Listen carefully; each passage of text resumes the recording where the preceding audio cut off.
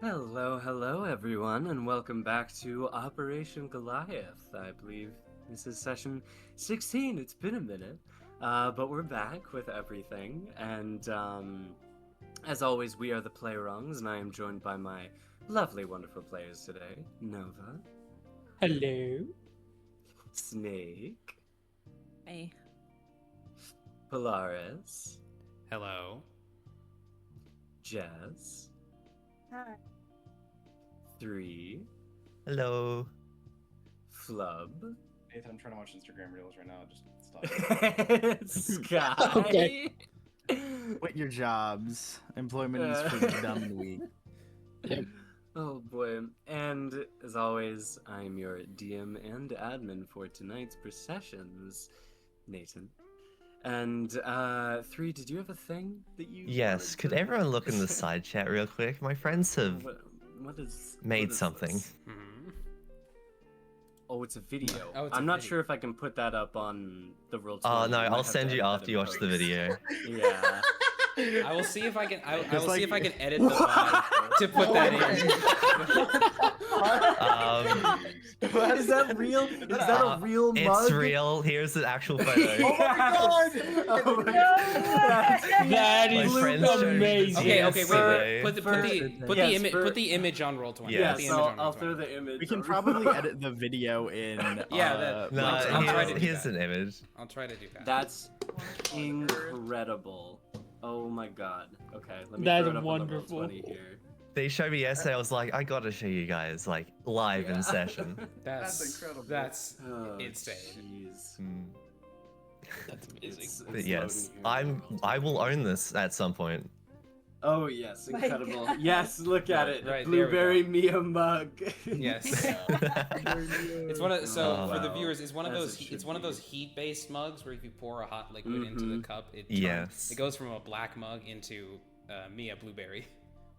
Be a blueberry mug. That is Oh, so cool. That's incredible. I love it. It was like $7. Wow. Oh wow. Well, it's good to be back.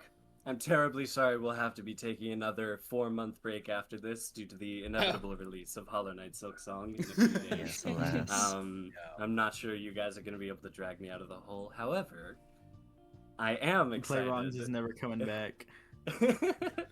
I am excited and a little scared to get into tonight's session of Operation Goliath. So, without further ado, let me get started here. Boy.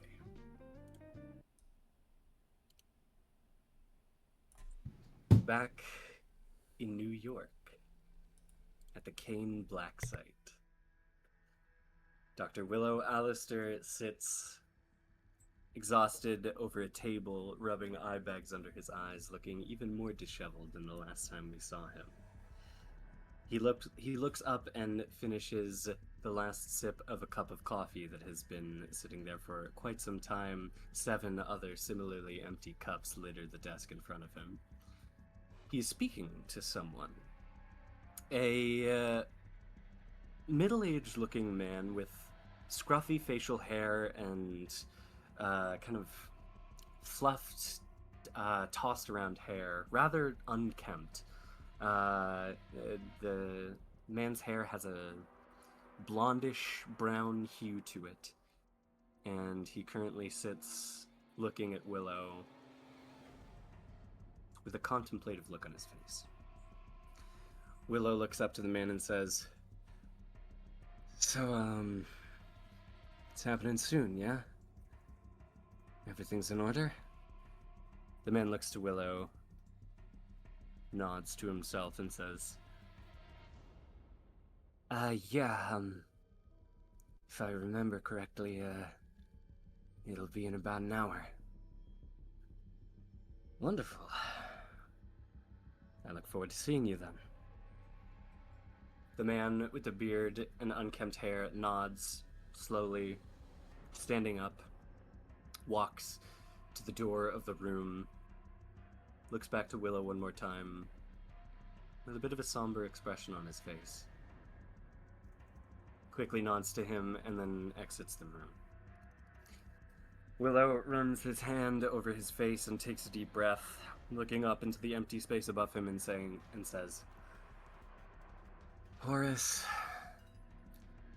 do you think I've done enough yet? That remains for the future to decide, Master Alistair. You will only have to see. 30 minutes pass, and there's a knock on the road. Shifting over to the abandoned warehouse in upstate New Jersey, we find the cadre. Situated a little precariously, but starting to adjust to this new living space of yours. You all find yourself in the abandoned warehouse, the previous headquarters of Under Heaven, now the headquarters of whatever mismatched group you all find yourselves now to be. And so, as we begin today, I believe there are a few things that the players wanted to do before any main plot stuff began. So please, anyone who wants to go with that, by all means, go ahead. Yes, I would like to go first, if that's all right. Of course. Mm-hmm. So, continuing from last session, Charon has just given Mia more psychic energy to bring back Evelyn. And Evelyn has just bestowed the power that is rightfully Mia's. And upon receiving this, Mia wakes up inside of this sort of garden that she sees around herself. Where? She stands up and she walks and looks around. Many beautiful flowers are filled everywhere in the bushes, and just beautiful trees are everywhere. She walks in further, following a sort of path, and as she walks, she sees several different statues that line these areas, each one slightly resembling herself. And once she reaches the end of the path, she finds a large fountain. Walking over to it, she looks into the fountain and sees her reflection, pondering about everything that's just happened.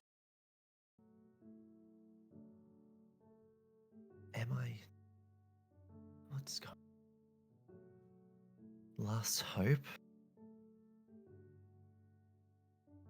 Am I ready for this? What does it entail? Am I the right person? Mia thinks back to the previous hunts she's been on, and where she's letting her emotions get the better of herself. Times when she's gotten way too injured, like in the Carrion fight when she was killed, or in the Lich King fight where she was set on fire.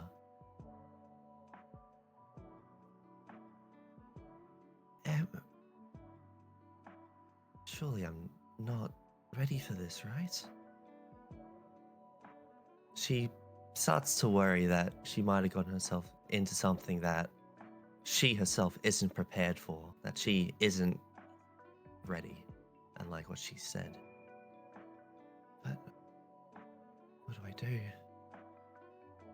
And something is caught in Mia's mind. Back to what Charon had just said. A bit of something that he said randomly about smothering herself, putting a blanket over everything. A veil. What if she did? Maybe then she wouldn't let her emotions get the best of herself. She wouldn't make stupid decisions when lives are on the line. Yeah, that might work.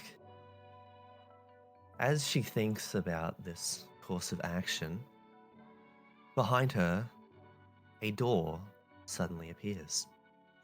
A large stone door. What? Mia turns around and walks over to investigate it. It's just a lone doorway in the center of nowhere. Nowhere for it to go. What the? As she opens it, inside leads to black. Complete nothingness. Devoid of any sound or light or anything else you'd find anywhere else. And as she opens the door, the flowers around her start to grow less vibrant, and the fountain behind her stops flowing, leaving everything awfully quiet. Mia stares into this void. Yeah, this has to work. This is the only way I'll be ready. I'm sure. Heavy breathing, but she closes her eyes and she walks in. As she walks through, everything gets fully quiet. And everything starts to feel lacking. The fear she's been feeling, the sadness she's been feeling, even the joy, at least what little of it there was, felt less. It was strange, but slightly comforting. Yes. This is it. I won't let any of my weakness drag me down anymore. Or anyone else. Not Hyperion, not V, not Grace, or Jake. But as she's saying this, with her emotions starting to dwindle, it makes her thoughts more clear. As she remembers some things back on the previous hunts and just the time she's known everybody, the times she's spent with them. And she thinks back to when Hyperion tried to save her life when she was almost killed by Carrion. Back to when V carried her out from the Lich King fight when she was unconscious. Grace winning her a plushie with her own money. And Jake and all the times she's spent with him, all the countless memories. And with Jake, there was words that really stuck out to her. I don't know what I would do without you. Now that her emotions were being suppressed, she fully was able to ponder these thoughts. Even though she would mess up now and then, maybe got a little too in over her head at times, they were all still there for her. They were also worried when she was injured, and they cared deeply. They always did. But they needed her too. Mia just didn't fully realize that until now. As she's standing motionless inside this void, she ponders these thoughts over and over again. And what am I doing? It's just the exact same thing I've always done. Never leads anywhere good. Mia now realized the mistake she was making, the one she's made every time before, She was just making again. No, this isn't it. Everyone else has to deal with the struggles and they get back up. Why do I have to go run and sit down and cry?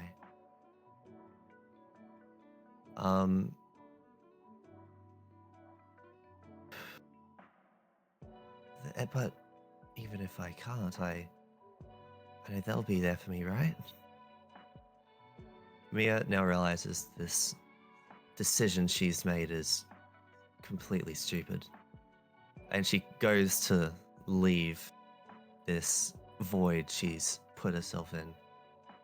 But as she turns around, she realizes the door to this place is closing.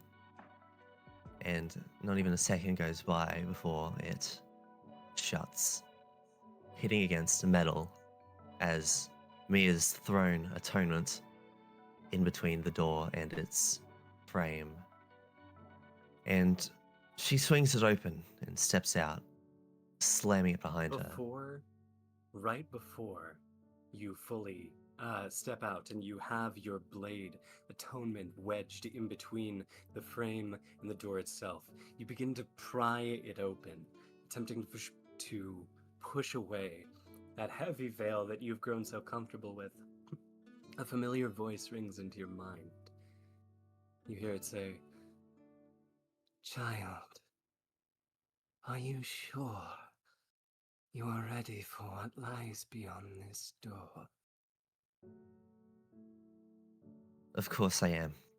As I said, I need to be, as she will push as hard as she can to open it.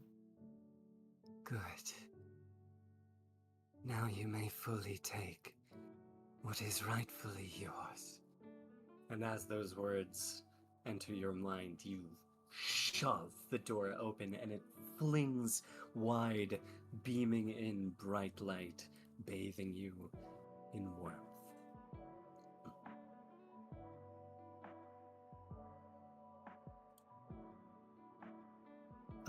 Mia, as she opens the door, slams it shut. And as it shuts, it fully crumbles into nothingness. So, Evelyn, what is this power that is so rightfully mine, as you've said? You ask the question and the words linger in the air. And you hear a response saying, "It is the power to inspire others, to give them a light in a darkness that seems all too encompassing. You are the next line of its lineage, and the last as well. And as I said before, you are the final hope." Mia will just nod at that. And I guess I should also ask where exactly I am. This isn't somewhere I thought I'd be. It is a new development that you seem to have found within yourself. I believe you would know it as a palace. Like Eden's. No, not like Eden's or like Hyperion's, but like yours. This place, it is yours. That's nice. And with no other questions, Mia will wake up. As you flutter open your eyes, they glow a distinct purple. A very smooth and iridescent shade. And as you focus into the area you're around, you see a figure sitting next to you, picking at his glove. Charon turns to you and says, "So, did you take it?" Yes, I did. Good. I knew she'd make you see some sense. I almost made the wrong decision, but I think I'm on the right path now. Most often, the doorway to the right path is closest to the worst decisions we could make. I believe you'll be alright, Miss Simmons. Thank you, Karen. Of course. Alrighty. Is that all for Mia? For now, yeah. Okay, sounds good. So, who would like to go next with their stuff?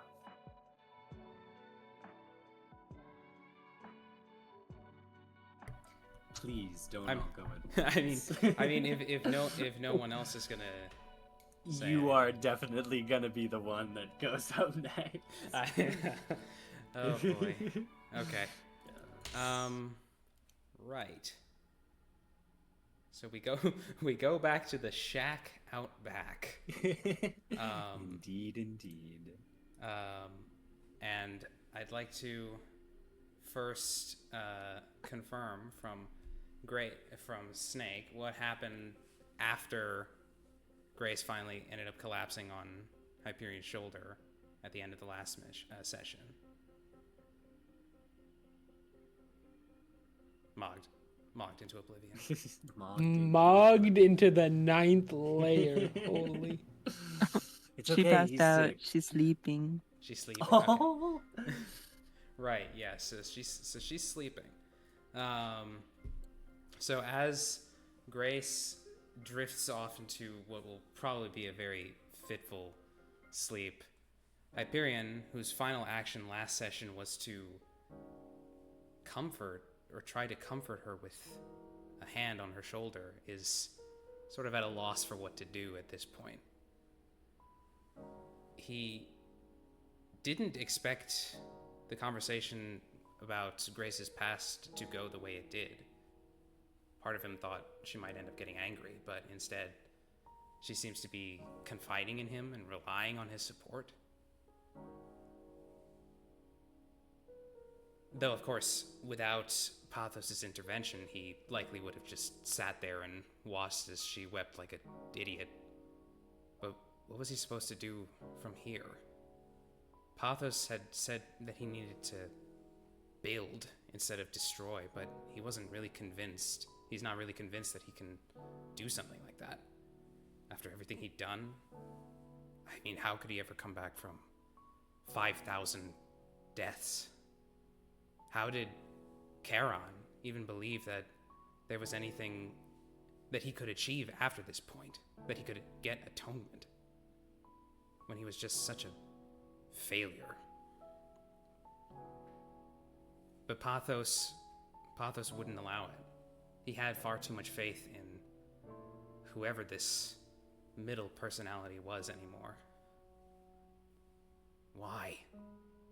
Why do you still believe in me? After everything I've done? Pathos answers back, "You're my brother. Do I need a further reason? I will always want my brother to succeed. And I will always believe and know that you can.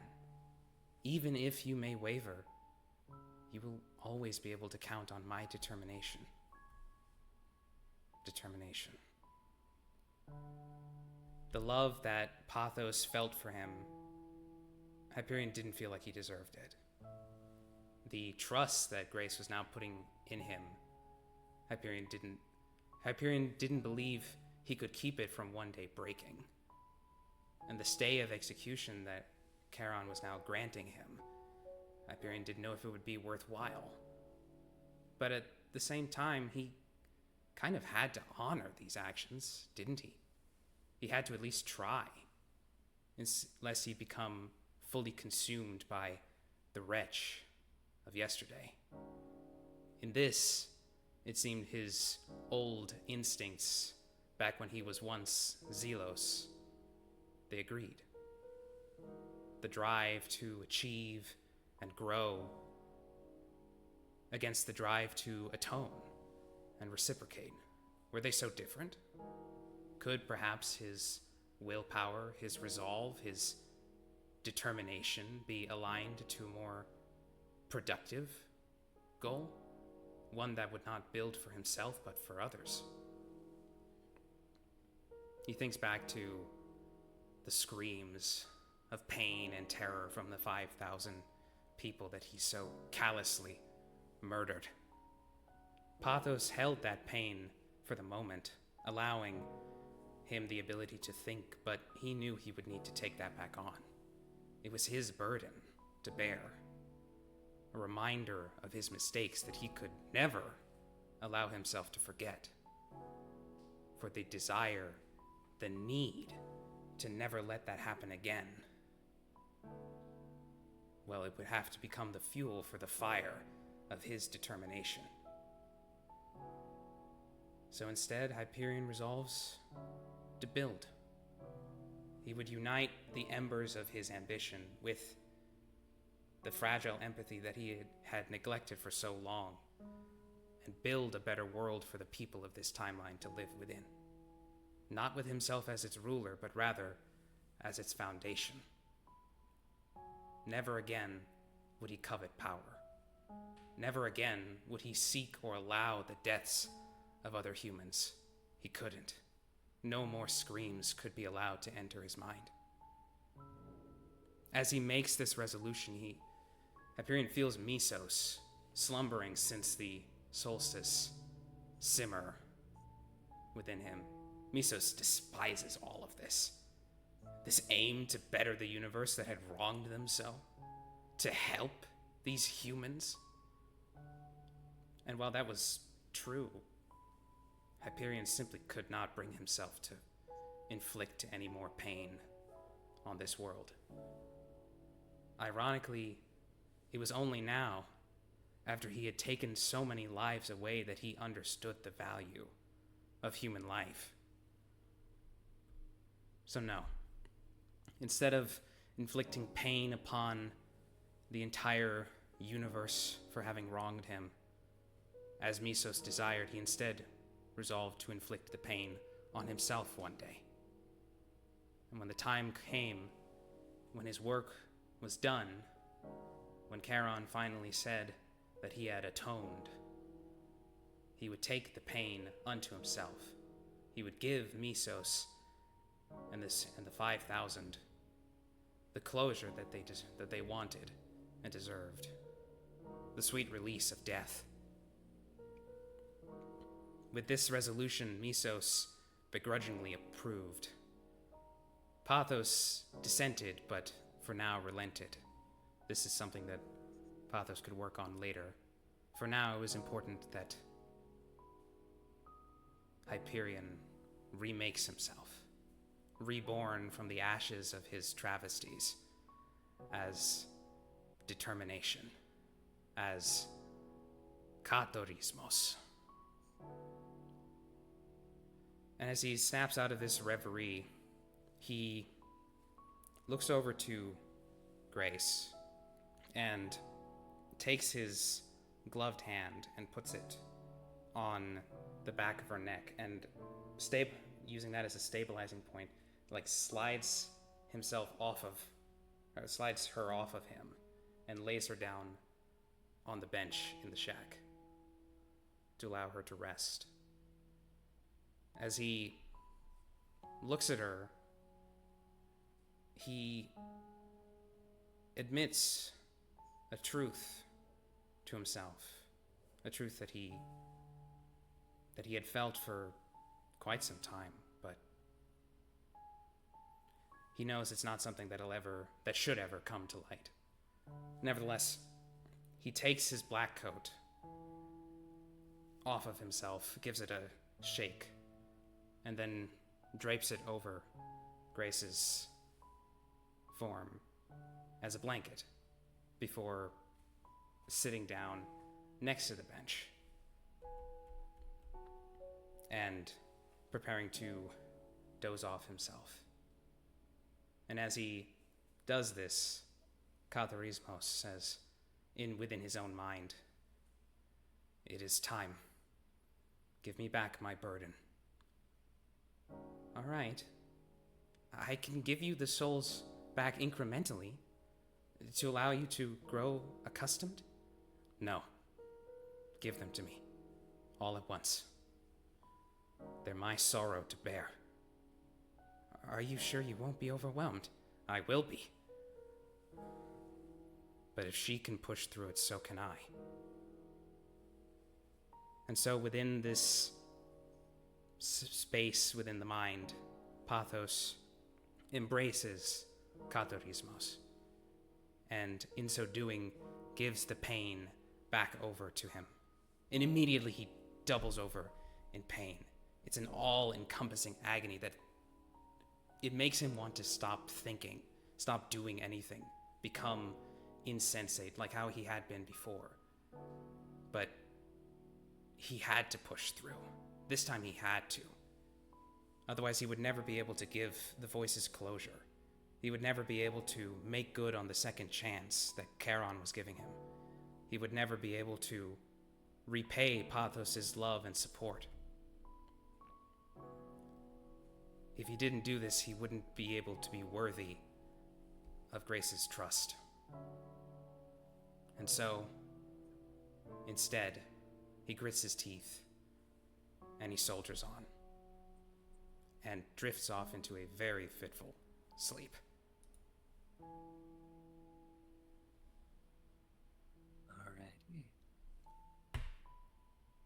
Is there anything that happens with Grace in the time that the two of them are in the shed? I don't think so, no.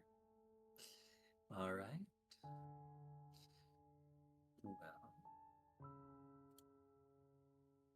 in that case, There was some other stuff I did want to do if no one else had anything, if that's all right. oh yeah, if you would like to continue with some of Mia's stuff, then by all means. Yes. After having awoken from her palace, she'll go and walk over to wherever Jake is. Oh, yeah, he's kind of in the corner. He's shaking like you can see now a metal flask, and he just kind of throws it across the room, a little frustrated. Mia, seeing this, is going to walk over to Jake and just sit down in front of him. Hey, Hey, Mia. do you want to talk about it? What I mean, what is there really to talk about? Are labeled terrorists? Well, That, but I feel there's another issue we can at least tackle, or at least look at now. you think so? I've been able to smell it on you, Jake. I've just been a bit too worried to bring it up. But now I realize that should be what I'm doing, what I should do. Oh. Oh. You can smell it, huh? We're talking about the same thing, right? Yes, the alcohol, Jake. Oh. Oh. I thought. Look. Everything going on right now is so very, very stressful. I understand that wholeheartedly. But unfortunately, that can lead us to do some make some self-destructive decisions, as Mia thinks back to how she almost smothered her emotions entirely. Right. But we don't need to make these decisions.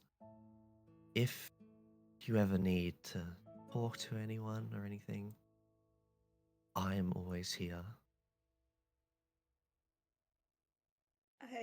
I mean, I know that. I mean, I appreciate it. It's just, it's just hard to talk about it. There's just a lot going on, and Hmm. I don't want to like burden you guys with all that. You know, we all have our problems, and just gotta soldier on. You know. You can, but what's the good of us being here if you don't come to us for help or we come to you for help? We're all in this together. We don't have to suffer alone. I guess it's just. I guess the worst thing about all this being labeled a terrorist, CAIN outing itself, is I just can't help but think about my mom back at home. Yes, I She, was concerned too. I can't even visit her anymore.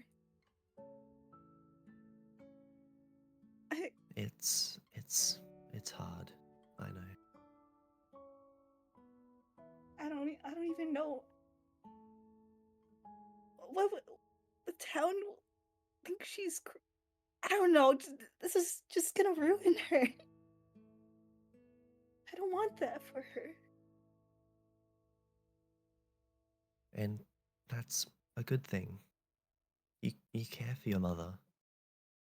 And she knows that. Trust me. She knows who you really are. She knows everything going on isn't true. She's your mother, after all. Well, And I mean, I don't know. It's.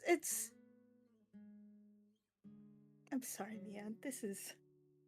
no. It's all good.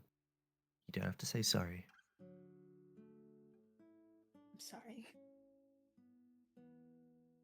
Mia will go in and hug Jake.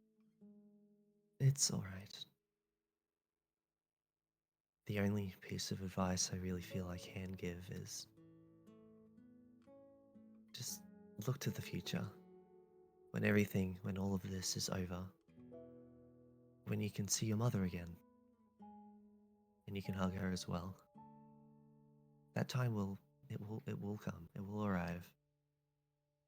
We just have to stay strong for now. To the Jake, future, huh? please roll me a d6. Me? Oh. Yes. Oh. Wait, me? Yes, you. Oh God! Oh. Alright. That is a success. A success? Okay. Jake, would you like to see the future? Yeah, I would. You would. Okay. What particularly about the future would you like to perceive?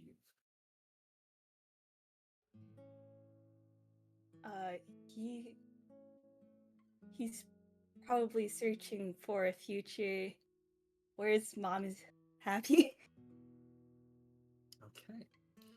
with him. Roll me a psych Okay. check. Okay. Oh, okay. Yes. That's a. I believe. Is it 3d6 or is We it still rolled 2d6? 3 now because we're Cat 5.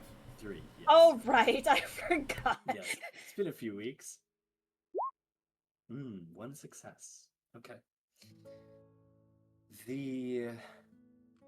As you sit there, embraced with Mia, you feel something resonate between the two of you. The innate comfort that this embrace brings allows you to settle into something deep within yourself. And you find you're able to tap into latent abilities that you've only rarely tapped into before. Suddenly, it's difficult to explain with mere words, but it seems as if reality itself fractals around you, fracturing in these small crystal shards that seem to infinitely lead off into future realities. It's mind-boggling at first to look at all of them, and the information is almost overwhelming, and it makes you want to pull out of it, but you focus. You know this power is yours, you know how to utilize it, and you focus in. It's still overwhelming, but you manage to find what you were looking for among the miasma of information. And you find a lot of future timelines where your mother is happy and leading, if not a good life, then at least one where she is happy. Notably, there is not a single future timeline where she is happy and you are dead.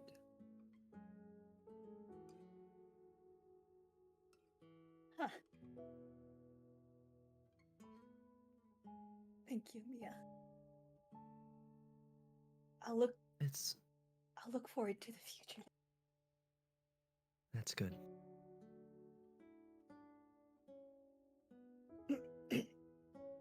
And Mia will, hug tighter.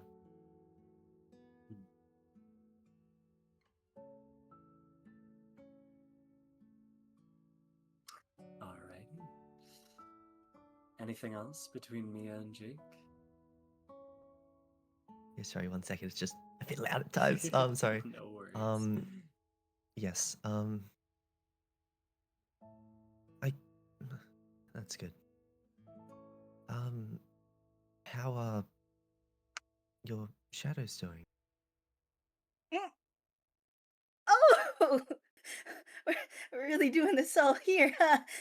Okay. Well, I thought it was just a bit of conversation, just to Well, talk I mean, about. I appreciate talking to you. So, well, he looks behind me, something she can't see, and looks away.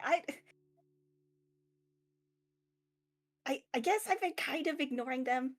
I've been ignoring them for like the longest time. I don't. Have they been ignoring you? God, no. Sometimes I'll be. Oh, geez. Sometimes I'll be, taking a little sip of something, and will just look at me, disappointed. So that's fun to work with. More motivation to look away, I guess.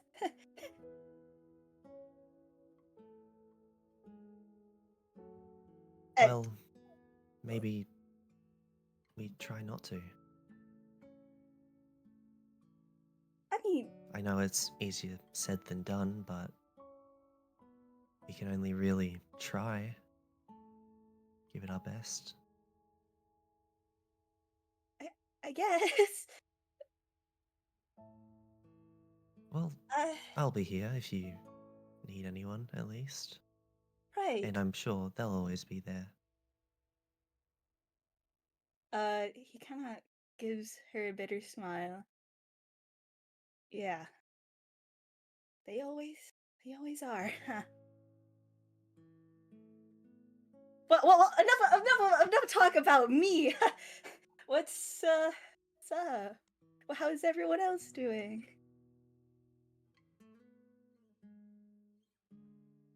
You'll see her eyes are also purple as well. That's different.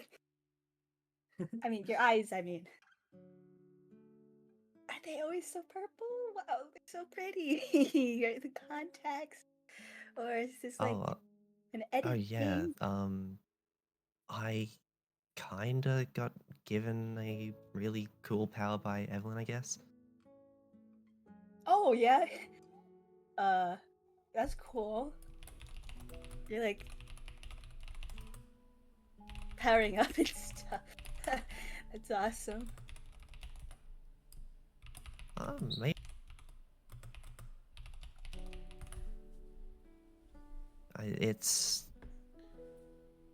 it makes me a bit more hopeful, I guess.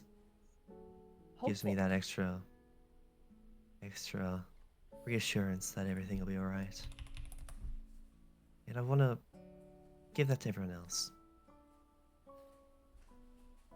Well, I think you're doing a great job. I mean, right now. I mean, uh,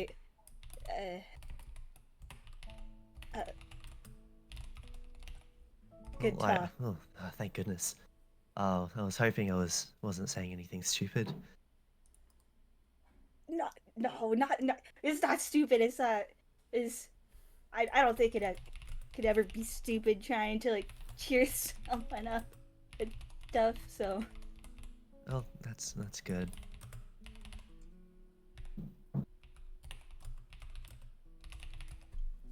uh Uh, there, mm-hmm.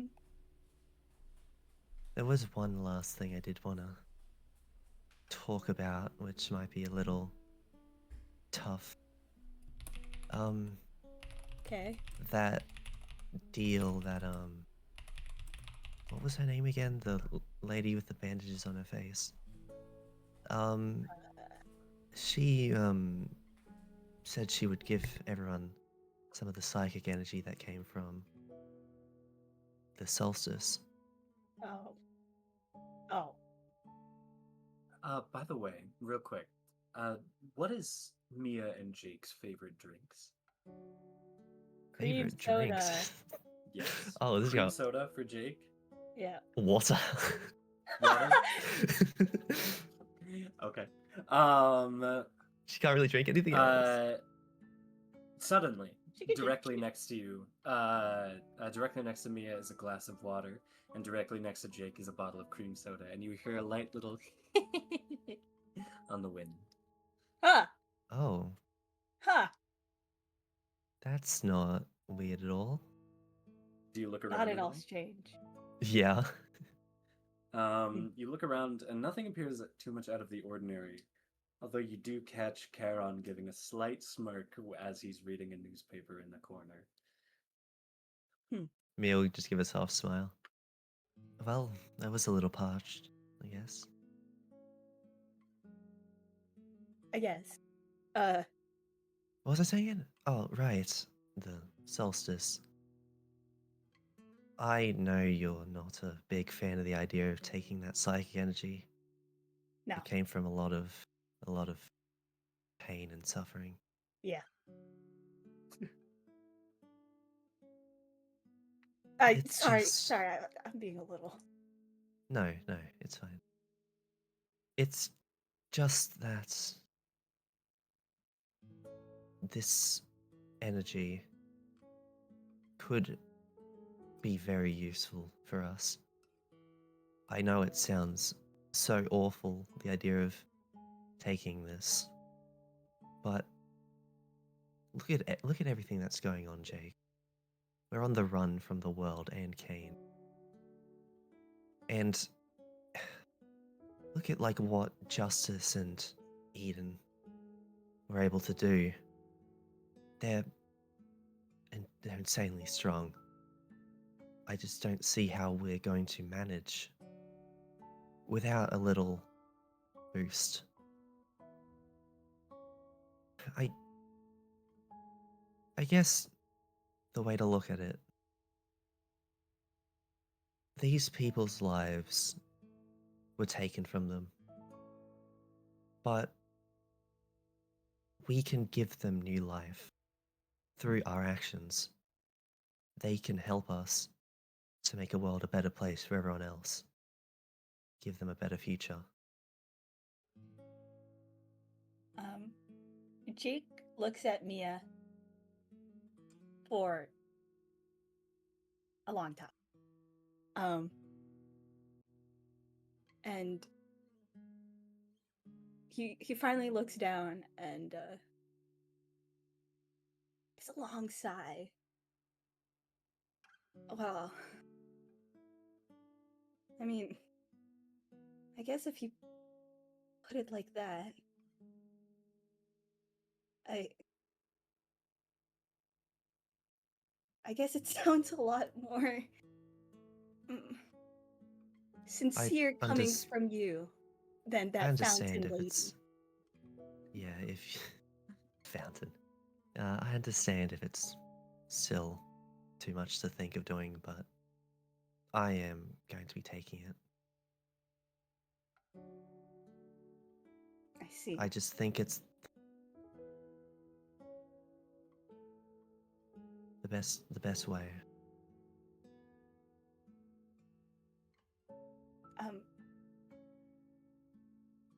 Okay. Then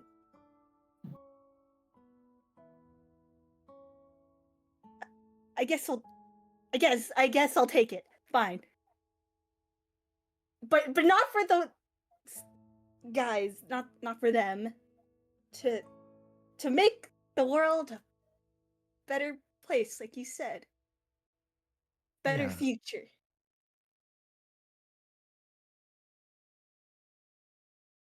Yeah. Yeah. Did Yeah. you want to do it now or later? Do you want some time just to sit down? Give me some time, okay? Okay. And he starts sipping on his cream soda.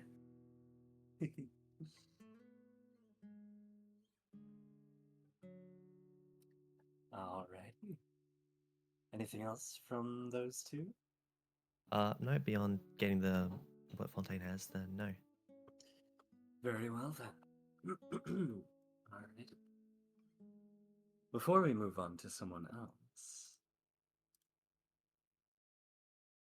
let me get the music.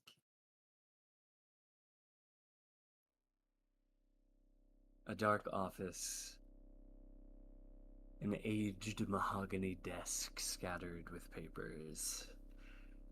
Sphere looks equally as exhausted behind his desk, moving through mountains and mountains of papers over the past week, 2 weeks. How long has it been since the solstice?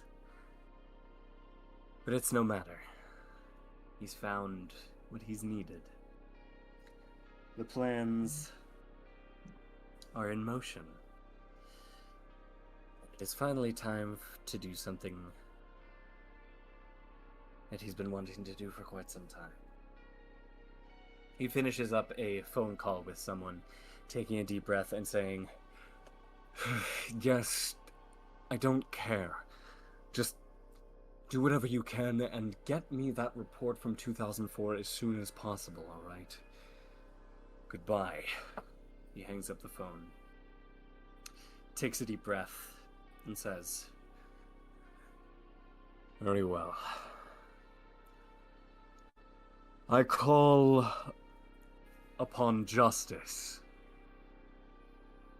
There is a quiet among the room, and then a small, far-off vibration from the exterior that grows louder and louder, almost like thunder rolling in, before the door quietly swings open with a creak.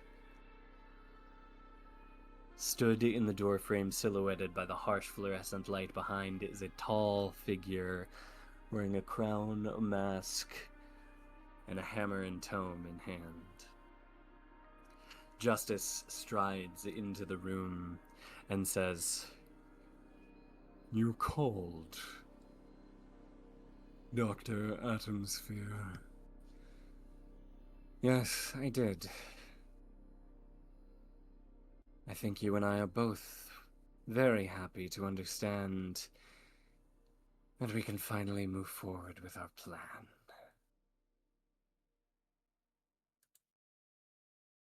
And we cut away. Moving back to the warehouse. Hyperion, do you have more stuff that you wish to do? Oh boy. Um, there's always more that I could do, which is Of course, of course. right.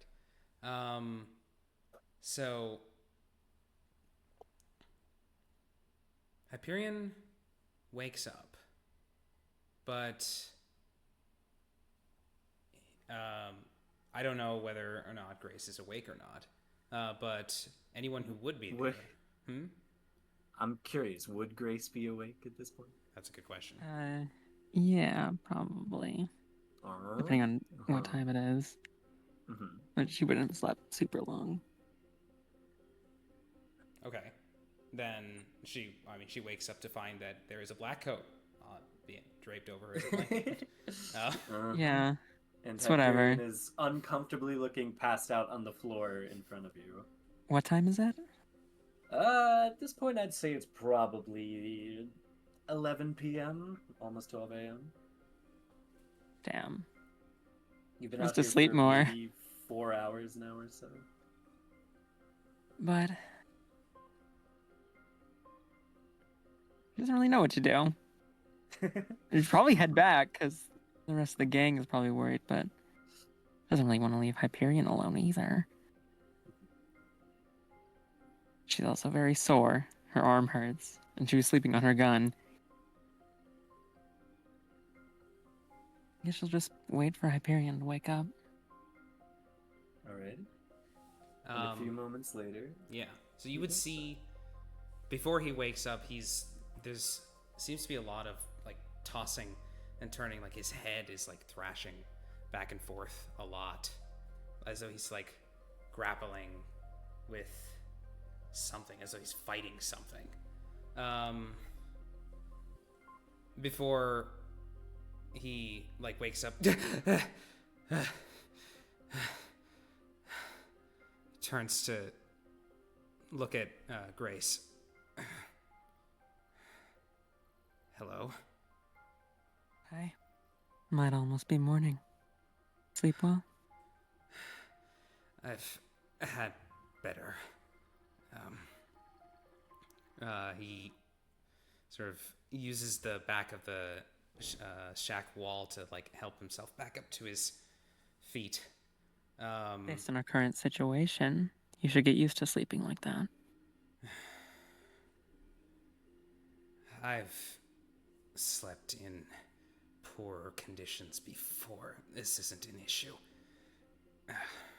He like stretches his back a little bit because, I mean, it's still like killer on his back to sleep like that. And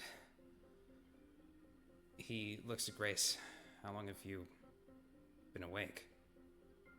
Maybe about 20, 30-ish minutes. I wanted to head back, but I figured I'd wait for you. Oh. She's just fiddling with her gun in the magazine. Very, very well. Then I guess we can go. He seems like he's straining with every other word as he talks. We can go back, then. You okay? How's your arm? It's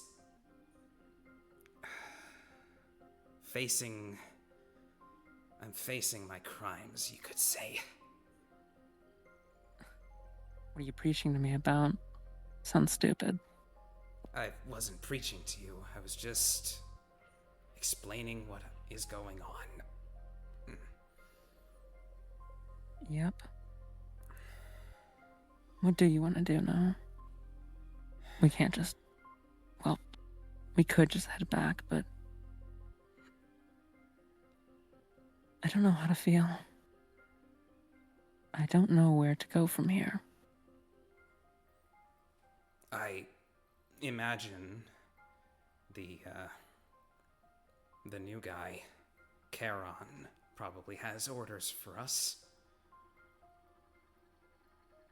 Yeah, I get that part, but I don't want to follow orders. I can't anymore. That's why I'm in so much pain.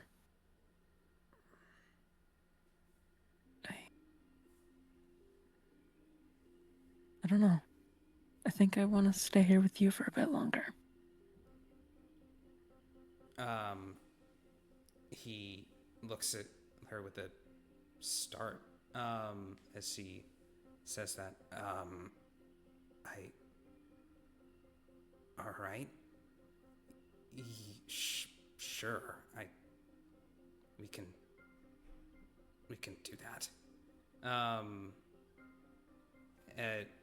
He'll move to sit on the bench next to her, assuming she's gotten up enough that there's space.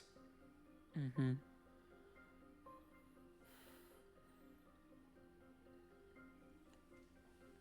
Anything to say? I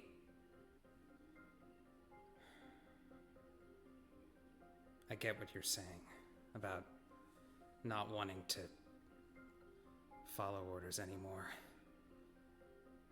Or at least I, used orders to shield myself from the blame, you could say, from what I was doing. Yeah, I understand. Reveled in being treated like a weapon.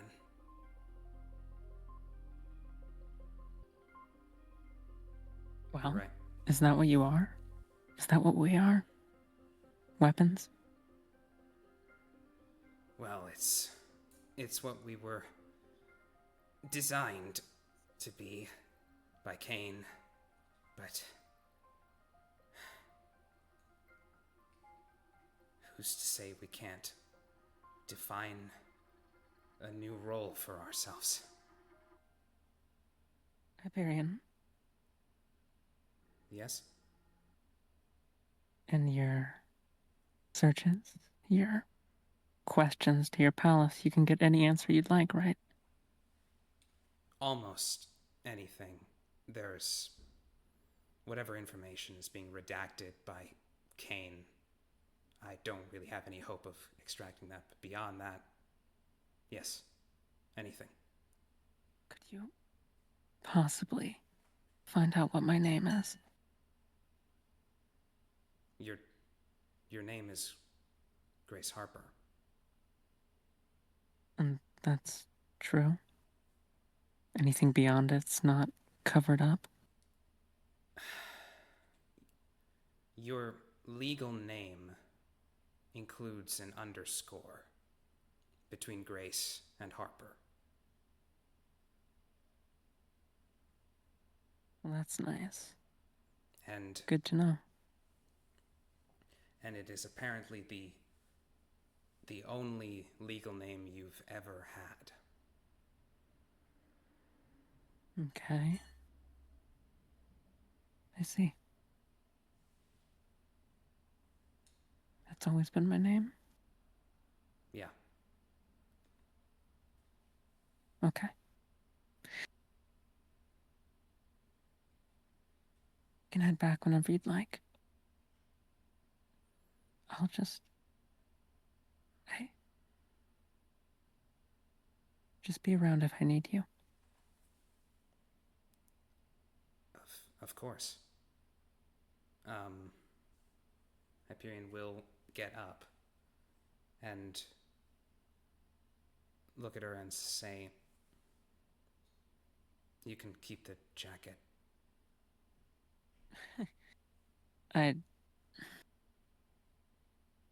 With the big logo on the back? Not really sure I want it. Wait, does it have a big logo on the back? That's up to you. I don't think they're... I mean, it's just meant to be like a simple black coat, right? I thought. Yeah, Anyway. it could be if you Oh, I want. thought they had logos on them. It's up to Hyperion. I think there would not be one. No. Mm-hmm. It is a simple black trench coat of good make. Sure, I'll keep it, but I'm not gonna wear it for you. What you do with it is up to you.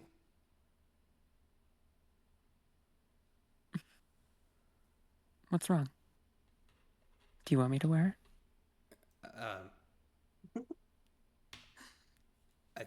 As I said, it's up to you. I just... Hype. I'm asking for what you want.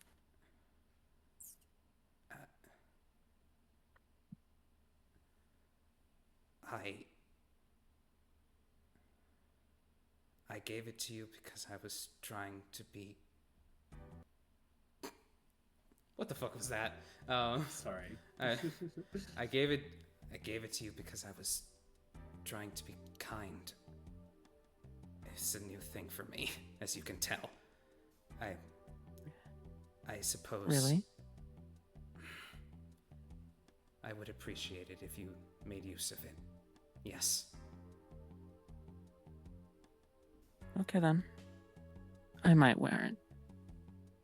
You should wash your face up a bit though. A little bit pink. He he feels at his face, looks at her, and then turns away and leaves the shed. And the whole time, Pathos is just cackling up a storm in his head. Oh yeah. Oh, I bet you think that's funny, Pathos. I think it's downright hilarious. Though it is actually a good thing that you left the shack.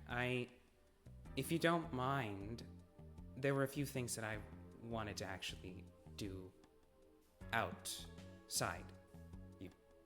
You want control? Again, if you wouldn't mind. Sure. Yeah. I'll give it to you. I mean, there's no end to what I owe to you, so go ahead.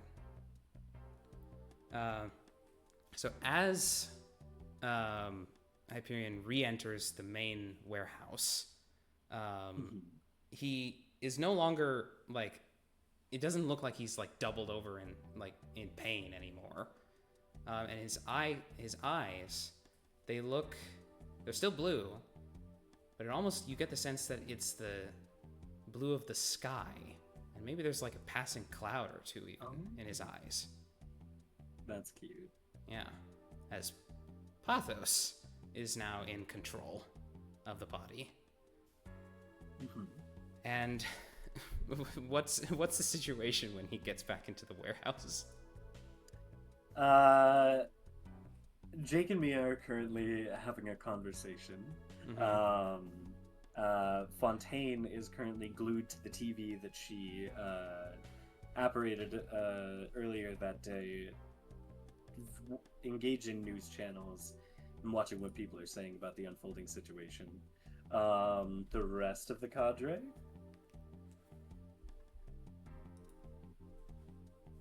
I think Welan is just hitting that like a dad 2 feet on the table counter or whatever passes for one, and then like There's a some few book tables around. over his face while he's Yep. in down. Amazing. Are It is there quite late at this point, so. Where are the beds at? Where would people In be like the sleeping? corners, there's some mats on the floor along the edges of the wall. If Hyperion did look, he would see V like sleeping, but he's kind of like strewn across the entirety of the bed, like flopping around. He's not sleeping well. Pathos finds that a bit amusing. Yeah. And I'd imagine Udacha and Evan are doing something together right now. Right now, she is probably sat next to Evan, but she would be strumming her guitar, looking very fixated on it, almost like they're having, like it's some sort of conversation being had. She's not saying anything, but she's like looking down at her guitar and she strums it. Evan is sat on the couch next to her, shuffling a deck of cards. And Charon is sitting a little ways away, reading a newspaper, seemingly very engrossed in it, but his glasses are almost glowing blue. Oh shit, okay. Pathos is going to beeline towards Charon.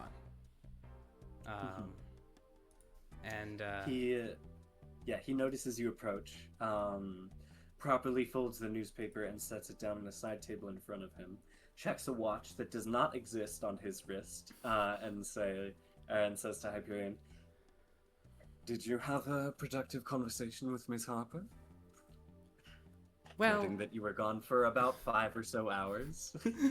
well, I didn't have the productive conversation, but I think Katharismos got a lot out of it. Yes, Charon. Naturally. I appreciate that you know the pronunciation.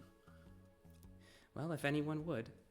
I imagine you know who I am. I'm rather familiar with you, Paphos. Wonderful. Because I have, and he actually clasps his hands in front of him. I have so many questions for you. Oh, delightful. I haven't been answering nearly enough questions. Please, pull up a chair.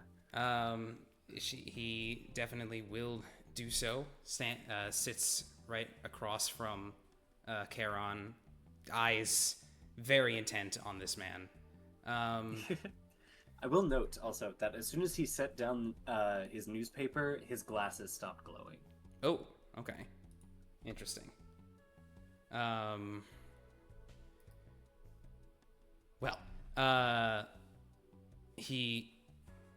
Pathos takes a deep breath and says, "Okay, so I was listening to some of the things that you were saying, and I had a lot of questions. First of all, you said you wanted to make a world without sin."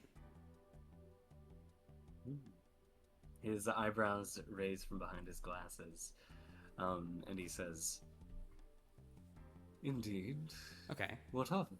Well, I'm just sort of wondering how you wanted to accomplish that.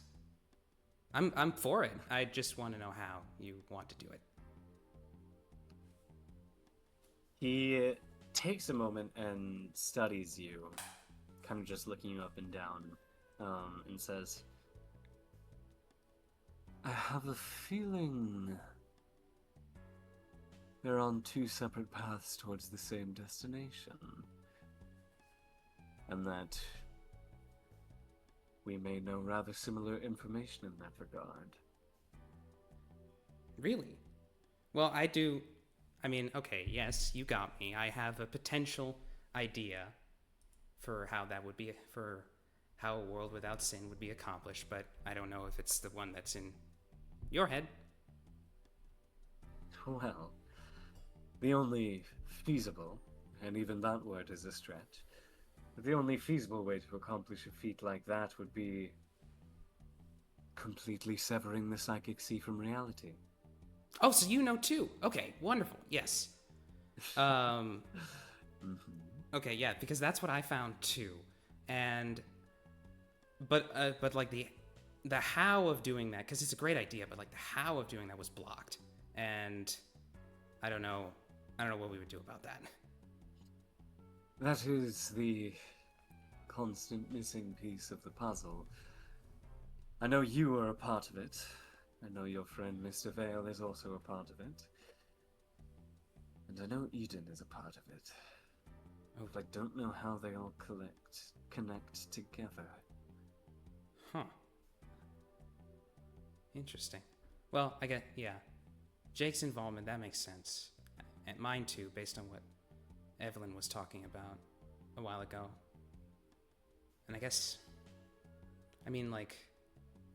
Eden, he contains, the serpent, right? And so maybe the edit blasphemy is involved in all this? That is a potential angle on it, but it feels maybe something even older than that. I don't know. Okay. Well, it's nice to know that we're on the same page on that. Though, then again, I guess if we were on different pages, I probably would have just gotten onto your page easier that way. Anyways. I didn't put stock in you for nothing. Oh. I didn't know you put stock in me.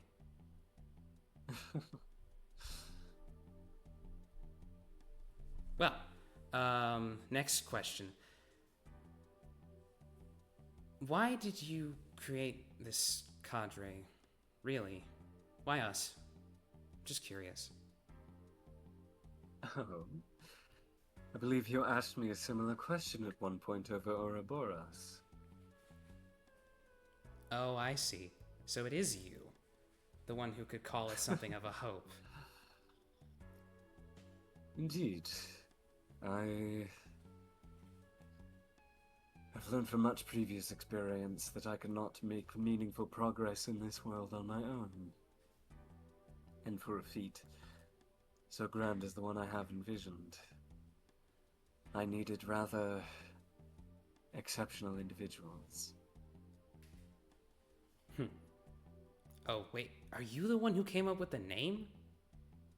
I may have had a hand in spreading it around. Oh, that's dropping it to a few people's ears. That's really funny. Anyways, about actually getting back to the, what you were saying about the, like, you know, things being missing from the Gestalt. Like, I know it's somebody in CAIN, but you were an authority, so do you know who is doing it? All of the information that exists within the Gestalt about sensitive CAIN secrets is blocked by someone in the upper four. Not even I know. Not even I have come face to face with the upper four. Even the lower four are completely cut off from them. Oh. Okay. But I do know that all of the information blockage from the Gestalt comes from one of them. Do you think it could be Adam? That is rather large of a scope of a question.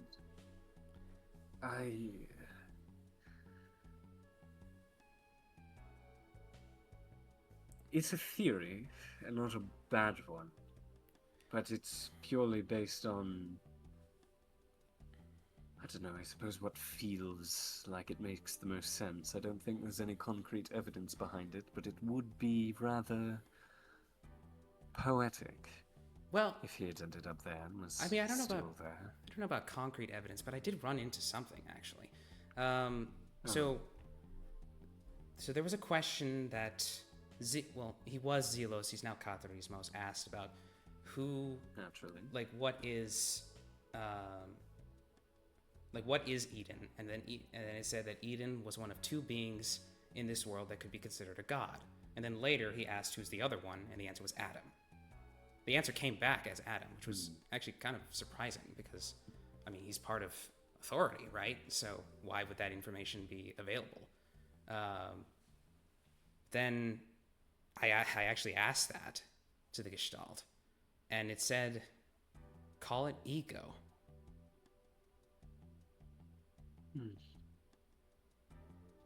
That means both Adam and Eden have been accruing power since their squabble all those centuries ago. Which is concerning, to say the least. But yeah. Not Evelyn. Curious. Well, I mean, I feel like Evelyn's always seemed to be like the nice one. Indeed, but so is Eden, for a time. So is Adam, for a time. Well, I'm talking about right now, though. Well, yes, but with the question that you asked, for those two beings to be considered a god, that's not... That power doesn't come by in one incarnation cycle. That power is accrued over centuries of existence. I also have a rather concerning theory that I am more worried about the information that you've just presented me with concerning that two individuals that could be considered a god Are against us? Well, yes, but that's already a foregone conclusion. I was mainly considering the larger potential implications. I feel like I've been grasping with this question all my life, but is there genuinely a god? And if that answer is yes, then are these two individuals that could be considered one on the same level, if not more powerful? Oh, I do actually interesting answer I have on that. Because, well, you know that, well, I mean, we all kind of hate lies, but Misos really hates lies, right? And that question came up in our third hunt. I think Will asked Eden about, is God real? And Eden said no, but Misos didn't want to respond. So whatever the answer was, it freaked him out. How delightful. Okay. Interesting. I shall have to ponder on that further. Well, regardless, did you have any other questions? Yeah, a couple. Do you... You seem to be familiar with the Psychic Sea quite a bit. Do you... Rather. Do you get the sense that it has like it has a personality? That is a complicated question. I suppose you could say it has a personality in the same way that Mother Nature has a personality. Where Mother Nature is chaotic and inconvenient for the life that inhabits it, the Psychic Sea is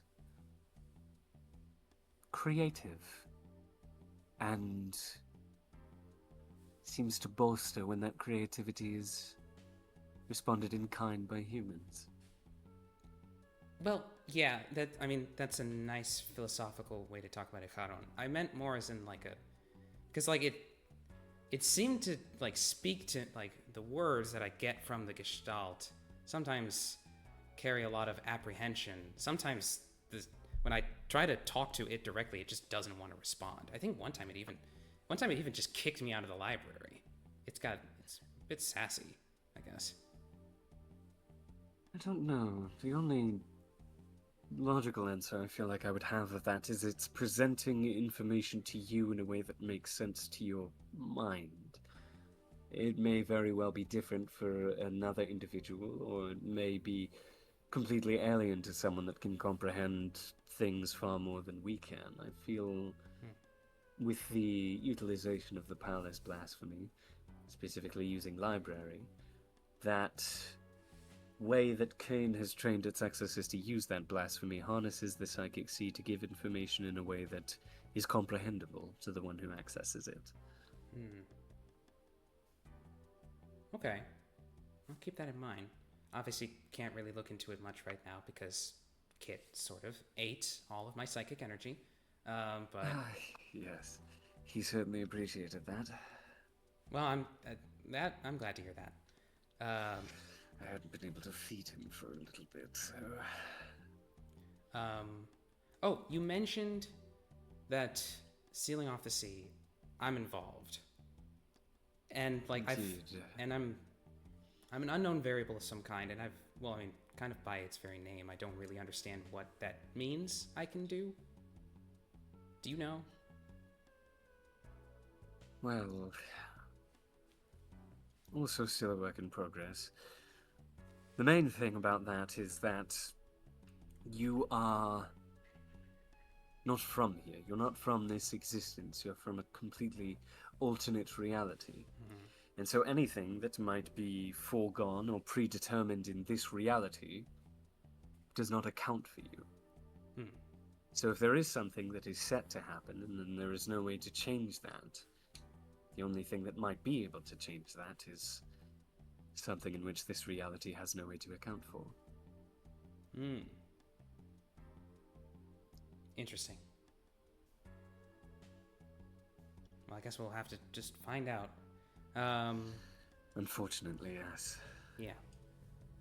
And okay, I just have one last question. I swear I won't Of spend the course. entire day grilling you. And he's had a bit of like a jovial like personality throughout this entire conversation, but for a moment, Pathos seems to get a lot more somber. As he looks at him and says, "You said those who have blood on their hands, they have an obligation to save people. Do you have blood on your hands then, Karo?" He raises his head a little bit and his glasses kind of gleam over. He takes them off and wipes them down before putting them back on, taking a deep breath and saying,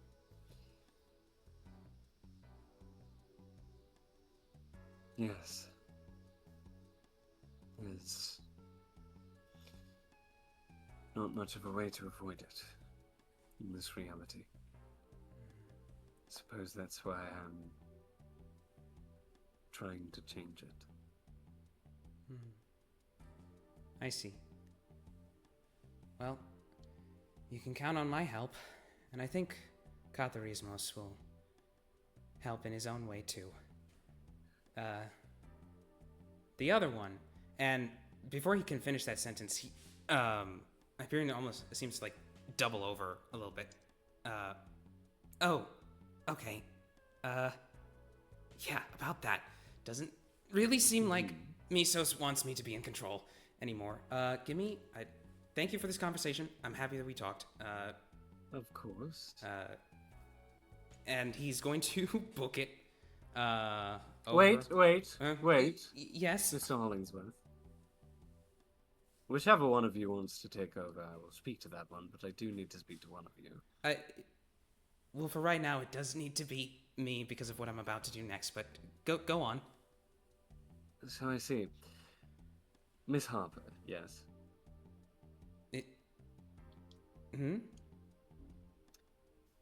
He takes a second and says, how do I say this?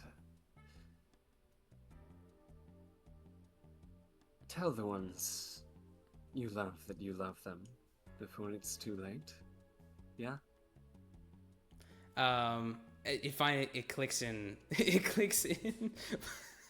It clicks in Pathos's head, and despite like clearly being in pain, he breaks out into like a wide grin. Yeah. I will try to deliver that message to Katharismos. You know how he is, though. Well, if you don't, I'll just tell him it again. Sounds good. And he's going to. I also have to tell that to those two. He's going to turn and run towards Dr. Fontaine. Okay, Fontaine is sitting crisscross applesauce in front of the TV, kind of rocking back and forth, just watching the stream of news about everything going on right now. She's locked in on the TV. Dr. Fontaine? Yes, you, Mr. Monsieur Hollingsworth. Hollingsworth, Yes. Yes. Yes. Nice to meet you. I wanted to Nice to meet you as well. take you up on your offer about the power. Oh. Now that is potentially one of the most interesting things that you could have asked me to do. I suppose this is not going to be a big group activity, more of a one-on-one thing where you all trickle in once you kind of accept that you kind of need it, I suppose. No matter. Yeah, something like that. Though, if you could please hurry it up. As you might, a bit of a background. There are 3 personalities in this body. Only one of them wants to talk to you. The other one wants nothing to do with you, and one wants you dead. So let's hurry this up. Well, that is better than it could be. You'll have to give me a moment. I need to find this, the Polaris lantern. Could you turn around? Okay. And Pathos will do so. You turn around and you hear the distorting of reality as Fontaine seems to dig through some sort of extra-dimensional space that she has, editing items into existence around her, looking through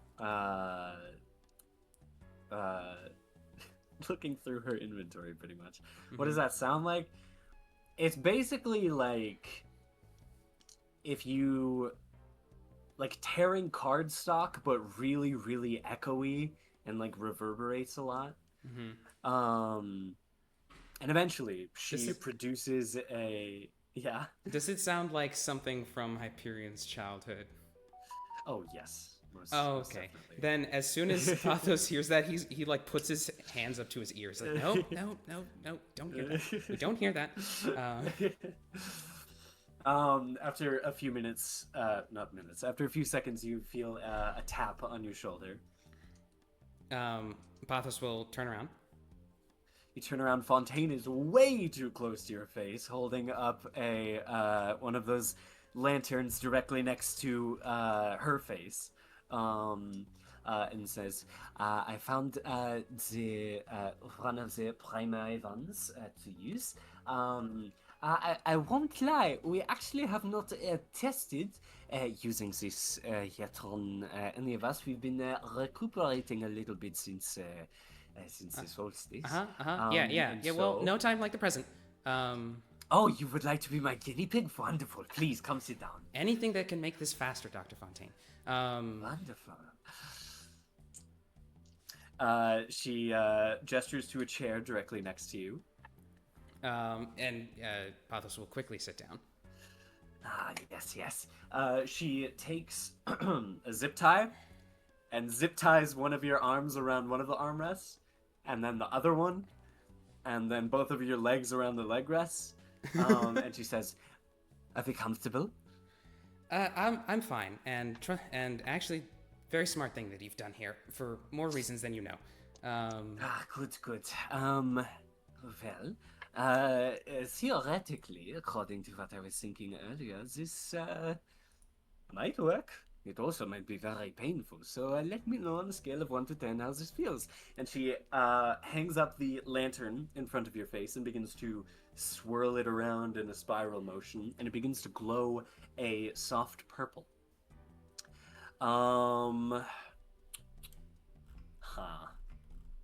Hyperion, I need you to roll a psych check for me. Oh boy, okay.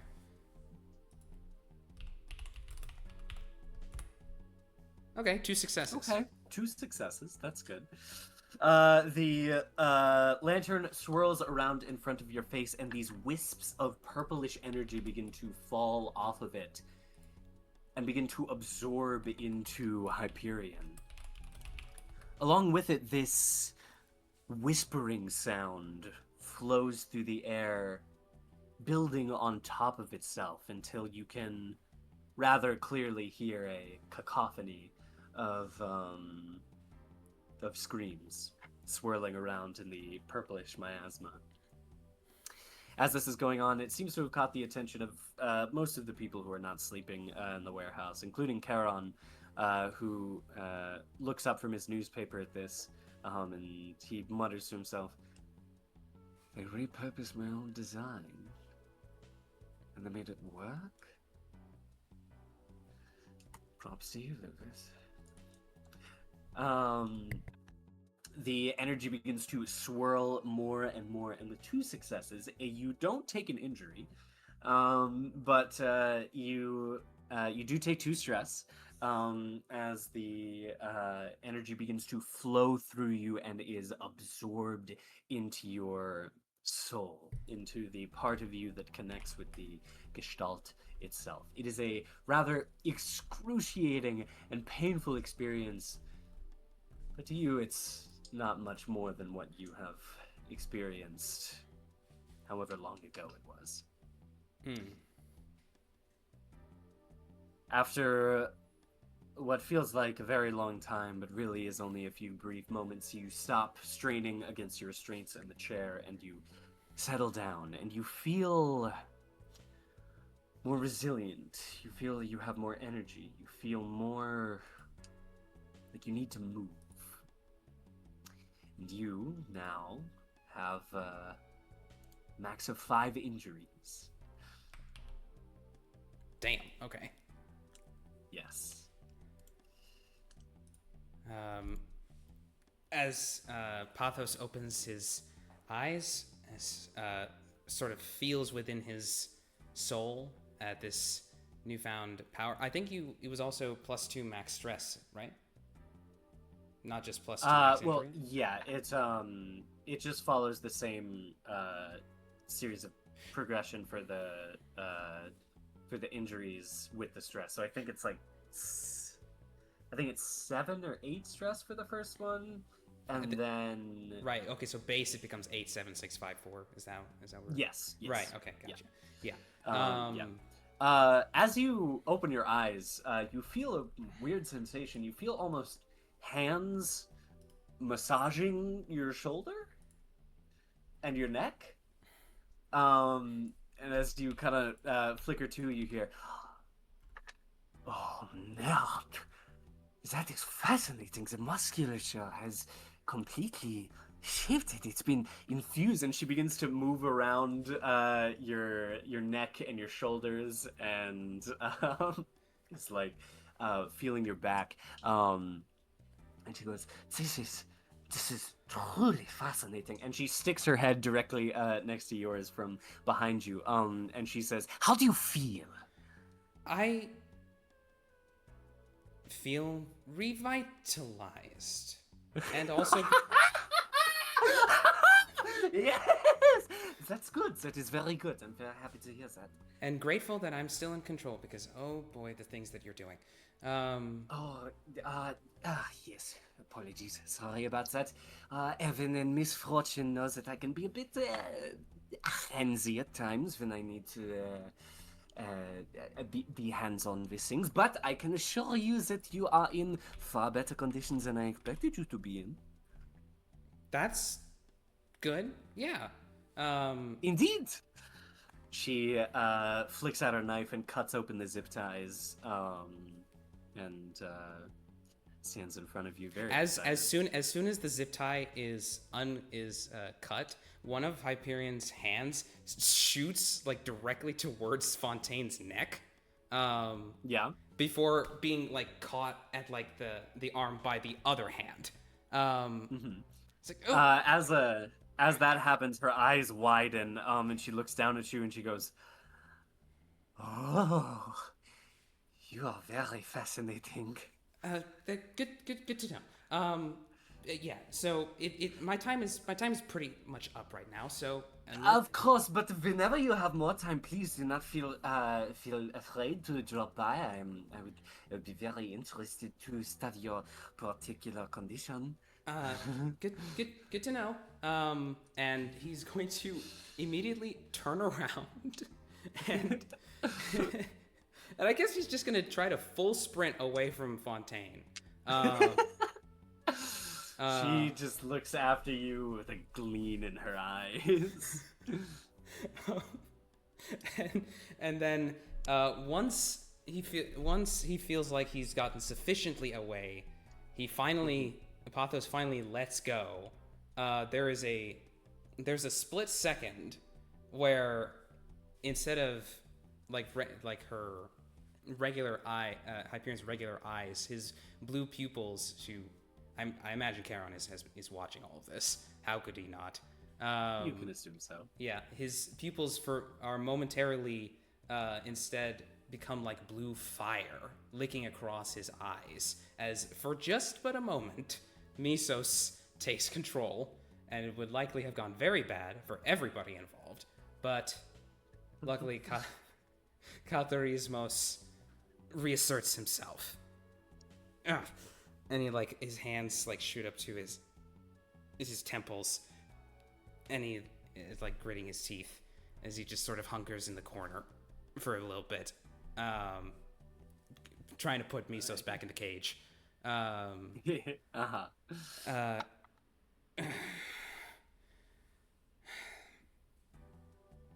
Thank you, Pathos. I guess. I know it wasn't. It was the furthest thing from pleasant. I know, but I hope you see why I did it. I do.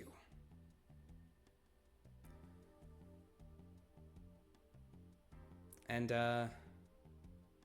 that's everything from him. Alrighty.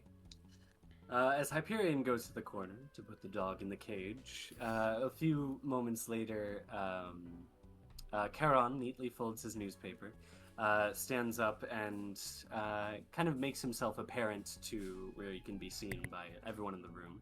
And he says, to those who are awake and listening, I just wanted to let you all know that I will be leaving for the foreseeable future tomorrow, sometime in the afternoon. I am, hopefully, once I return, going to be ascertaining the location of the remaining unclaimed primeval sins. And once I do so, we should be able to progress forward with our hopeful plans of saving the world and all that. So if you have anything you need to ask or request of me, please do it before I depart. Not on the morrow, but sometime tomorrow. Anyways, that's all. And he goes back to reading his newspaper. Alrighty. So, as that happens, we cut away again.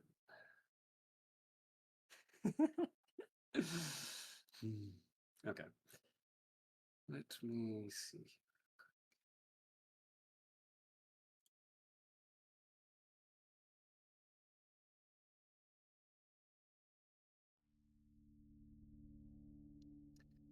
Somewhere in the northern mountains of South Dakota.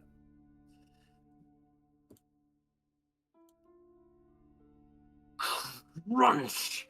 A sin the size of a warehouse sends a terrible crunching sound throughout this wooded forest area, its form being compacted between space itself. Keel wrinkles their nose as the sin disapparates, and then they sigh, turning to Arya. Kate wrapped up everything on her end yet? Yes, Caitlin shall arrive. Caitlin appears in front of the two. Now. Are we ready to go just yet? Yeah. We just finished up. Good, come on. Kate moves to teleport the two of them, when Keel bats her arm away, quickly. What's going on with you, Kate? We're all having it rough, but if you're gonna be this out of character, you gotta talk to one of us, man. Out of character? Oh, you think just because I'm taking my job seriously now, you think I'm acting out of character? No, I'm saying that you're acting out of character because I fucking know you, Kate. You enjoy the work you do, even when you're going through it, so what's up?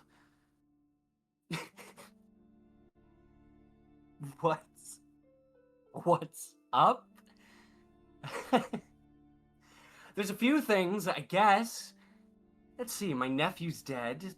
Thousands of corpses still litter the streets of NY. The first person I get close to in years I basically had to betray, and then I threw my only other candidate for a new friend under the bus, and for what? What has it gotten us, Keel? Hey, Kate, it's not fair. You know there was nothing you could have done about any of those. You can't blame yourself for it. It's not my fault. Not my fault. Who cares if it's not my fault? The dead stay dead, and I may as well join them as far as Grace is concerned, and I can't get near fate because of that bastard. It doesn't mean a thing that it is not my fault. I did what I could, but I needed to do more. I have to do more next time, Keel.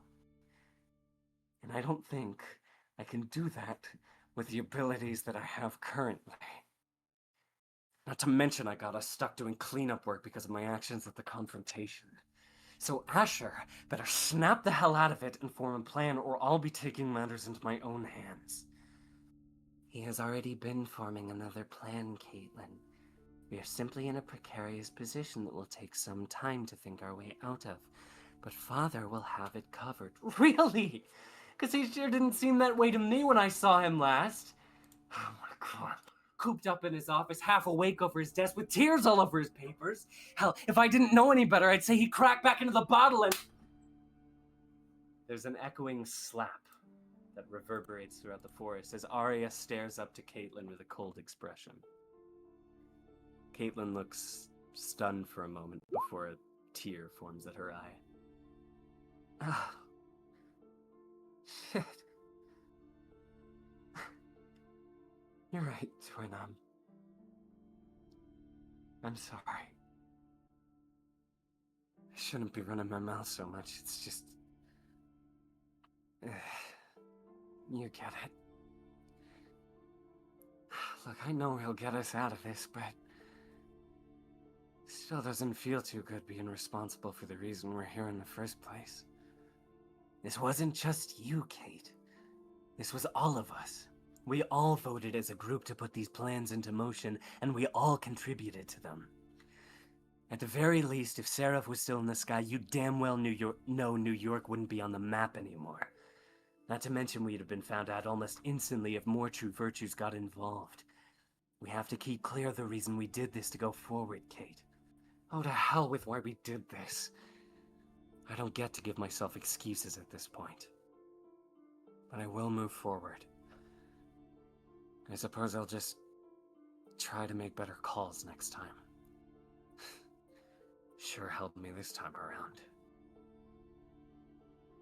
There's a quiet bit of silence in the woods before Arya suddenly wraps her arms around Kate.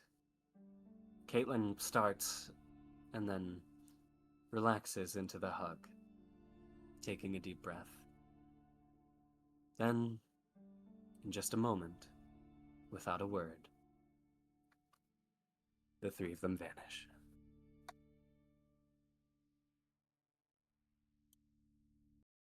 And that is where we are going to go ahead and take our break.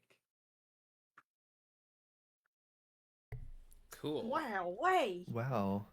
I mean, I knew Wow. Fontaine was gonna be a mad scientist, but I didn't think she was that mad. Yes. I thought she was Oh my kind of gosh. chill. It made me I'm so happy I finally got to do that with her. It's so much fun. Oh, that was very funny. And of course, she would be like, "Oh, a person with split personalities and trauma, fascinating." Run. Yeah. Oh, Jess, if you want to drop the art now. Oh, yeah. Aw. Sorry, I was looking at the art praying. We for go a to second. break That's so immediately. funny. Nova beats up. Yeah, Civilization beats up seven. Civ Oh, dude. We have like 10 minutes. I have to conquer the Spanish. I don't know what you want. From me. Oh my Oh, god. Oh boy. Oh my gosh, That's Jess, some good this art is right there. amazing. Yep. Oh, this is That- fantastic. In conquering the It's Spanish, kinda- do that in 10 It's minutes. kind of funny because Polaris asked me to No. do this like a month ago. I was like, yeah, I'll Oh, do wow. that. It took me a Aw. month. It's been That's so that fun. long. It's. Well, it worked. It worked out. It worked out. It was ready for today, and that's all that matters. Sorry, I was going through Yeah, art that's- block. I'm not that's gonna huge. lie. More like Hypatia block. Yeah, I get it. Yeah. But And no one will ever know who that is. no one will ever know who that is. Yeah. It'll be our little secret. I don't even remember who that is. It's What they just said, I was not listening. Hypatia. I don't think it's that Oh, important. Hypatia. In time. Maybe. Oh, you Wait, put is it it? up on the.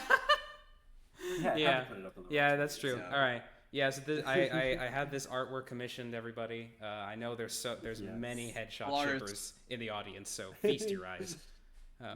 Polaris, if someone in the comments says who's Hypatia, you should comment this information is blocked by Polaris Ultra. I like that. I like that. I will do that. And now that you've said it, you've triggered engagement bait. Somebody will ask. Yeah. Yeah. Of You course. understand I had that's to, what I Frank. do. And it wasn't even for timeout. Unbelievable. He was gonna do it for both of them regardless. Yeah. If you made it this far into the VOD, comment down below what's your CAIN crack ship. Oh my goodness, yes. Mine is Misos Karen and and Milk. Fontaine. What was that? What? Karen and I who? I said Karen and Milk. Yeah. Yeah, that better be an M, but not a Y. I was about to say. That's what I no, thought. we No, I ain't. said M. I said M. Thank goodness people don't know who that is. No, I mean like as in like the you know Yes, the drink. milk, Yeah. the drink. I'm Yeah. gonna ask Fontaine. I'm gonna ask Fontaine to shorten that coat because I'm sure it's way too long. Yeah, I mean it is a trench coat fitted to a 5'11" person. Oh God, if you oh, that might not actually be good though.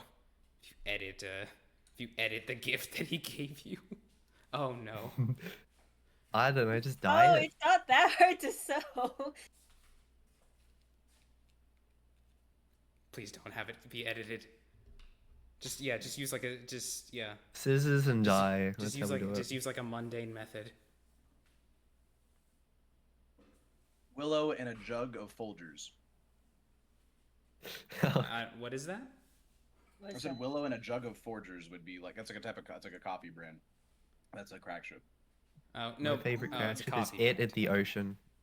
My favorite ship is Willow and me. What? Who said Who said that? that? Who said that? The wind is Who's- crazy the loud wind today. I think I know what Three's favorite ship is. What? Yourself and Fontaine. Yeah. Okay, buddy. Look, I didn't know she was this crazy. Look, 3, you're gonna have to go through me first, okay? Yeah, come on, dude. You've already said who you want. Like, stick to someone. No. Kate and Grace. I Actually, said that no. early on. Actually, I take it back. I want Magpie. Go watch Jess's one shot. If you want context or any of that. Yeah. Oh yeah.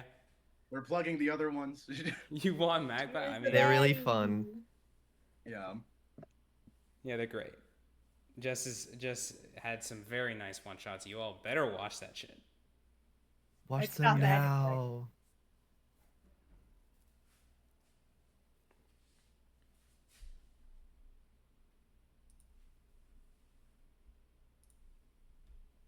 Mm-hmm. Yep. Yeah. Yep. Mm-hmm. Mm-hmm. Mm-hmm. Yep. Well, I mean, hey, at least probably by Hyperion doing it, neither Mia nor Jake probably has to go through the same psychotic scientist routine as he just did because it was proven to work. I mean, Jake I would have guess. Fountain. He's like, what are you doing? Stop. Get up. Yeah. Though they were both awake, weren't they? Mia probably would be. Okay. Probably. Jake going through alcoholic withdrawal. Also, yeah. Mia has a palace. That happened. Yeah. Oh yeah. Very interesting. Hyperion and Mia Palace twinning. Yeah. Mm-hmm. I wish. I didn't take library. I didn't wish- take library. Oh, okay. I wish Pathos had a bit more time because like the fact that you used atonement to keep to keep the door from closing on you. I don't know if Pathos would know that happened, but if he did, he would. It be was more very- mentally. Yeah, I but guess. like It was like a mental manifestation. I guess. I don't know. It probably was in a weird state. Yeah. Well, if he does know, then of course he's very happy. Yeah, I don't know how the like I was fully planning. Oh yeah, I'll say I was fully planning on her actually smothering her memories. And there was one frankly art, which Oh. made me think like I can't do this. Let me find it. Was hang it on. the Karen? Is one? it Aaron. The Charon with is it the Mia Generations and one? Evelyn? The Generations. The Generations one, yeah. So you could Got it. thank Frankly. for Frankly, the that. art is so good that it's having effects on the narrative. That's crazy. I know. Frankly, send that. Resend it. Resend it. Also, it was very funny, Snake, that you did that. It was very Yes. fun. And also, we can't let Charon off the hook. Him just being like, if you like Tell the people that you love them before it's too late. Subtle as a brick, my guy. I mean, And he was Hyperion needs manifesting drinks for Jake and Mia, giving them a smile. Yeah. Like he's all for all of this. He is not slick. There are 3 characters in this group that are shipper trash. One is Jake's mom, the other is Charon, and then the third is Pathos. That's an interaction I would love to see, actually. Charon and Coriander. Oh, yeah, That would just be sounds fun. interesting. yeah. Yeah, that's the Oh, art I there. got that one. That one. Oh, Yeah, so good. it's great.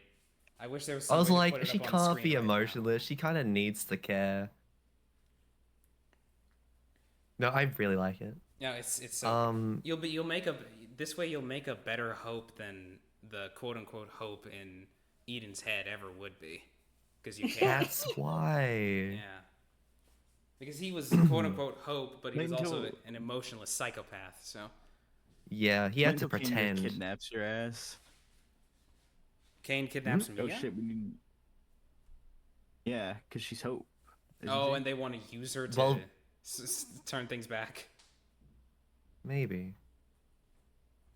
But they got to just find them first. Yeah. Hope, the master of hiding. The veil. The veil, yeah. Literally, it's like, I had fun hey, coming up are with what you the the powers look like, exceptions? too. No, walks away. No. No. Eden Hope, much less than Mia. Hey, are you Hope. guys You're the goddamn exceptions? Mia just throws her hand to their forehead, sleep. right. Go to sleep. It's like that scene from like Ultron, Age of Ultron, Mm. where Yeah. Into the Hulkbuster? Yeah. yeah. Leave your student to find your funny. reincarnation.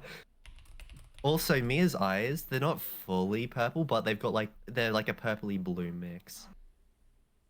Of like her original eye color, and then just like the Also, hope. also, damn, 3, Eyebrows. your former character got anger issues.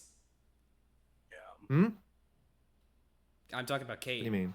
Kate, the They crash Oh out. yeah. Kate's crash Yeah, out. Yeah. crash out. Yeah. They Mm. can't crash Stop out. fighting. Actually, once the went to hit with the like to dig like with the alcohol addiction thing, I guess that Asher was. I didn't know that he had a drink problem, but damn, low blow.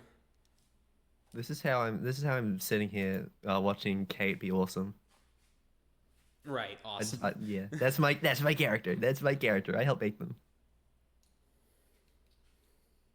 Hmm. Spectacular.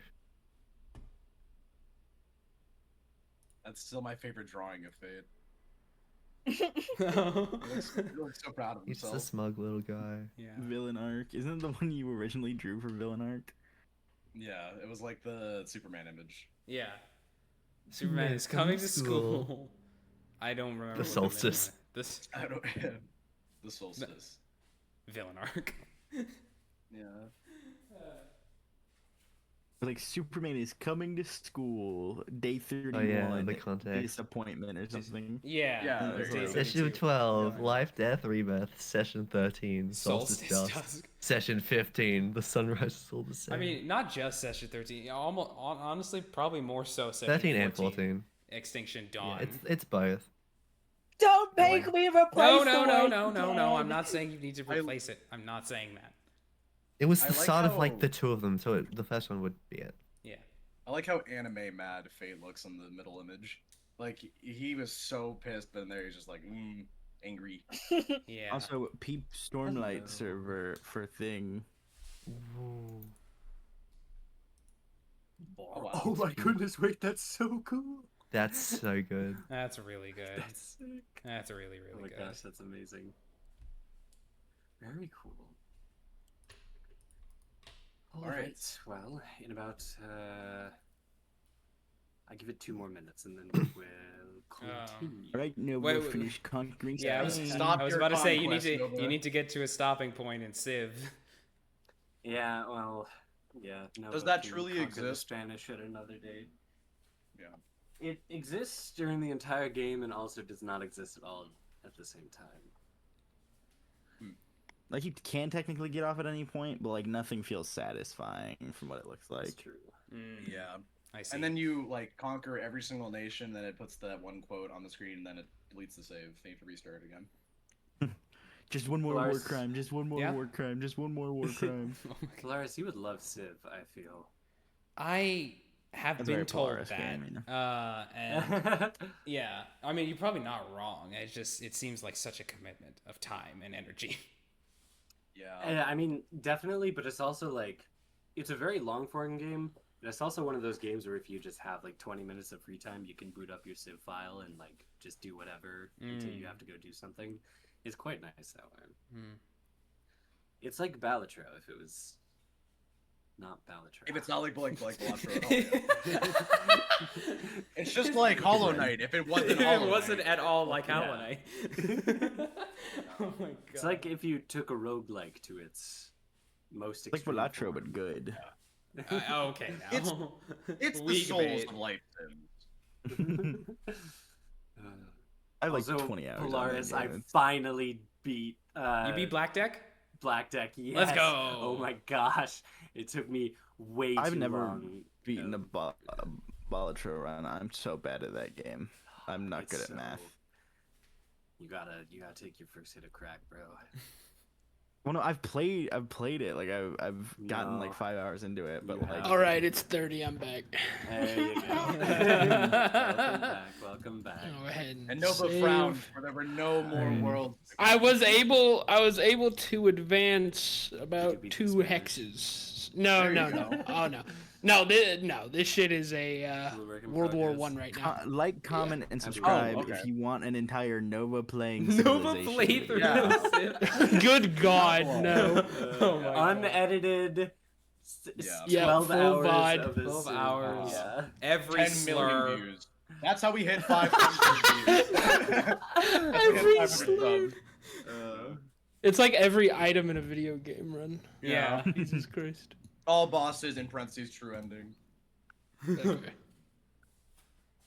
All right. Okay. Alright. Do we have everyone back yet? I believe so. Say I if you're here.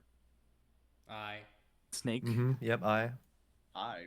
Okay, 3 series. Snake's the Aye. only one that I need Aye. confirmation. of. Bye. Aye. Okay, cool. Well, in that case. Wait, frankly, didn't say I yet. Oh my god. Okay. Not Frank, how important. could you? Alrighty. Let's get back in here. So, first off, picking back up, is there anyone that would wish to speak with Charon before he departs for the time being? Yeah, I wouldn't mind. Okay. Mia, you wish to speak to Charon. You approach him the next day as he seems to be preparing to leave. You catch him and Kit conversing in the corner as you walk up to them. Miss Simmons, Hey, what can I help you with? Hey, Karen. I was just wondering, what is the actual game plan now? We're currently just sitting around doing nothing, but what are we actually looking at doing? Yes, that is a good question. I briefly outlined it last night when I said where I was off to. I said earlier during the main debriefing yesterday. However, currently I'm going to be heading off, making as fast progress as I possibly can on finding out where the other primeval sins are located. Ideally, you all will do something productive while I am gone. But of course, that is all up to you. But once I get back, I will give you all the locations of the primevals, and you will hopefully go harness them. Or Harness? some. Yes, not exactly bind, but we need their power if we are going to have a chance against CAIN. And it seems that we already have one on our side. Kit suddenly apparates above Udacha and says, I feel like you should probably share with the class. Oh, yeah. It kind of reeks. There's a you awkward bas- strum oh, on the you guitar when bastard. he appears above Of that. course you have one. Who else would have Damn one? it! The Wattpad never stops, ladies and gentlemen. Fucking Of course. Alright, which one you got? Well, I wasn't like sure if I should say or not. Well, We all should be on the same page at this point. Miss Fortune. right. Well, Boulder, do you want to show yourself? I mean, outside of the guitar. Yes. The guitar shimmers a little bit, and it morphs into what appears to be a large tortoise or turtle of some kind that forms on the ground in front of you, and it kind of absent-mindedly chews and says, "Oh, hello, everyone. I SKA. did SKA. not expect that I would be conversing with people today." He takes a second to just. You gotta let him get through it. So, He will keep talking if you. so he's a primeval. Well, yeah.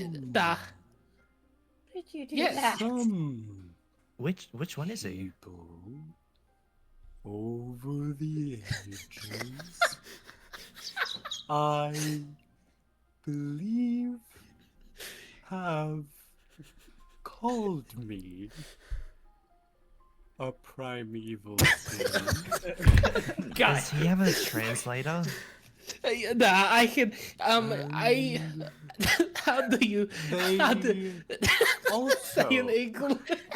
You know, I can see why this one got bound. Giving me In English. a specific Behemoth. title, Behemoth. which Oh. you all Behemoth? may know Let him get through it. as Behemoth.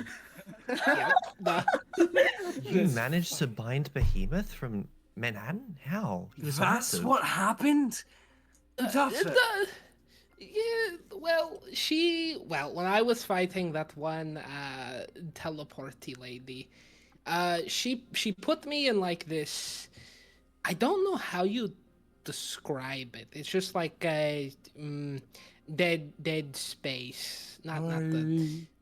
I believe that you I fell would down. call it God damn it. This is the Sid Eden was fighting. Yes. Although he's a bit. Well, he's obviously not as big. He's lost a bit of power. A little complicated. I also had a bit of currently help. in Bro. the way that You know, I I was expecting him to look like am Groudon, but bonded to misfortune right now. I am somewhat lacking in the Da. capabilities uh-huh. that I Yep. They You got it, once both. You got it. You got it. You just gotta give him a sec. and I can offer many boons to you all. But Udacha. my Oh, wait. primary There is no form stopping him is once he go. You have to let Can him you go. explain it? sleeping. Here, Boulder. I think you should And take a when nap right now, Boulder. Do you want to tell us that I we don't put think him that away? Or I don't think that they fully, I don't think they are as accustomed to it as I am. Jay, Yeah. can you like speed him up with like time stuff or something? I can use my high blasphemy, but I won't do that. But I could. Here, what Boulder is trying to say is that he can help us in menial way. I'm sure you have lots of questions. How did I bind it? Well, it wasn't A drop of entirely liquid lands on God damn it. Boulder's back. You all look up, and in maybe about the radius of an umbrella, Kit's mouth is open, drooling down, just looking at Ew. Oh no. Boulder. Oh my God. And Charon is just standing there with his arms crossed, tapping his foot, looking at Kit above the rim of his glasses with like a "don't you dare" look.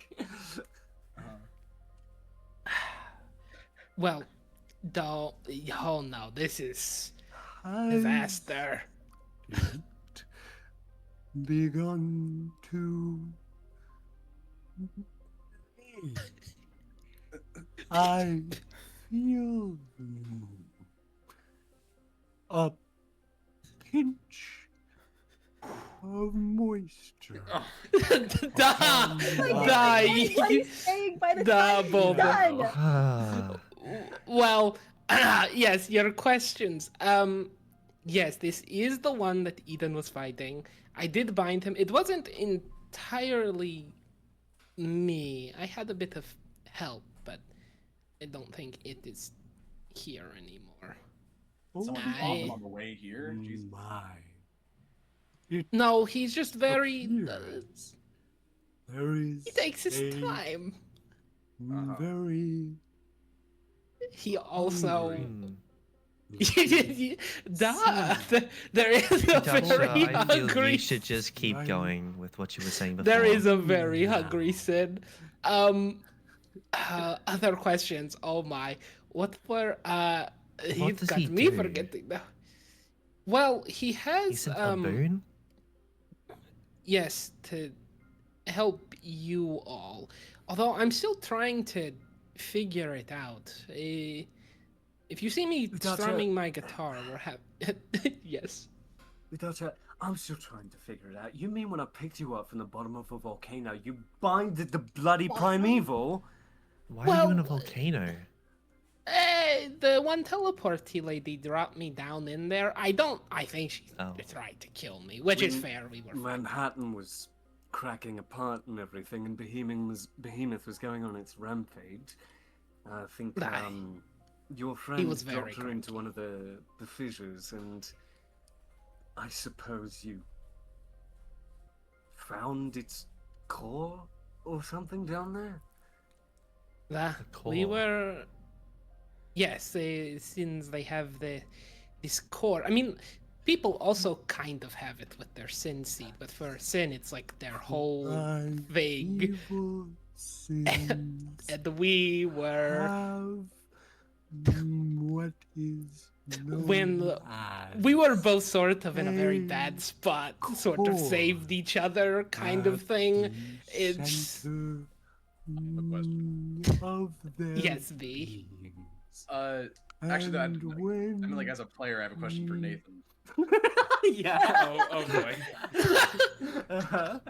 What's up? Yeah. How does he look? How does he look? Oh, Nova, do we have the art somewhere? I feel like I'm pretty sure. Hold on. I'm pretty sure. yeah. Let me it's see in if it's somewhere. in my. It's just Don't fucking. worry, It's just guys, fucking I got Oogway. Yeah. Genuinely. Yeah. I feel Oh, this I know is, it's pinned somewhere. some Critical Role NPC bit that I stole. Oh. Let me, Oh, let but me of look. course. Is it up? It's around here. Oh Hold on, my I got- fucking I got it. god. Un momento. Yeah, it's somewhere around there. There he is. Hold on. Yeah. I'll send it in Baldur. player references. Yeah. Yes. Oh, yeah. Hold on. Let me. This is what he looks like. Oh. Boulder. Yeah. Okay, so he's like Okay. a bull. Okay, yeah. Yes. Able to put that up on roll 20? Evidently yeah, not I can Uguay. do that. Uh, No, he's a creature. so if he's gonna look down at him and kind of like get down on like a knee and like look at him like, Oh no. how high can you count? No, oh, don't do that. Will, I please. have- No. Oh. Did No. Oh. ask Udacha, can you put him back a into a... Why was he a guitar? question? I don't know. I play a lot of guitar, but Yeah, how I high think can he I just count? We're just gonna ignore them. I'm right. I played a lot of unsure guitar, and I think he if I maybe took a have form that was familiar to You me. got that? I believe in you. Oh. So So what's the game plan now? Yes, that's the original question. So, the primevals, and we're going to get, like, Well, I'm all ears. their... I'm ignoring them still. What was it? I completely lost count. Karan, what were we talking about again? Karan why would you do takes that? note of the situation. There's a smirk on his face. You gotta enjoy the little things, Udacha. and says, "Well, yes, having one already certainly does make things easier. Yes, well, the goal going forward, once I acquire the locations of the rest of them, is to harness them. Not necessarily in the way that young Udacha has done here. She seems to have binded this one in particular, which is a very impressive feat now that I think about it. But regardless, the energy of the remaining ones will need to be harnessed. So if CAIN is in possession of the serpent, that leaves the list that I'm going to look at again real quick. 1 second.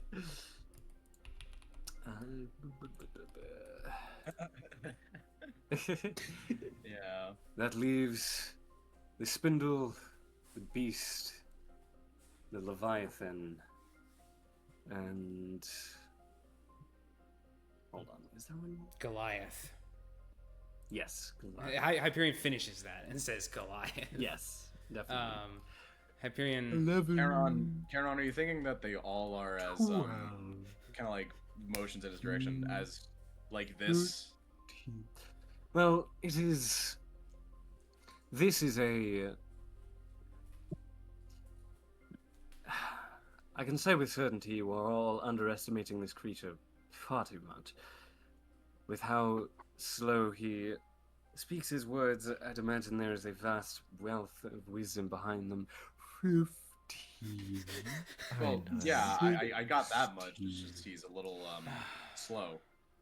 And also, he may speak slowly, but I'd imagine he has another great amount of power behind his words. 7. Why did you ask the primeval sin who's been And around how am I for, going like, to stop him? forever? Oh, How to, like, how no. to count? It Oh, are you okay? What, seems Balder? Are you okay? I have lost my He's gonna start train again. of thought. You don't have to keep going. Go back. Recount Yeah, you got that. Walter, do you know how to play the is quiet game? very important. Thank you. Balder, it's not. He's just messing with you, Accurately. Balder. You don't need to count for him. Balder. V is gonna put like a hand on his head and be like, it's okay, Balder. You don't need to do this anymore. It's okay. Everything is okay now. If only I could make Balder forget the prompts. That would be worse. He'd go on about him forgetting something. At Balder, is this true? 5. No, Balder aside Alright. for. Okay. So Continue. Udacha, can you stop him? Alright. Or... Well, duh, but why would I? I don't got to force him. He's Fair going enough. through it. He's got it. At So this point- Karan, back. We should really get back to what we were saying, right? Here, hold on. Mhm. I can fix this. Welan like pulls the fucking book off of his face that he was holding, and like gets down to Boulder's side, kneels a little bit. We're gonna be here all day if you count this out yourself. The number you can count to, since you have a practically infinite lifespan, and let's just assume that the end point is the sun exploding, is a number that's so high it does not have a name. Don't bother. That is the answer. And he just goes back to minding his business. It got annoying after like the third reset of him trying to count. Yeah, I can actually. I get that. Please have worked, please. Whatever, same fucking thing. Power Oh, died. it Oh, appears no! that, No, power it appears died. that every NPC is Balder is just quiet now. thinking for a very long time. Oh no! Oh god. Okay. Baldur got stuck in thought. Yeah. He's thinking. 1. 2. Oh yeah, he's just a frog one. Okay. Well, Okay, Frank. Anyway, no, but boot up Civ 7. No. No, Alright. Hyperion wants to talk to Udacha. God damn it, we need to like move on from this Yes, we'll make small talk. counting thing. No, not small talk. While Baldur can't fucking speak. 1. Not if Nathan small comes talk. back and says 1, I'm gonna cry. I'm gonna lose it. I'm gonna fucking lose it. Okay. Yeah. Hyperion walks over to Udacha. I don't care so much how. Why? What? That was not. That was me. That was I'm Nathan. so confused. Oh, that's the bot. It's the music bot. And Oh. now Oh. Nathan has also left. It's Nathan's. Ah. It's Nathan's sins. They're leaving. Okay. Oh, Nathan took the bot. Okay. We're doing it. Doing it live. All right. So do we want to continue that or? Should we wait? That's up to you if we do it without music. I'm down, but I mean I don't really You can have care. other little talks in between if you don't Yeah, want to, okay. or if you want to. Well, no. Yo, ju- hype. Yes. I hear you got 3 personalities. Any of them No. freaky? No. Not canon. No. Tell me that's not She real. really said that. Tell me that's not She canon. really said that. Canon. No. Tell me Canon. that's not No. canon. Fuck It's canon. It's not. canon. We're gathering today for the holy matrimony between Hyperion Hollingsworth and Grace Harper. Does anyone object? Please say aye. I.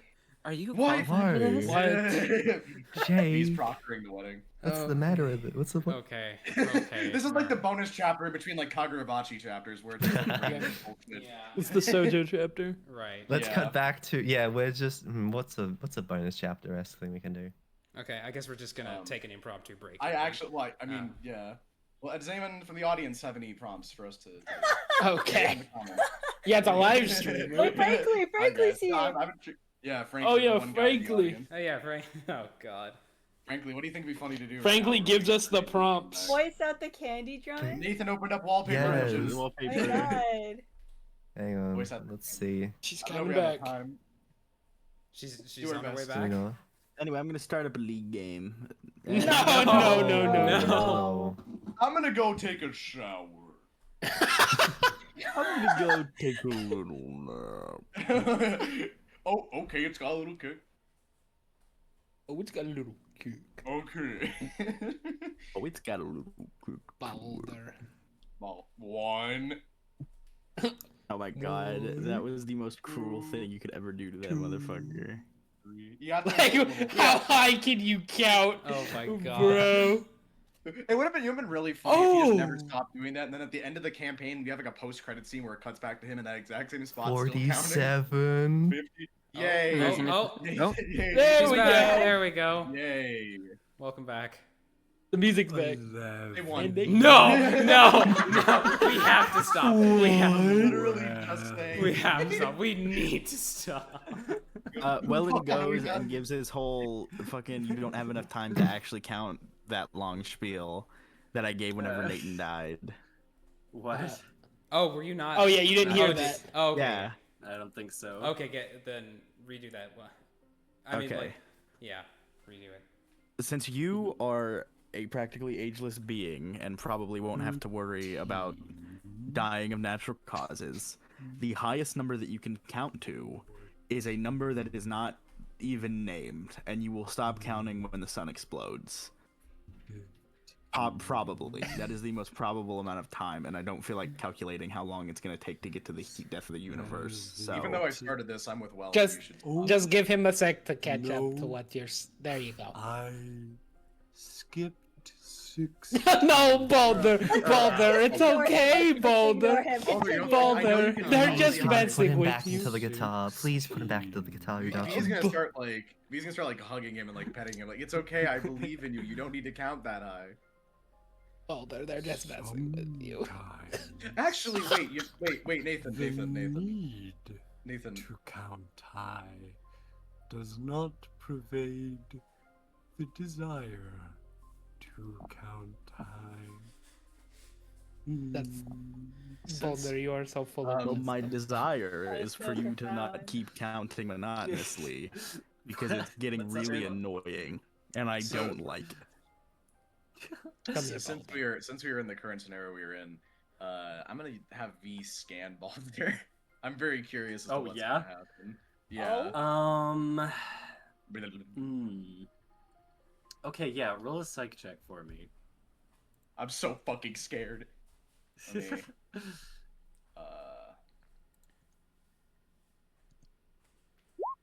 Oh, cool. You actually could have rolled more dice, but As soon as I load into the roll 20. I got a You got a six. six. Roll was. I got Oh, a I got a six. 6. Okay, roll 2 more for me. Oh my god. Oh, one, a Oh. 6, 1, A 6. 6, a 1, and a 6 6. 1. I see. Oh damn.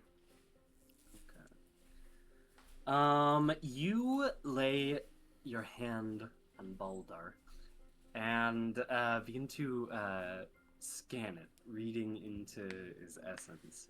And there is so much information compressed into the being that you are overviewing right now. So much ancient just existence that is this being. It is rather impossible to fully comprehend it. The only thing that you truly can grasp is this thing is older than anything you have ever encountered before, and contains within it more information than you can possibly conceive. Is this because... If I scan it looking for something like specific, could I roll again, or am I just locked out from that? Depends on what specifically you want to look for. Let's say I'm specifically looking for, like, what is the true extent of this thing's, like, capabilities or strength? Capabilities?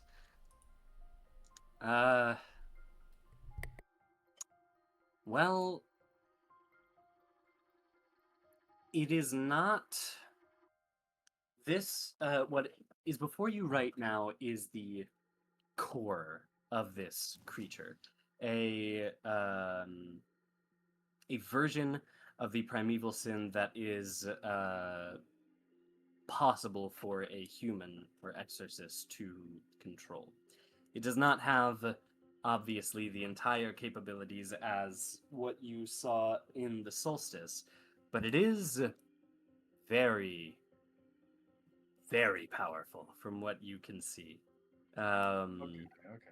Certainly a control over the earth itself, fire, magma, a startling control of heat and resistance to it. Alright. Despite all of that, V is not exactly impressed. At this point, nothing really phases him as far as just raw power people can have. So he comes out of his state of boing and is looking at Udacha. So can you, like, utilize what this thing can do yourself, or is it just something you're holding on to stop it from doing anything that would be adverse to what we're trying to do. Oh, well, I don't think he would do much, particularly at first. I mean, he did go on little rampage, but it was more so like, you ever been woken up from nap before? Oh and boy, like have I. real cranky? It's like that, but like, imagine now you woke up from a really long nap and there's a bunch of fire ants crawling on your back and your best, well, not best friend, but old like guy you know is also like yelling at you and slapping your back as well, or more stabbing you. That's kind of what it was like. So he was a little cranky. Yeah, I can imagine that sounds pretty rough. But I can utilize some of his powers. I think. Man? Haven't tested it yet. Well, if you're not able to now, then you're going to have to at some point in the future. That is why we are attempting to harness them, is to use their powers against CAIN. So, when I have some free time, I might have to show you the ropes. Per se. What I found No. was that it's like earth and magma and things of that nature. Oh, he is English root of those blasphemies. What tension and ardence, and so I think there's something there with that. Make a volcano in Duh. Southeast Asia. Oh, see. If I wanted to. What would make you want to do that? Oh my. I'm not trying to tempt him. I'm just curious. No, I do not want Boulder. Stop! I don't want you to do that. No. Oh, okay. I think we need to stop talking to Boulder. That's altogether. fair. He's I think interested. Boulder needs to go back to the guitar. There's a lot behind his Yeah, eyes. Udacha, I think that's what you should do. Boulder, do you want to go back into guitar? I don't. Just Udacha, just please. Here, let's see. When you go back Quite and nice. Out. oh, that. Here? Well, if you want to stay out, I'm not going to make you. Not Make like that. it. So, Oh, This isn't a joke. You don't bind a primeval as a joke. good. well, it wasn't exactly my plan. So What then? But Why? either Why would you way- bind it? Well, Hyperion. we were both going to die, I think. So it sort of saved us. Survival? That's it. Oh, and I quite enjoy his company, that. Not Hyperion! much deeper. What is the point of getting angry at this? What is the productive, achievable goal of it? To ascertain what her goal is. I don't know who she is. Who? I do, and she is a part of your team. And unfortunately, that is how it is going to have to be for a little bit. The power that she has acquiesced now is valuable and important. And while we are not necessarily going to be binding the primevals that we come across soon, that is one achievable way of our goals being met. So I would ask that you do not butt heads. I mean, if they're all as nice as Boulder, I wouldn't mind. Yeah. So They how won't I be. I have been What makes you say that? described as amiable among Oh. my fellow kin. Hmm. I want to eat him so bad, boss, please! Oh. Kid, come here. Boss, so boss. hungry. Boss, Kit floats over in front of Charon, say, He's the tastiest looking thing I've seen in like maybe centuries. Please, I'm begging you, boss, please. Kit, Kitsune, look at me. No, I will find you a cat 6. You can't be serious. You know I need at least a cat 7 right now, or I'm gonna, like, kill you. Fine? Yes. I will So find you a Welan, cat 7 like, once points- we're out. Welan points to Kit. What's that thing's deal again? Why is it Oh. here? He is my bound sin. Oh yeah. Oh, that doesn't answer my question. Why else think would it he does. be here? Like, why is he summoned or not? You know what I mean? Like, why is he out? Well, he likes me, and for some reason I like him, and so I suppose there you have it. You're not really comfortable with just letting your sins wander, huh? Well, I'm not Who going to knows, I can force rein mine him into in a if need box. be. Ah, I don't feel the need to put a tight leash on someone that I trust. exactly. Boss, please! And Okay. Kit disappears. Yeah. Lucky for both of you. Boulder, you said the other primevals called you. What was it again? Yes. What is? Oh, he said the Okay, I just- meanable. He said the meanable, like Yeah. friendly.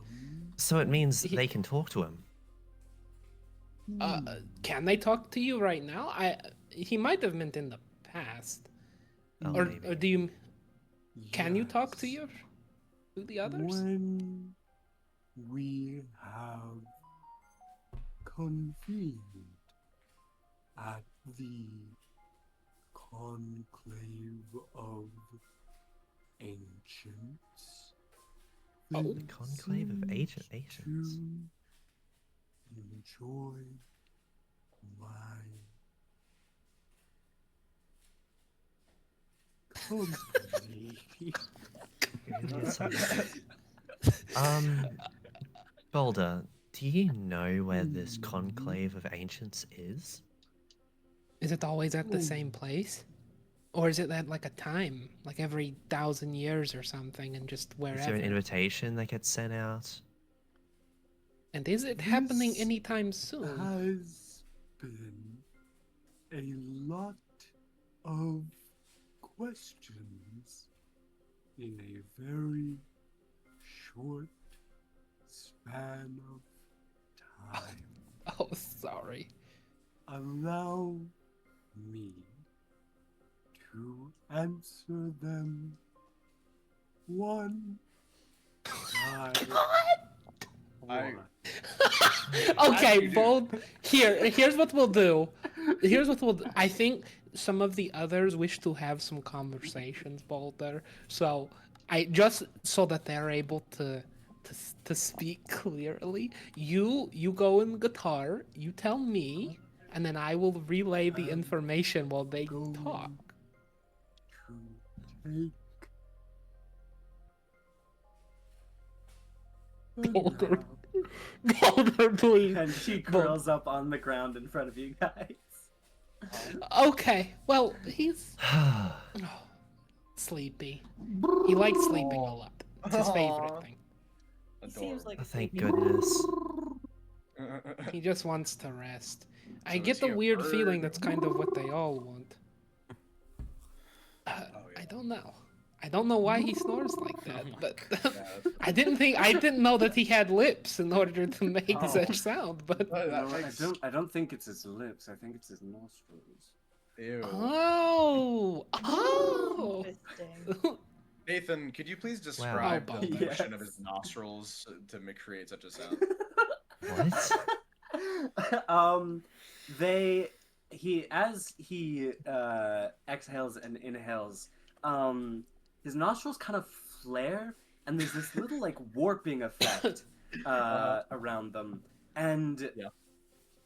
now that you like think about it and pay attention to it, it almost looks like heat waves rising off of something. And you do notice that the room is a little bit noticeably warmer than before little bit he noticeable. went to sleep. V's gonna. Is there a window? There's a few open windows. Most of them are smashed. Okay, well, okay, well, if they're all open, then I'm not gonna open them. But it's already Yeah. fucking open. Yeah, but whatever, never mind. A little bit of orange liquid begins to pool out of one of his nostrils. Oh, don't touch that. I Actually, wasn't wait. planning on it. And as it drips into the wait, ground, wait. it begins to Oh. steam and bore its way through the concrete. Yeah, this guy's just growled on. Jesus Christ. He is snoozing magma. Hey, is Zara here right now? Indeed, she is. Is she looking at this? She's still watching the news.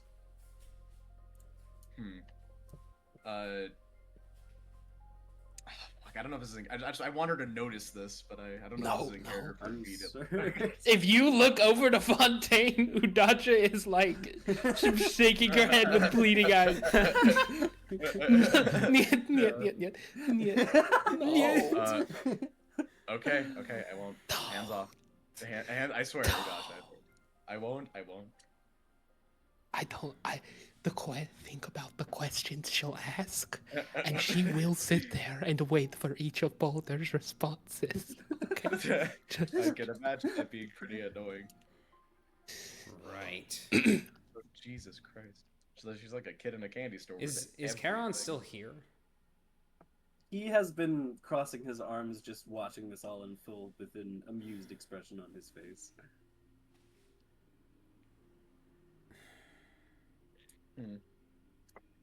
Is there any way to get the information that he knows without having to talk to him? Are you asking Charon? Yes. Okay. He says, well, potentially, if it really came down to it, you could probably do the thing that Miss Fortune suggested about putting him back in wherever space he was and having her relay the information to us. But in all honesty, I'm not entirely sure there is much useful information we may get out of him. I mean, the Conclave of Ancients sounded pretty important. I mean, yes, but do you really think that he is going to give us any useful information on where, when, and why such a thing is? No. But at least we know they do meet up. At least have met up before. Yes, that is helpful information.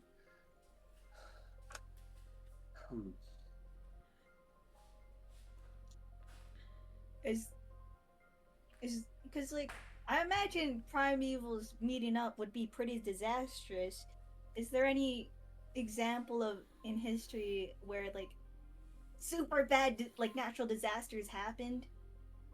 Really bad. Well, certainly, there's a lot of natural disasters far throughout history, but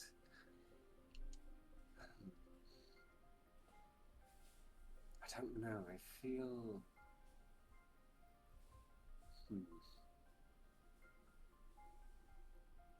Maybe there is something more to it, but I would feel better speaking with a different member of their order than good little Boulder here. Yes, Boulder will take his time, but I think it is more important boon. Even if Boulder might tell us something, but even if he doesn't, if the people we're going against do need all of the primevals for whatever they're going to do, I mean, we have one now, so. Yes. That is a great boon. And I don't think they know I have it. How well do we have that locked down? I mean, information-wise. You came directly here with Miss Fontaine straight after the solstice, correct? Nah. Then as long as you're in a close enough proximity to her, there should be no way they could access information on you. Good. Okay. Okay. Whew. Okay. Well, regardless, I do have to get going. Is there anything else any of you all wish to discuss before I head out across the world? Well, not with you. Do you? That Hyperion will turn to Karen. Do you know the locations of any of the other 4, or is it completely unbeknownst to you? That is what I am going to attempt to figure out now. I have a lot of friends in very high places that know a lot of information, and while I certainly can't set foot in official CAIN property anymore, I have my ways. So... Hyperion? Jake's gonna raise his hand. Well, oh, okay. If anyone's gonna Jess? speak. Mr. Vale? Well, I mean, maybe I could do that thing I did, like, with the president. You know? Searching the timeline, scouring. You know? You can certainly try, but I want to warn you that doing that on a scale across the entirety of the world, it may be a bit of strain for you. It is something that I would reckon comes with a severe risk. There's one thing that. Oh, sorry. No, never mind. No, it's okay. No, you go ahead. You go ahead. Well, I mean, I don't have much to contribute other than these sort of things, so I can help. I find that a bit of a presumptuous statement, but regardless, if you will allow me to pull you out of anything before it gets too dangerous, then you can certainly give it a try. Okay. What was Hyperion saying? Well, if Charon doesn't know where any of them are, Hyperion knows someone who knows the location of at least one of them.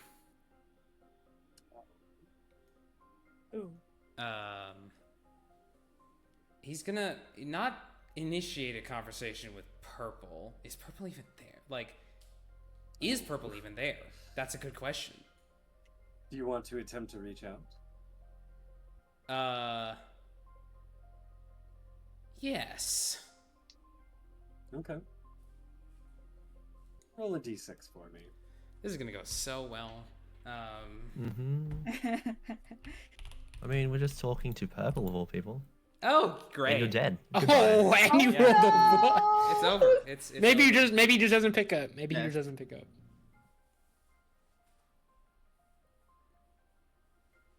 You black out for a moment. Okay.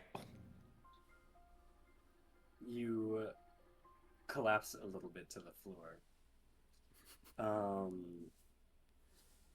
Boulder's eyes snap open and they turn to look at you. And you're back. No. You're conscious again. Okay, Hype? That was Wow. ill-advised. Alright. Don't push yourself. Yeah, I won't. Thank you. Same goes for you, Jake. If you're intent on doing this, be careful. I will. Yeah. Promise? Hinky swear. I have a home to go back to, so pull me out if anything gets dangerous, I guess. I certainly will. Just, try your best. You're valuable, Jake. Thank you for doing this for us. Okay. Jake, please go ahead and make me a psych roll, and every dice has to be a 5 or a 6 for this to succeed. Dice gods, be kind to me. We got Please, this. Come on. We got Please, this. please. Shit. If you don't got this, They took your pleading and spat in your face. Oh my god. Not even one. Not one success. Hold on, no, wait. You sit down and begin to analyze the fractals of time that you have gained access to. They begin to flood your mind. And it feels like too much. This overwhelming amount of information begins to flood your mind, but no, you have a handle on this. You're able to. You did it the last time. You can do it this time, but still, it's too much. The amount of possibilities that exist before you ad infinitum is staggering to fathom, multiplied by the distance across the world. It is far too much for you. Jake collapses onto the floor, his eyes glowing red. Your form begins to flicker slightly. This weird kind of crystallized pattern forming over your body and distorting it before going back to normal. Charon immediately drops to the ground and places his hand over your chest. It glows with this soft blue aura, and you are back. You're fine. Jake, you good? me will Wow. also like drop down next to Go him. quite well. Oh my god. Wow. I guess that wasn't really a good idea. It felt like a good idea. I wouldn't call It was a a bad good idea, idea. but it was On certainly paper. dangerous. But, Jacob, you...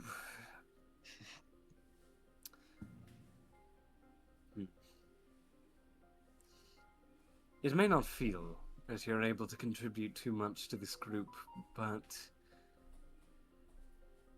I fear out of everyone you might be the most important one.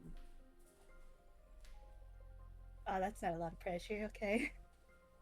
Not in the sense that you necessarily have to do anything, but I'm saying that your abilities hold the most amount of possibility. And it may be difficult for you to access them, but when you can, that will change the world. Right. Because I can change reality, I think. Big Fate You said can something change- about that. You can change time. In a way, you are almost time itself.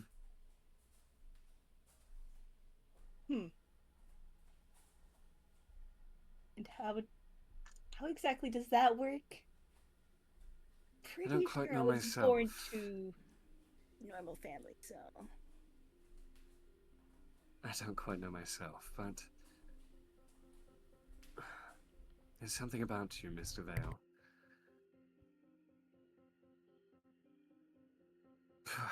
Regardless, I appreciate your willingness to help me out, but I assure you I should probably be able to have this all wrapped up in about a week. Hopefully less, but we'll see what I can do. And I'll be back to you with the locations and further ideas on how to progress forward. And ideally, it would be nice if you could make some progress here well on your own, but again, don't feel pressured to do so. Well, anything else before I head out? What are Don't we? believe so. Are we, Not are right we now. to stay I don't put know. then until you find information about these primevals? Well, you can do whatever you want, but if you go outside of Miss Fontaine's cat range, then you will probably be found out rather quickly. So just stick by her unless you're willing to face whatever risks may come with that. That's all I would recommend. is there a way for Mia to learn how to do that? It's smother, right? Indeed, that is something you would have to ask Miss Fontaine about, I believe. Oh, okay. I'll go talk to her then. Very well. If there's nothing else, I believe I shall be taking my leave. Kitsune, you can come out now. We're going to go get you dinner. You hear a distant laugh as Charon begins to walk outside of the warehouse. Oh wait, Nathan, check check chat chat. real quick.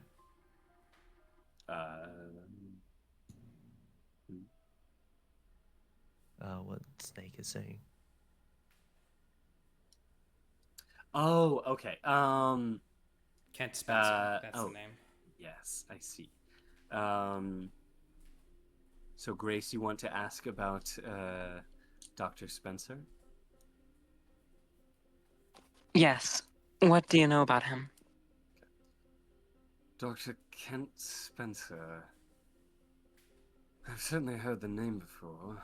If I recall correctly, he was a rather prolific scientist within temerity. I didn't... Oh. Right. He, takes a moment and,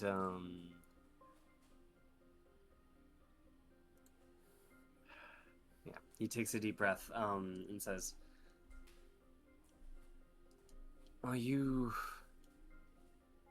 ready to know all there is to know about you, Mrs. Harper?"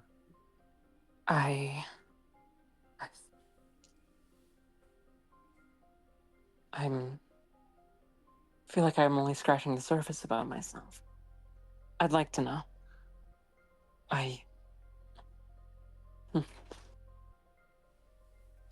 Well, I can give you what I was privy to, and the reason that I assigned you to this cadre. Your nature is certainly exceptional. You are Grace. Grace _ Harper. But really only your first name is of any particular interest to CAIN. You are Grace, or the Grace Reactive Auxiliary Control Executioner. Oh. A synthetic android created by CAIN, imbued with a human soul.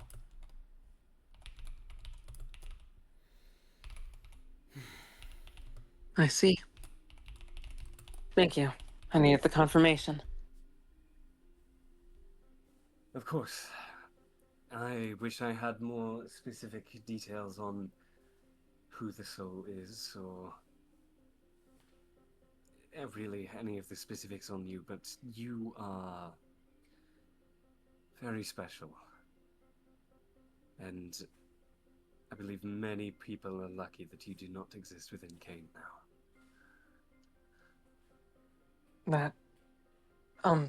I also have something else to ask.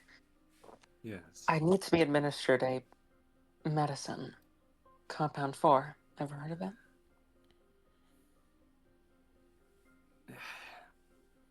Do you know what that medicine did to you?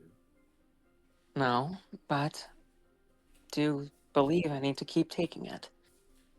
Unless I don't. That's what they told you. But it is not a upkeep for your system or anything to improve your well-being. It is a suppressant.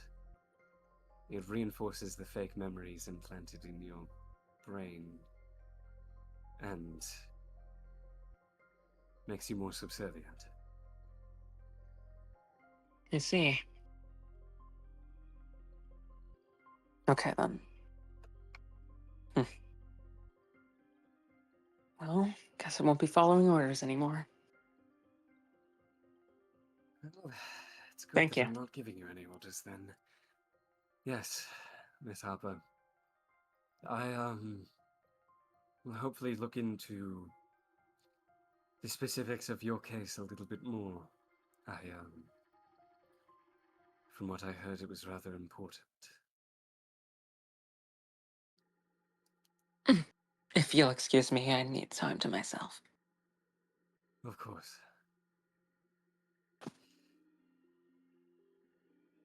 So, You want to? Is that all? She's a robot? That is That is so a cool. crude That way to put explains it, a lot. but yes. That's why when I made Yeah, that contact with her, tracks. she'd like lose balance. Yes, that Smothers don't particularly interact well with her. Oh wow. V turns to Welan and asks, "Did you ever make anything for her?" Did I? No, you definitely would not have. No, that one was not in my portfolio. But could you? Yes, I believe Given enough time, absolutely. Dr. Spencer was rather protective with his creations. He had an odd paternal sense with them. Oh, temerity. Yeah. Yeah. Well, truly, if that is all, I do have to be going. Kitsune is getting a tad restless. Yes, you have to go feed Yeah. your puppy. Your cat. Udacha is a cat. He's a Well, cat. basically, He does if we not. took both of the animals and put them into one, so both of them Oh. work. Anyways, I will see all of you later. It would be very nice if all of you were alive by the time I got back. Goodbye. Bye-bye. Bye bye. Bye. Yeah. Oh, Maybe and in thank you, sword to his Karon. Polaris accent. Of course. Oh, and Mia, Yes? just it'd probably be best to confess to him by the time I get back. And then he walks out. What? What? No. Hey. He's airing out everyone's business. Oh my Yeah, god. what's that about? Huh.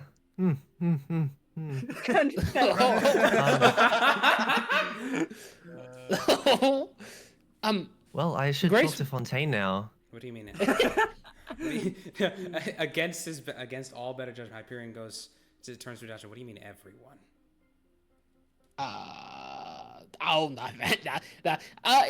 Grace walked off, right? But she's looking for a way out. Grace walked off. That thing. Is she gonna be okay? I mean, I think the robot thing is cool, but I could see that It's- really messing No. with someone. No, she's not going to take that well.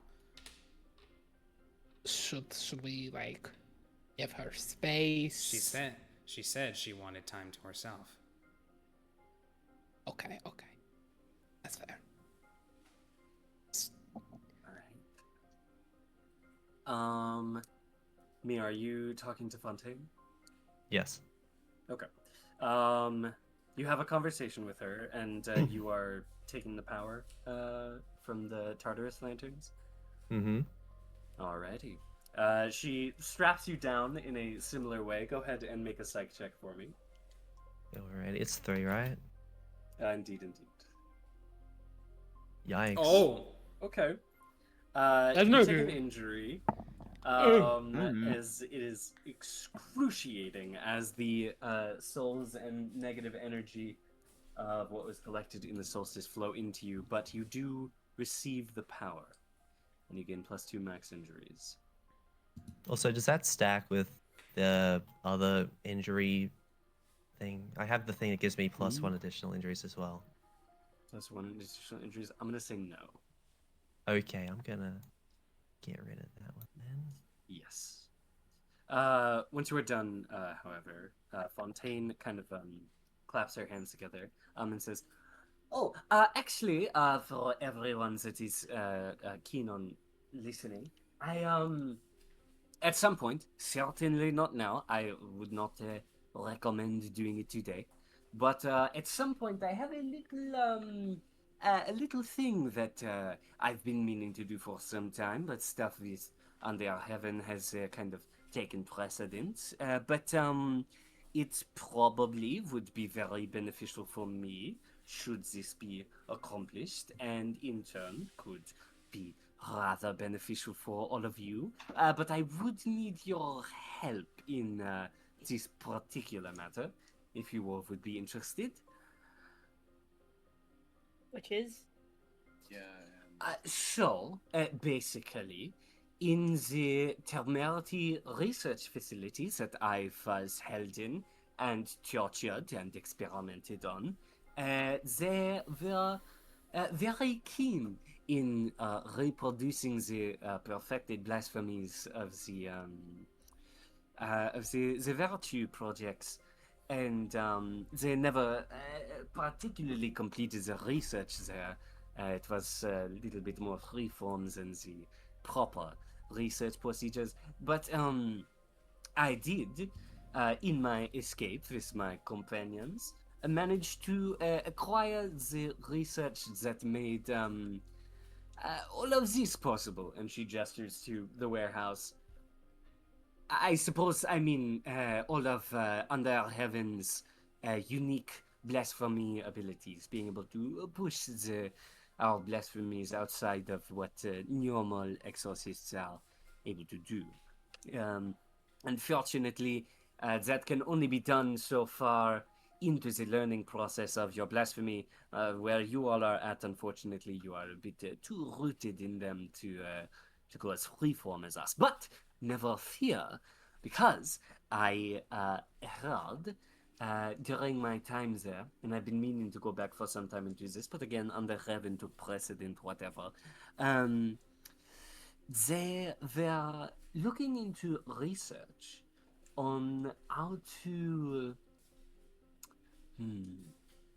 modify the exorcist body to artificially reproduce a sin mark, where you could basically choose whichever sin mark you wanted to have and the abilities that came with it and apply it to your body.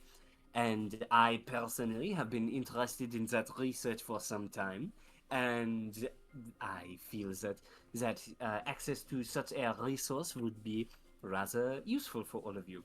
Unfortunately, the research that I need is in the Temerity facility in southern Michigan, in which we would have to go over there and steal it. But if we did so, I think it would behoove us greatly. So, if at any point you all would be interested in a bit of a road trip with me, that would be very much appreciated. This artificial sin mark, will it cause issues if any one of us were to enter sin overflow? Basically, he's asking, is that going to count towards the resist roll?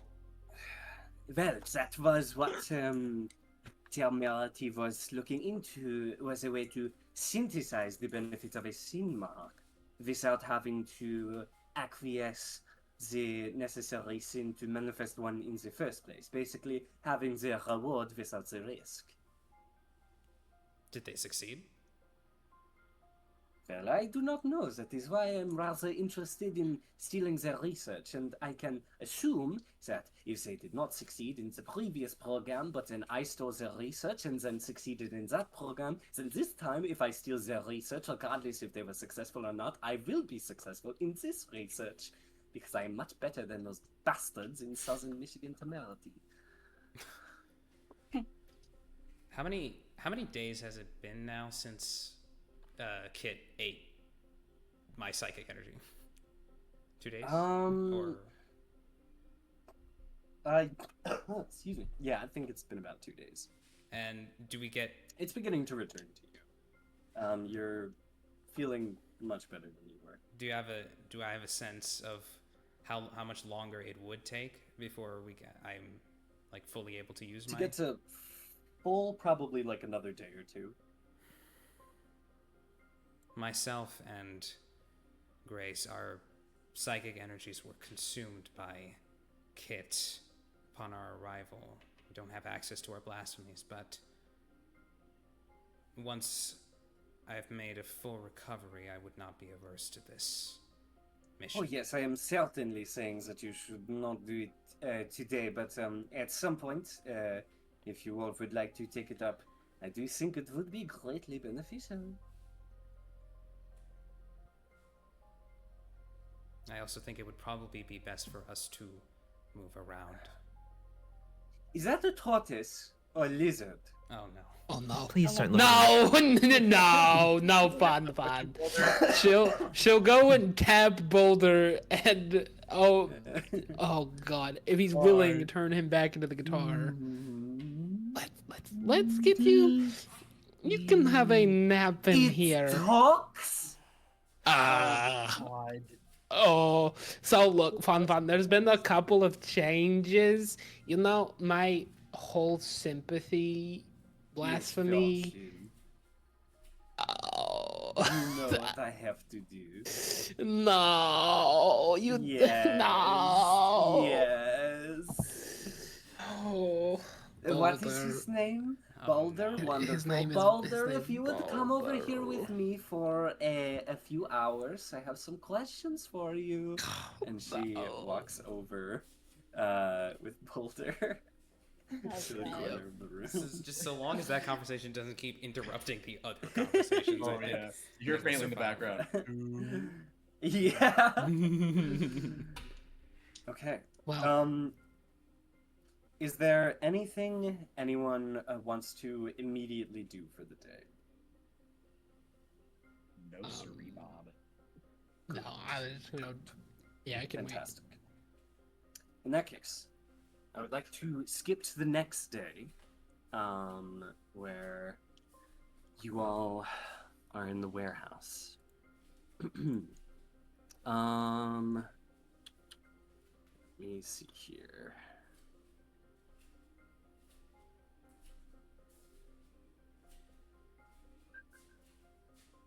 Okay. Jake. Hmm? What would you be doing right now? He's probably just pacing back and forth Mhm. in the corner. A little antsy. As you pace back and forth in the corner, you hear something that startles you a pinch. In your mind, you hear, "Hey, Jake, can you give me a few minutes?" Dr. Ooh. Willow's voice is in your head. Oh! Okay, sorry. Huh?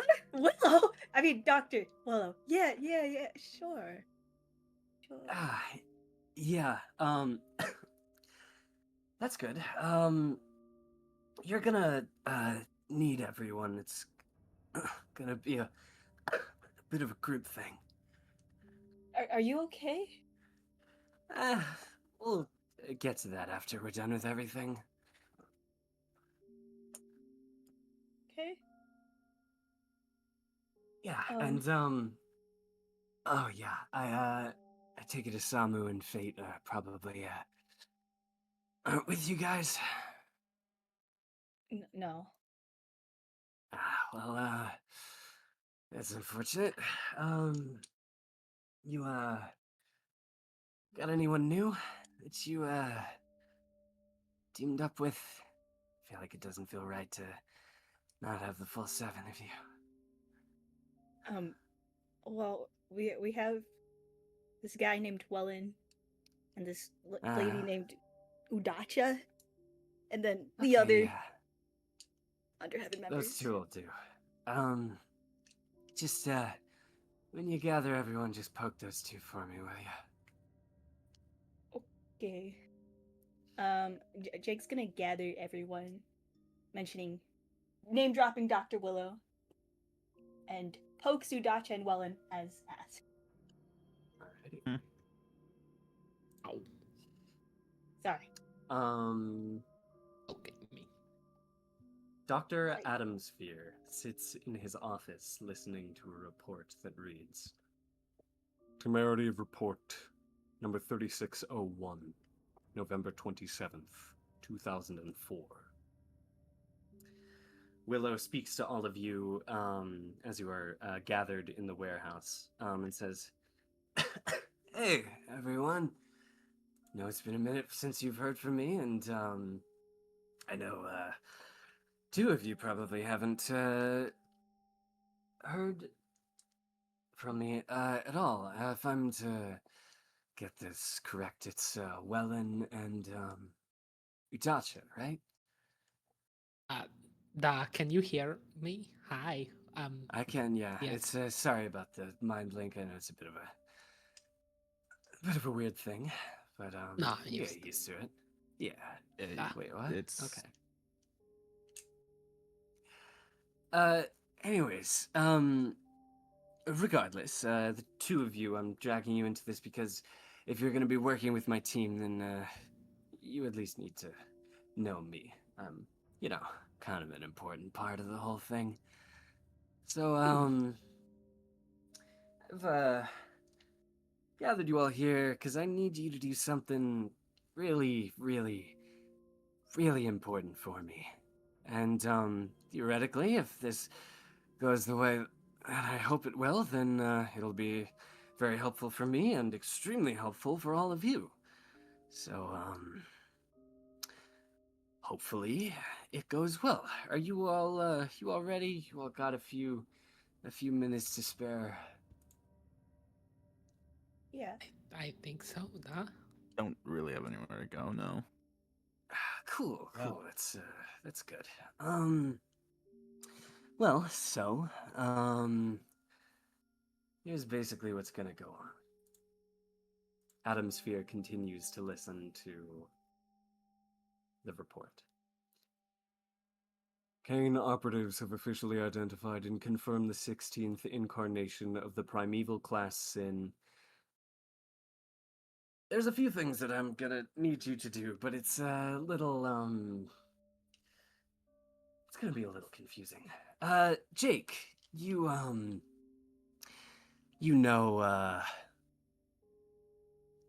you've been experimenting with your abilities, right? A little bit. You got a decent idea of what they can do? Kinda. Adam Sphere hears the word from his report. Spindle. Yeah, well, we're gonna need you to tap into those a little bit more heavily here. I got my friend, he's gonna help you along a little bit with this, and I got another friend that's gonna make this entire thing possible. So, you've got some real special capabilities here, so we're gonna tap into those. Adam Sphere hears, this incarnation manifests as a boy from southern Indiana, USA, officially known as... So basically, what we're gonna be doing here is, you, using your particular time powers, are gonna be, diving through my memories. Adam Sphere hears the final few words of the report. Jacob Marcus Vale. Basically, there's some really important stuff that's hiding around in my past that I need you guys to kind of go noodling around in there and change a few specific things for me, and that'll help me get to where I need to be. You're gonna be hopping through a few specific scenes from my past and my life throughout the years, and you're gonna need to find some particular important things to change. I'll be trying to help you all as much as possible figure out exactly what it is, but Jake's time powers are mostly gonna be on autopilot for most of the time. Probably got a lot of questions. I can answer a few of them. Hopefully there's no questions, but... You're like asking us to time travel? Yeah, basically that's what I'm asking you to do. Again, my friends will make it so that you don't get scattered across the timeline, but you'll be fine. I know you'll be fine. Will you be fine? Again, we'll get to that after this, but probably. Will going back through time alter the timeline? From what I was told, with Jake's abilities being on autopilot and my friend helping out, it will alter things only in the ways that they need to be altered. Okay. So, you all ready? Yes. Yes? Wait, Cool, yeah. where's Dr. Don't we need to stay within Dr. Fontaine's radius? How is this going to work if we're going back through time? Oh, your space will stay the same, but your time will change. I really don't want to think about it too hard because it makes my brain hurt more than it already does. But trust that probably going outside of the time range of Dr. Fontaine's cat range will probably not get you found out. In fact, I'm actually rather confident that you won't have any negative consequences to that at all. Hey, then I think we're ready. If That's good. you are, That's good. Jake. Yeah. Yeah. Alrighty. If you could all just go ahead and sit in a circle relatively close to each other. You don't gotta hold hands. That would be really funny, but... Nah. Yeah, that's really on sit down. Alrighty. Mm-hmm. All of you sit around in a circle as you hear Willow's voice again say, hey, okay, Jake, close your eyes for me, kid. Okay. Squeezes them shut. Okay.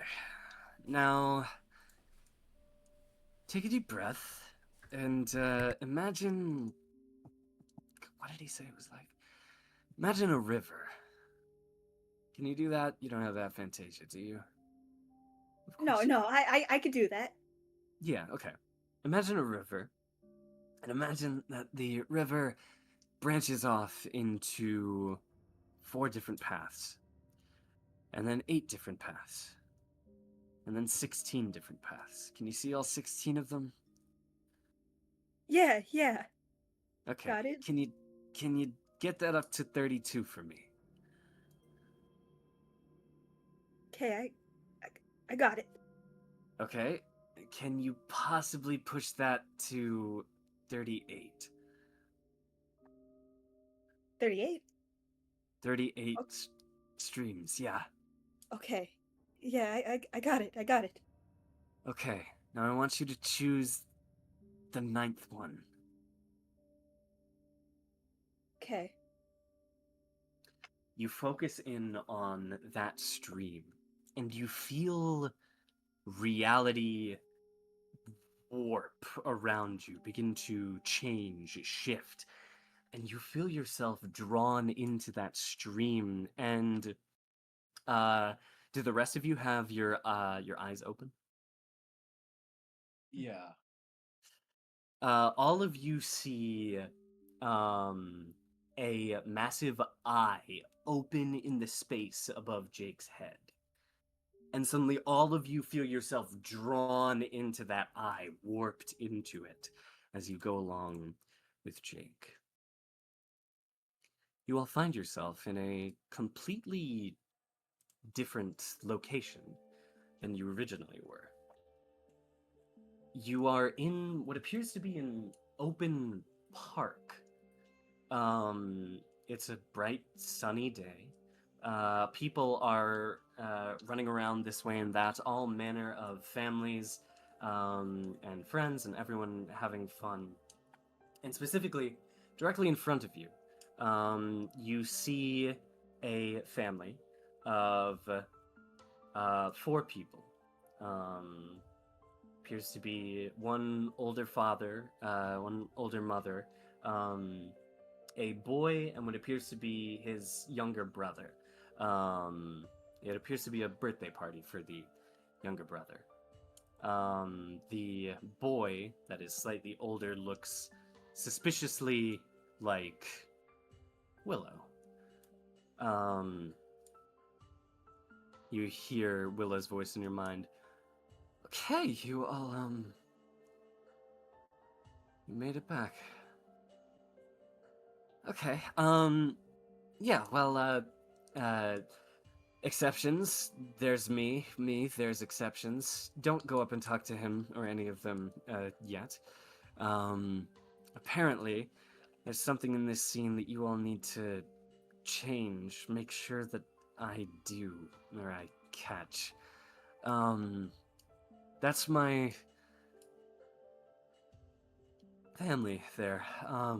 That's my father, Xavier, my mother, Magdalene, and my younger brother, Aspen.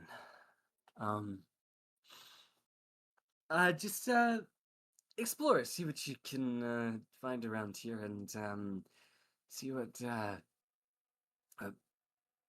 needs to be changed. How do we know what needs to be changed? Apparently your abilities should kind of direct you in a kind of autopilot sense towards the way, so pick a direction and just go with it, I think. That's what he said. Right. V's going to scan, but specifically for like what is the emotional state of what has happened within like this space? Yeah, like do you know what I mean? Okay. Yeah, as in like I Yeah, mean like you, yeah. You know what I mean? Yeah.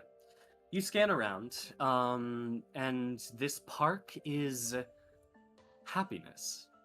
This park holds a lot of very fond memories for a lot of people that love each other and care about each other. And it is a warm, comforting feeling that washes through you when you read the history of this park.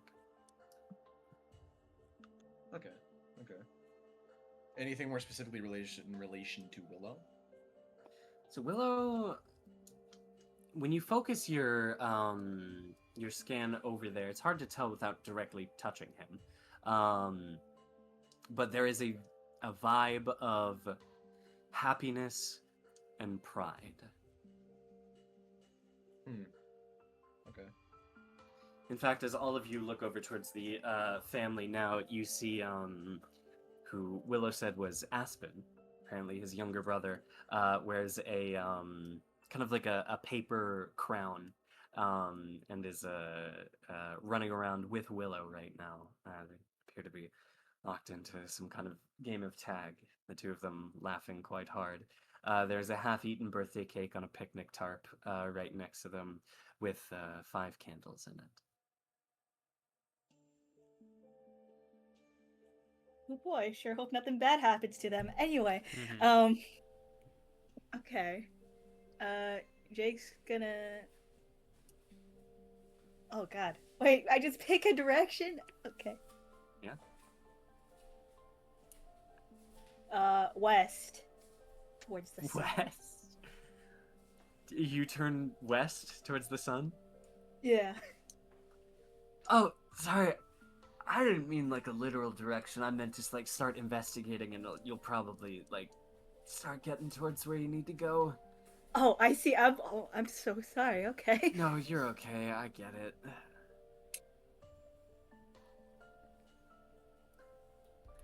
So, Yeah, this applies for all of you as well. Are our blasphemies back yet? I'm gonna keep asking. You have access to them. You might not with Hyperion and Grace. You might not do very well in combat with them, but just general utilizations of them. Yeah, you have access to them. Well, I guess, Hyperion. Dr. Willow, do you believe searching the library will be of any utility in this task? Oh, what did he say about that?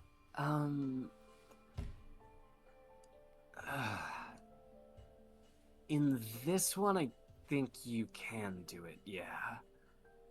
Okay. Then in that case, I guess Hyperion is gonna take a seat on the this is like a grassy field, right? Yeah. Mm-hmm. Yeah, so then he's gonna take a seat on the grassy field. Sort of look to whoever's closest to him, and as in like a please watch my back while I do this. and goes to open his library and perhaps realizes with a bit of a start that more than just him having a library, it seems his sin seed has changed. Indeed, indeed. As he no longer has a palace mimicry and a bind blasphemy, but instead a bind mimicry and a palace blasphemy. Indeed, Oh. indeed. He considers the implications of how the hell that happened. Probably had something to do with his rejection of power and control. But he dismisses that for now. We have work to do. So he goes into his library, which I won't describe yet. Okay. And asks a question of the Gestalt, saying, what does Doctor, how do I phrase this? Like, what is the thing that needs to be changed at this instance in Dr. Willow's past? Okay. Interesting. Sorry. I will say that hold on. I know math. Yeah. I will say it is very interesting to you that as you access your library and begin to go through information, you only have like general records and everything that just exists within your library. You're usually aware of just like general information about whatever. It kind of rests in your subconscious, but it is notable to you that when your subconscious glances at those, you only have access to information from, what would it be? 1984 and back. Okay, so like from 29, seemingly- since we went 29 years into the past, we don't have stuff. Yes. Okay, yeah, that makes sense. Yes. However, when you ask the question, the screen flares a response and says, "Be certain that Dr. Willow does not miss this conversation with his father."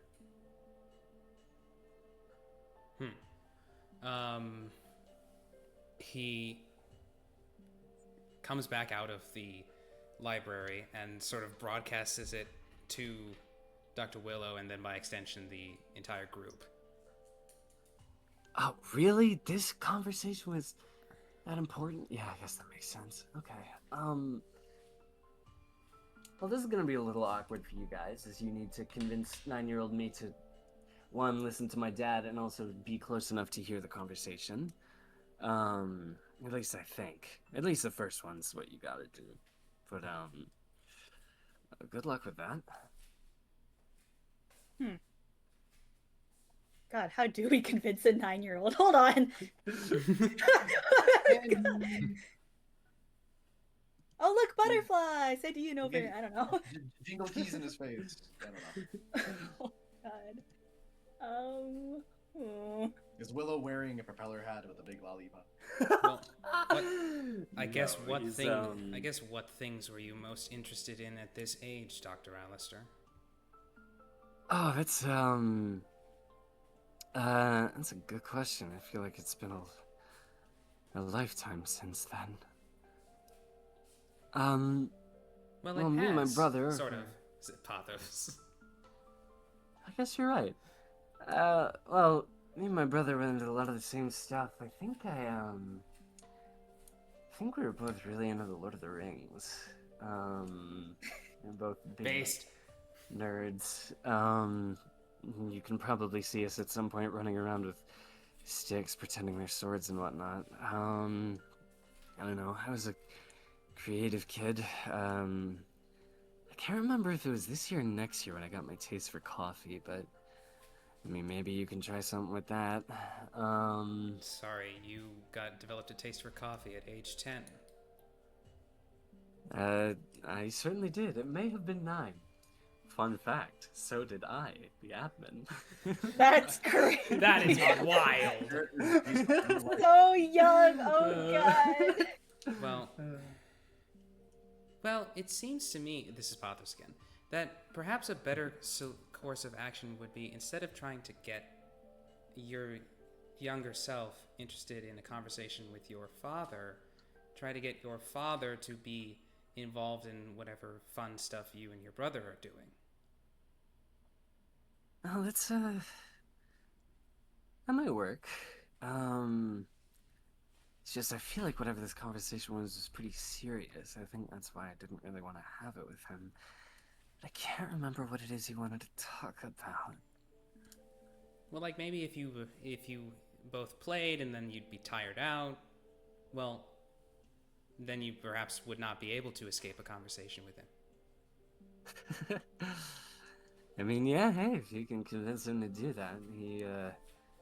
He always seemed pretty content to watch from the sidelines, but, I don't know, you all are rather exceptional. Very, very funny. Try not to talk too much right now, Willow. You don't sound like you can expend much energy. I agree. Oh, also, hello everyone. I don't think we've actually met properly, most of us. I'm Pathos. I'm Hyperion's sense of empathy. Nice to meet you all. I reside in his head for most of the time. Grace actually say that. Does not No. answer. Wait, what did she say? You What did she freaky? say? Freaky. No. Okay, that didn't happen. But hello everyone. Were you the smiley one That who is- talked to me? Oh no. Whatever he said, don't listen to him. Oh, okay. Good to know you exist. Nice to meet. Yeah, good to meet you all. Anyways, but yeah, we need to.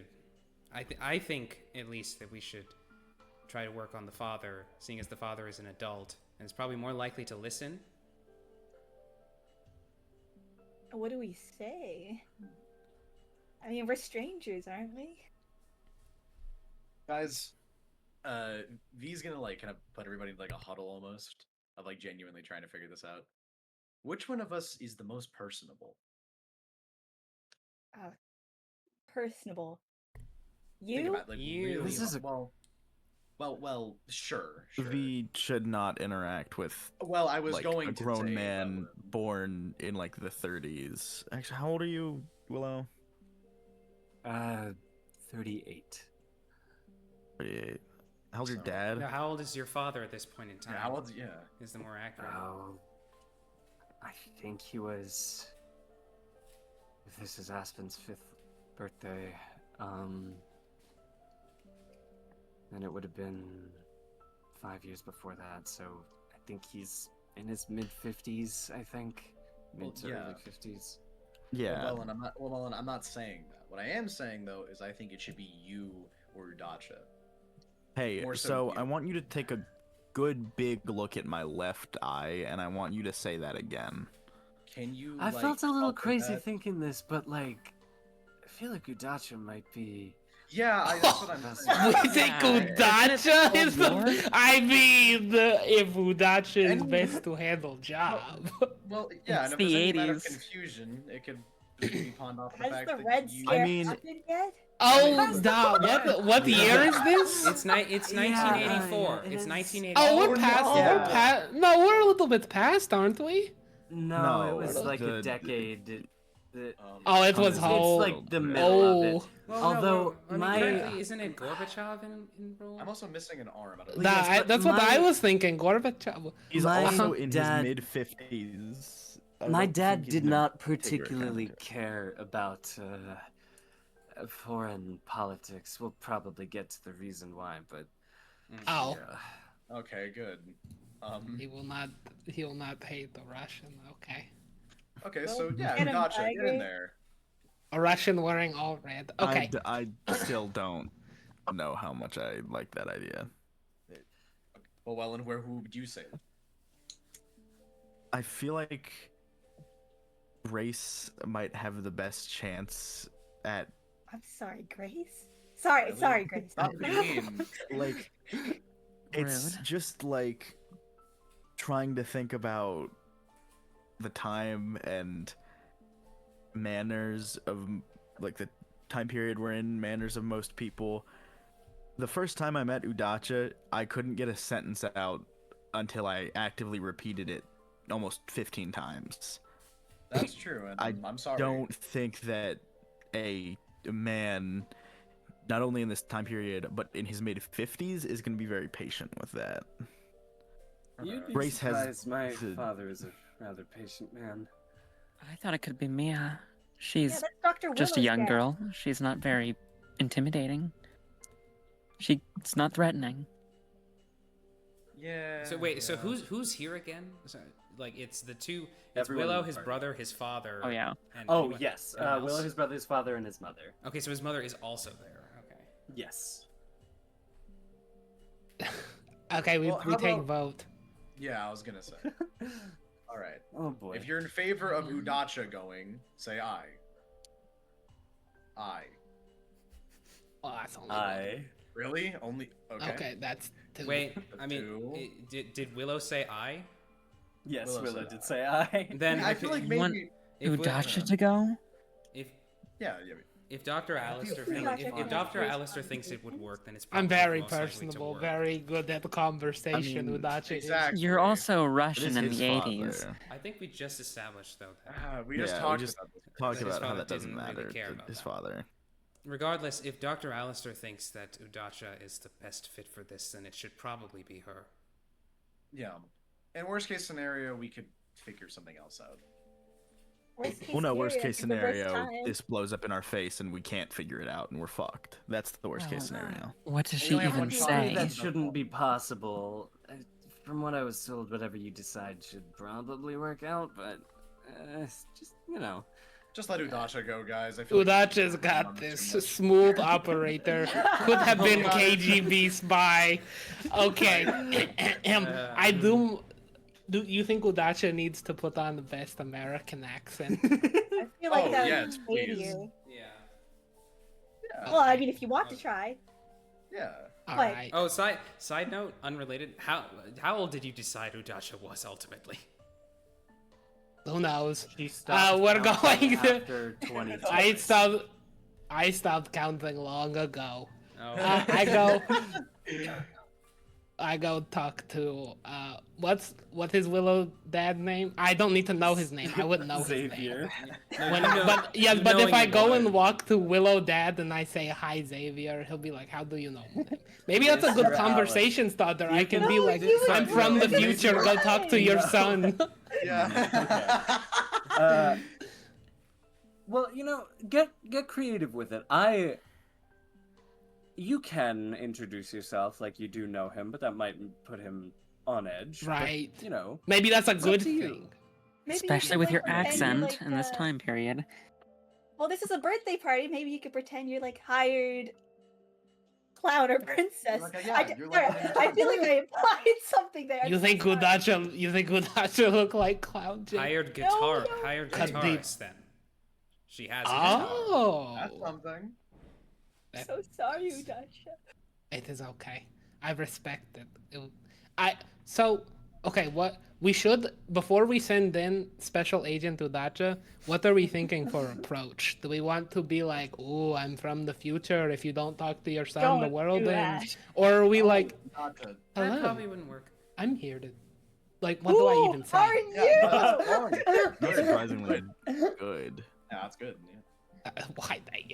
I told you, secret agent. You could, But what do you could perhaps say that you were hired to perform, and then when they don't know what you're talking about, you still end up performing because you came. Yeah. Well, but we need to get him to hang out with Willow, right? What kind of songs did you like, Dr. Alistair? Oh, around this time, I mean, it was definitely stuff my dad was into. lot of Billy Joel. Do you know Billy And, Joel, Udacha? Joel? I don't know who that is actually. You don't? How do you not Billy know Joel who is Billy Joel classic. is? Even Udacha knows Billy Joel. Consider for a moment. I'm not from here. But Did he not exist You in your Yeah, you time know like Jilly couple Bowl. years. How was? Jilly Bowl. I don't think Udacha knows that it was Paradise, but how do you have Paradise without Billy Joel? we How had did Frank that happen? Sinatra. Oh yeah, here his name is Frank Sinatra. Yeah, here we have Frank Sinatra. Look, okay. So I we think could this- play. Maybe if there was like a song. I think this conversation is going in a different direction. Point is, maybe if you can play some Billy Joel. Oh yeah, get him to like, he'll get all reminiscent and then be like, "Oh, I got to go talk to son." Exactly. Why would Yeah. he be reminiscent if he's currently listening to that kind of music? Wouldn't it be music from True. before now, like That is good Like point, fifth- Welan. like the 50s or 60s music? I'm kind of feeling that like, go I talk to do your think he son likes a some little James bit. Brown too. Oh, Udacha does not know that one. No, Yeah, that it's a one. Okay. little before our time. Okay. You could just like sing a song from a type of like from a musician that's like Billy Joel that's come out after and then impress him. We're just playing something With- folksy. That's exactly what I just said. You just Yeah. Whatever. I said simpler, though. But he said it louder. But, he said Exactly. it- Yeah. Thank you, Ellen. but what Sure. if, Welan, you look all like tall and cool and scary. What if we like How put much you time on? do we have? Yeah, I was gonna say, time is kind of a little bit of the essence right now. I would appreciate if you could be, a little decisive with what you're doing. Yeah, Right, okay. of course. Come What do on, we come do on, with, Jack. like- Go. Get in there. Hyperion did. Like, oh, say you love those you care about before it's too late. I'll tell him my son died, and he should talk to his own. Udacha, say something ominous and then walk off. Okay, is What were you I got Udacha this. going to speak to Mr. Hold on, I got it. Okay, Oh, boy. so Udacha, what are you doing? Oh God, what the fuck? That's a good idea, Grace. But it's just, I'm just thinking about it. It's so weird. No, it's okay. It is okay. We go. Just walk up, say that, walk away. Like, I kind of. What the No, fuck was like- that? Strike up a conversation. I am. But they don't know us, and we're at the kid's birthday party. Well, it's I a guess park. so. Maybe it's like, That's oh, that's I what remember I'm saying. when Is my that you kid... start by Yeah. paying a guitarist for the party, and then you slip it in. He's Ooh, a friend of yeah. the guy. I'm Oh. sure it's not gonna be that hard to start Just a go. conversation with him. Wait, you could Come on, sing- Grace. We go. You and me. We got this together. Oh, we do okay. We do too. You got the plan. I got the charm. We got this. Let's go. Seven Udacha, goddamn introverts trying to put a brain cell together to talk to a person. Oh, God. Yeah, no, actually, I'm just. What the fuck? I'd be. Anyway, All right, you got this. I'll go in. let's So, go. We got this, Grace. Eddie, Okay. you approach the group. Willow and Aspen are currently running a little bit away, running around playing tag, and Xavier and Magdalene are watching them currently. I don't seem to particularly notice you as you approach. Okay, so we're like friends, and we just noticed their party, and we're like just coming to talk to people. People were this nice in the 80s, right? I think so. Like this was normal. This wasn't weird.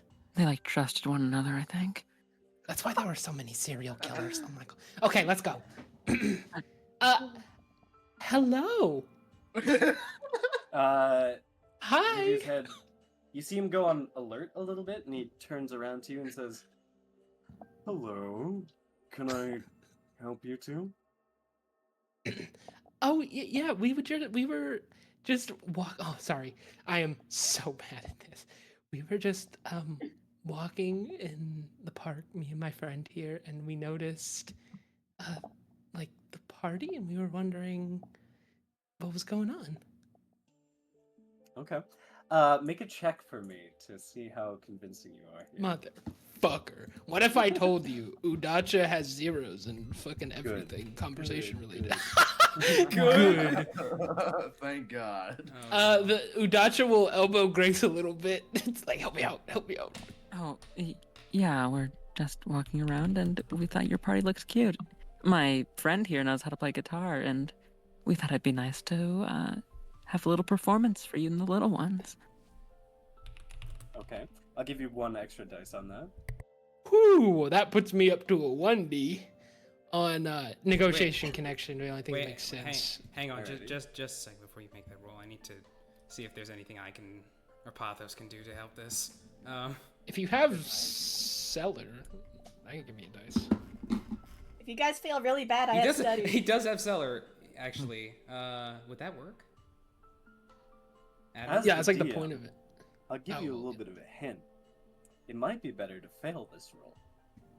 Oh, okay. Well, we can roll it 1D.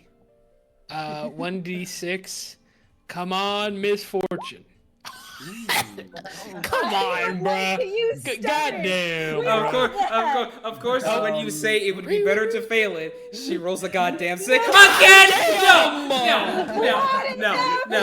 No. Fortune. Oh no. Oh,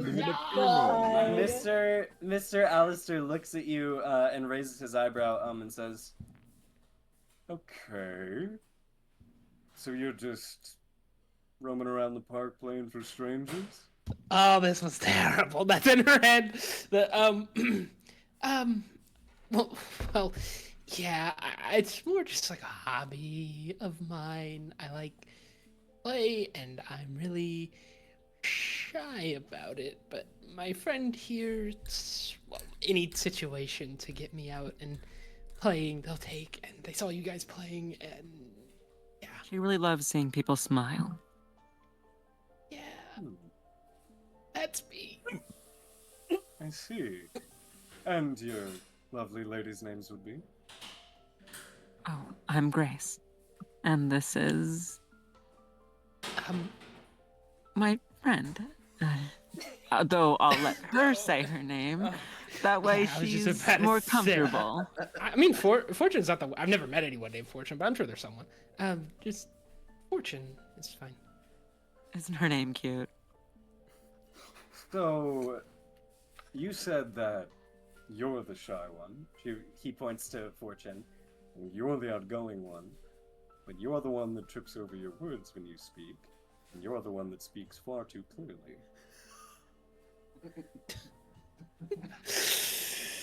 Pathos in the background. Wow, your father's really smart, Dr. Alistair. Yes, he really was. Well, too smart. You hear Mr. Alistair say, "You're not with CAIN, are you?" What?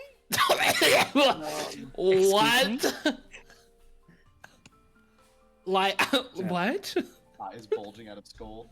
He visibly relaxes and says, "Usually the people that CAIN sends after me are better liars than that. What can I really do?" Oh yeah, I'm a great liar. Oh yeah, I guess I'm technically not aligned with CAIN. That was weird to What? think about. I'm not in They're my like uniform, hiding no. behind a tree or something. They're fine. Like Scooby-Doo. Like, Well, all it's over hiding You behind guys this are lamp out post of smaller than him. eyeshot. Yeah. He says, "What can I really help you two with?" Oh, thank you. I having to do that with Erica makes it a bit terrible. Oh, wow. Well, you're very perceptive. But wow, how do I put this? Well, you're right. We're not aligned with CAIN. Actually, very, very opposite. But we do have sort of a mission here. You need to talk to your son. I don't know what exactly about. I don't know the details. I'm not calling you a bad dad either or anything like that. It is just a mission. We were told to tell you to talk to your son. It is very important. World-shatteringly, and yeah, da. World-shatteringly important. Da. Well, as you say "da," he raises an eyebrow, and says, "You'd be better off keeping the accent." And then says, That's why I was like, Americans. and then says, "Well, eerily enough, I was already planning on having a conversation with him, so I think that's handled." Don't Oh, worry that is about so good. Just make sure you have it. Like, nothing can stop it. You have to have Nothing it. Nothing. can stop it. Nothing. Nope. Nothing. Nothing yet. No. Nada. I think that's Spanish. Very Needn't important. worry. Feel reassured. Nothing bad can happen while we're here. Why would you? Oh. Right. That's good to know. Well, I appreciate you ladies for warning, and I will keep it in mind that it is of utmost world-shattering importance that I have this conversation with my son. Da. Okay. Yep. Whew. Da. That is so good. I was gonna go out like play guitar. Oh my gosh. You made it so much more simple. Simpler. I try. Well, Okay. thank you nonetheless. And tell whoever sent you that Dr. Alistair says hi. Of course. Oh, you're a doctor. Oh. Oh, very cool. Okay. It's funny because let's- Dr. Alistair sent us to talk to Dr. Alistair. I'm sorry. Dr. Alistair Willow. to talk to Dr. Alistair is Alistair. his father. Oh, he did mention He that. calls them didn't both. Oh, that's my Dr. father's Alistair. name. He calls them both Dr. Alistair. That's the problem. Dr. Alistair sent us to talk to Dr. Alistair to talk to the future Dr. Just call me Willow. Alistair's my father's name. Yes, Is that's that what what he, he did? though? that's what he does. He says, "Call me Dr. Willow. Dr. Alistair is my father." Anyway, okay. Okay. Hyperion Lovely goes to back meet you, the- Dr. Alistair. Right. He nods Yeah. to you and then says something to his wife, and they both laugh. Let's go, Grace. Mission accomplished. No, hang we're on. like best duo. Hyperion goes into his library to ask, Yeah. was that enough?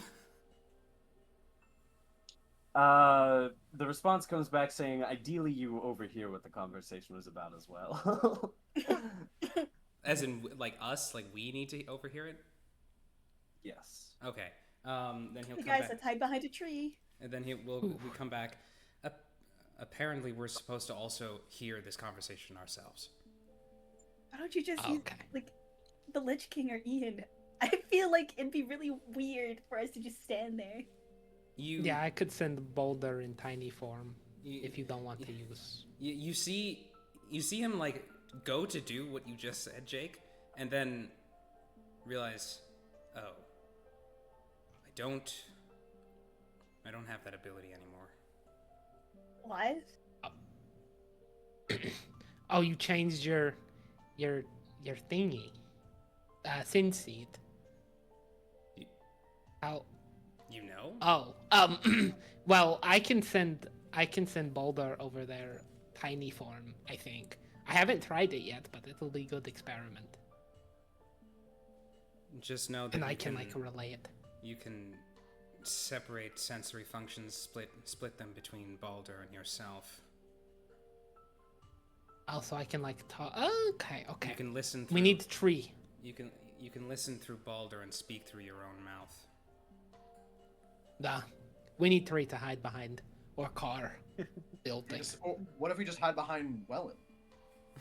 Well, Oh my god. no, he's too Oh, conspicuous. dear. Okay, where do we go? So we'll hide, There's a few and trees she around, will. yeah. She will make a tiny little boulder. Just he looks like an ant. He doesn't have the flying. He's just gonna like walk through the grass. You have Um, Forbidden Spirit? Yes, I do. Yes. Okay. And that It's leaves it's one Hunter for Spirit. Forbidden Spirit. It's Hunter Spirit. Hunter Spirit, that's what it is. Yeah, Hunter. Yeah, Um, Forbidden would be a very bad one to use right now. Yeah. Yeah, use a Hunter Uh, Spirit and make him tiny okay. little boulder. Yeah. Balder begins to waddle across the ground Oh. in his very slow manner. And And Udacha will relay the conversation. you hear Balder in your head, Udacha, say, "You know, it might be faster for me to get in earshot if you flick me toward." We cannot consistently rely on him being an input. You can. Well, I think this is in my head. I Okay, should Balder. know. This is I me should know. talking. Balder can fly in this form. A Sin Yes, he fly. can I don't fly think- it. But he's Yeah, too he But can you fly. said slow, isn't he? you said he doesn't fly in this form. I'm saying like he's just gonna. Cause I wanted him to be an ant because it says like Oh, can okay. gain the ability to fly. I just want him to like go in I the was saying grass if he next was to an them. ant, it would probably take a long time for him to waddle across the grass versus you. Well, ants can flicking fly, him so halfway I'll make there. him an Okay. ant with Ants can fly. and he'll Yeah. fly. Certain species of Okay. ants can fly. Sounds good. Okay, he buzzes over there, and after a little bit of time passes, you hear Xavier having some rather harsh words with Willow, telling him to listen because this conversation is very important to have, despite Willow's immense protests. I'm so sorry, Snake. And Aspen continues to go off and play with Magdalene a little bit. And Xavier has a conversation with Willow about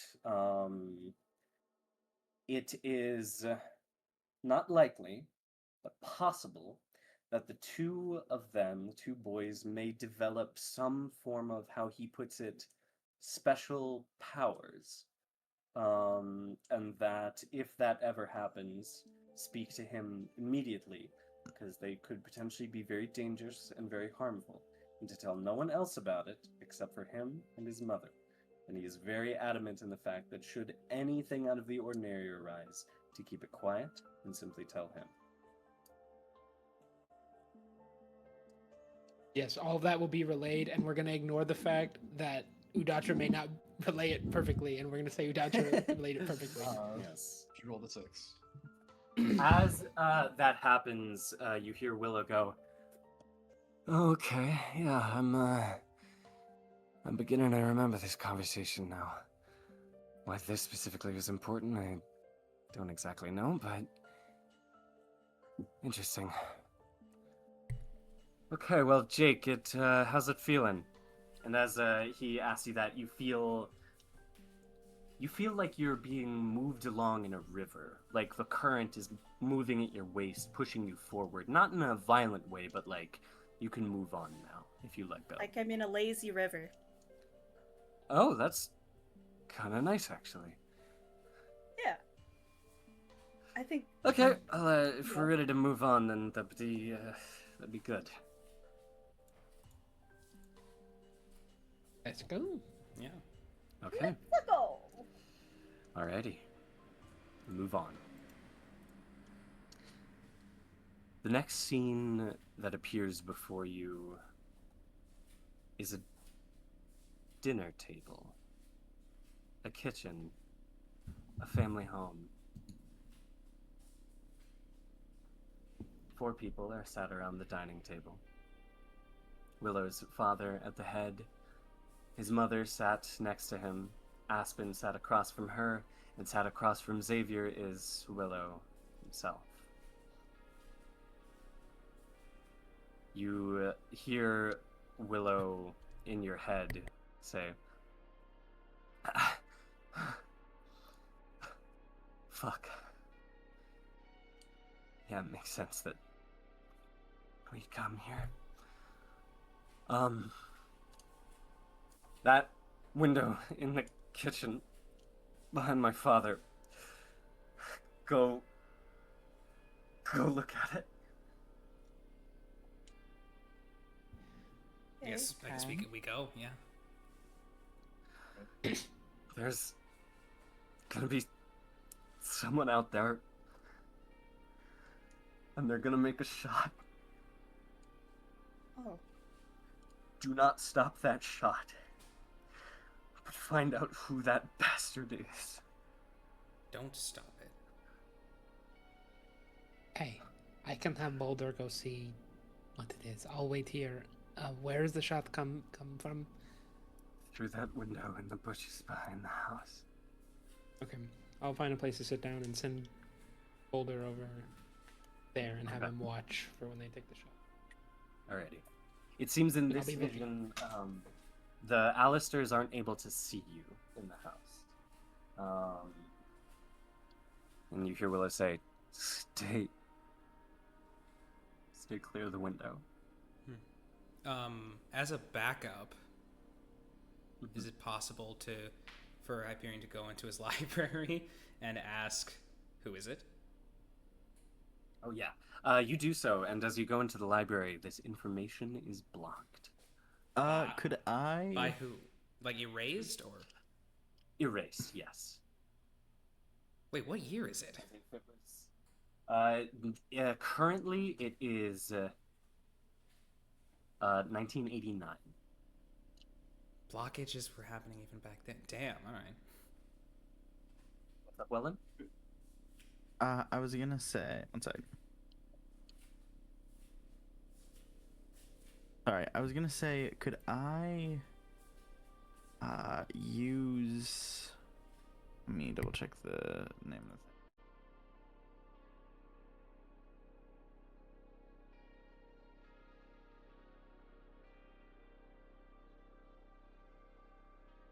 Could I use both the engineering, because we know where the shot is coming from, right? Mm-hmm. Could I use both my engineering and phantom pain blasphemy? That is the actual name of it. Could I pull out? It's about as big as the palm of my hand, like a small little drone. Let me get the thing I'm fucking sent you. Did not pin it. Fuck, I'm gonna have to scroll back a bit. One moment.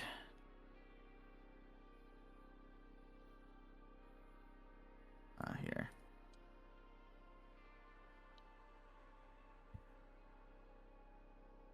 You can pop this on the Roll20. It's in the main table. Okay. Oh shit. Indeed. Hey.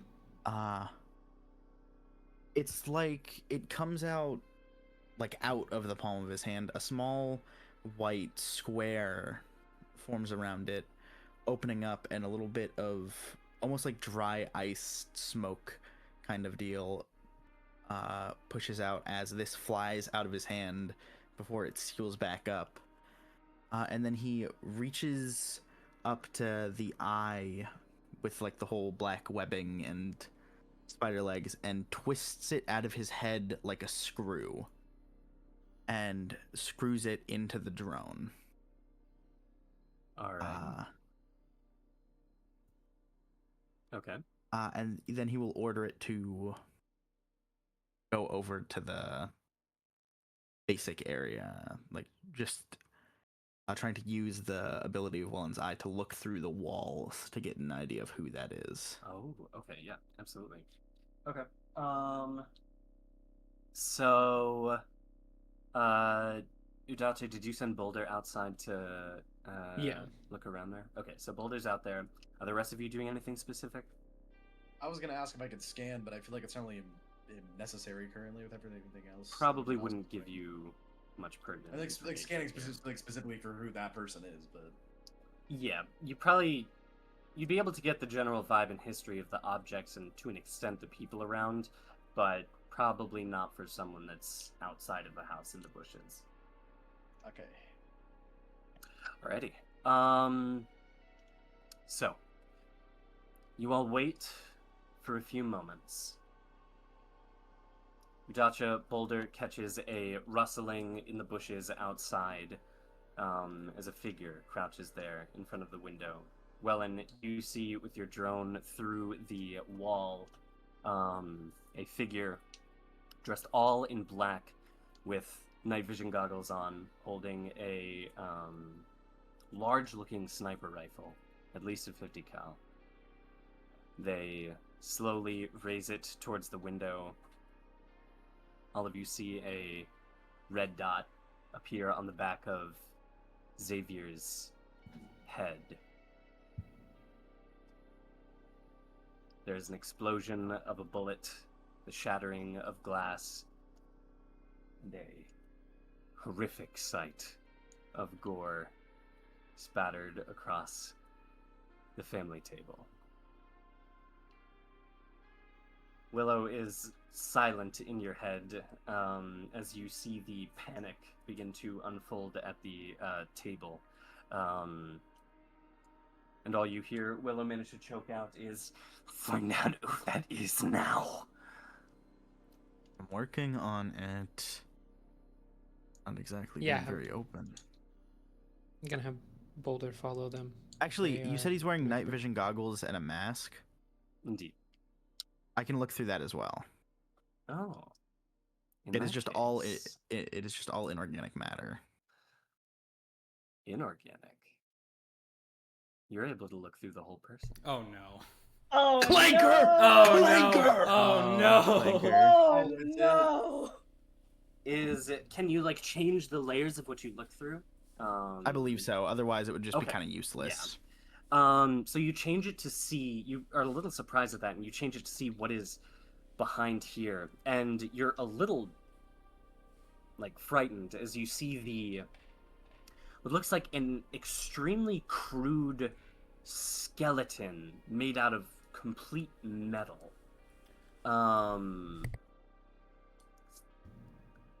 It's Or fucking Terminator. It seems to be something like that. A synthetic.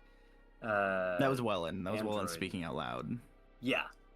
It seems to be something like that. A synthetic android, though incredibly crude in make, not very well refined. And it begins to stalk away from the house. Interesting, It's- just little thing, just a little bit. Mhm.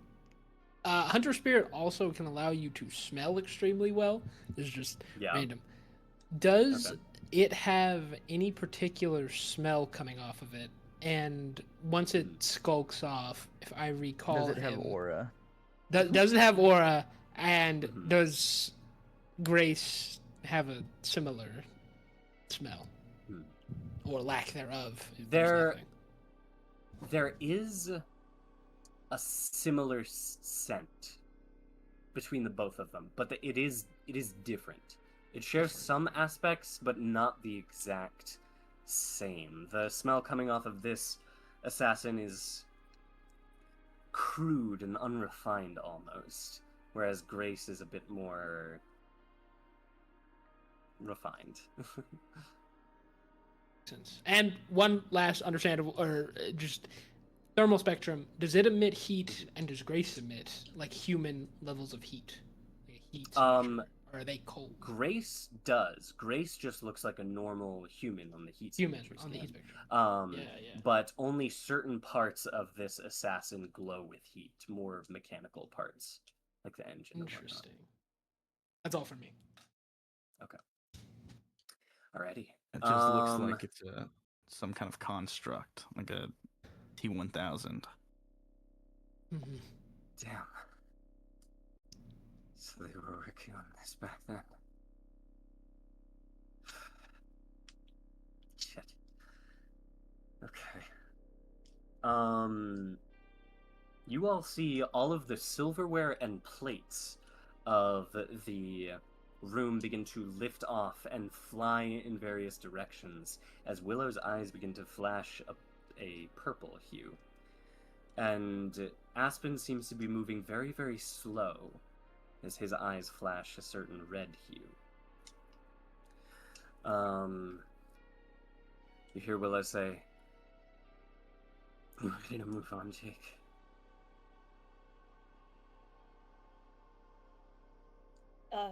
Yeah, yeah. Cool. Alrighty. The scene flows to the next one as you move forward in Willow's life. Oh, also, thing to note, Welan Mhm. screws his eye back into the socket. I Ugh. see. Yeah. I get a thing Right. where I get that psych burst back if I do that, so I just wanted to make sure I specified. Mm. Okay. The third scene you come to is Willow and Aspen, now a little bit older. They're both teenagers at this point. Maybe Aspen is barely a teenager, while Willow is a few years older, maybe 17 and 13.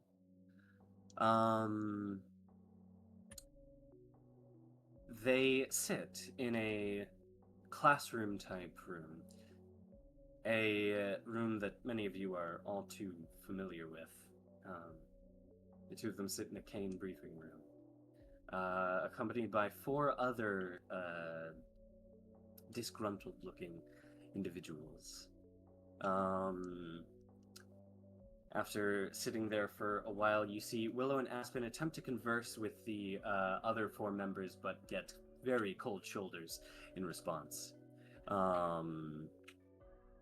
They try to lighten up the air of the room as much as possible, but are consistently rebuffed at every turn. Eventually, after a few minutes, the door opens and a very tired and disheveled-looking man in a lab coat comes walking in with a clipboard with a full stack of papers. He wears spectacles that are entirely too small for his face and has heavy bags under his eyes, his hair thinning at the top. And he says, "All right, cadre. You are cadre 463. You will be under my jurisdiction. I will be your handler, Dr. Ramirez. Please pay attention and do not make this difficult for me." He begins to go on and teach them various things about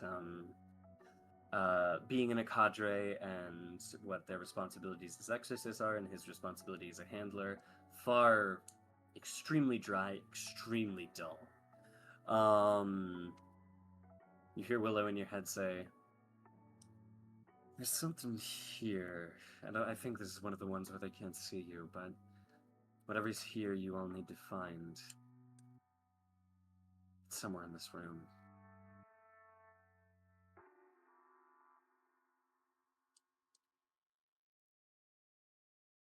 Okay. They can't see us. They cannot see you, yes. So are we in the room or are we outside? Yes, you're in the room with them. Okay. Well then, I guess just begin looking around. Okay. Whoever would like to, go ahead and make me checks to I got 2 dice for that. attempt to look for that. Okay. See for which stat?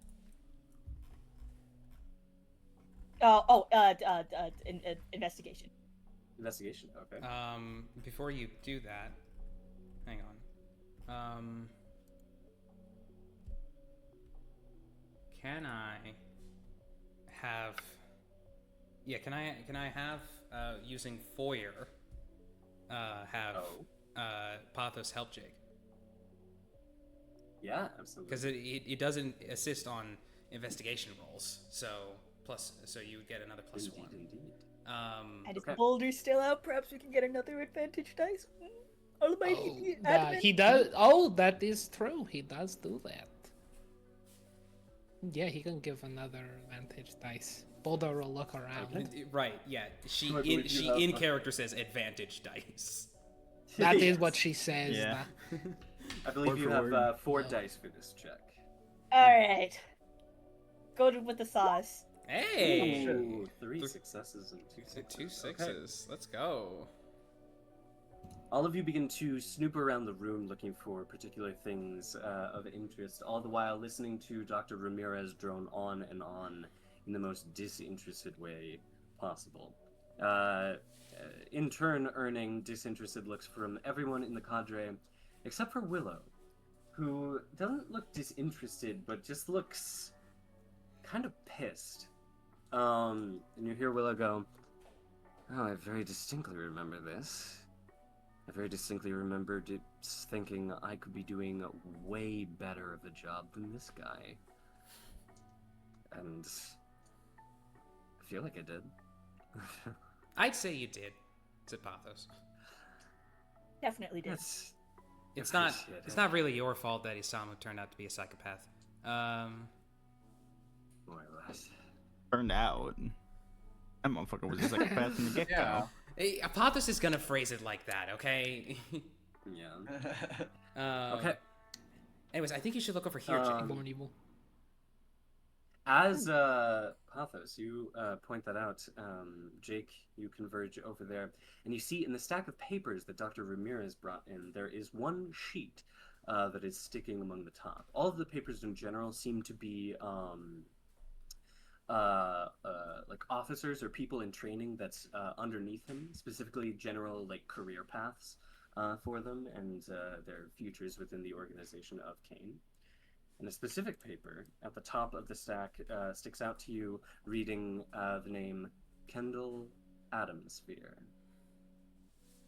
Big surprise. Yeah. What year is this? Currently, okay, 5 years after that.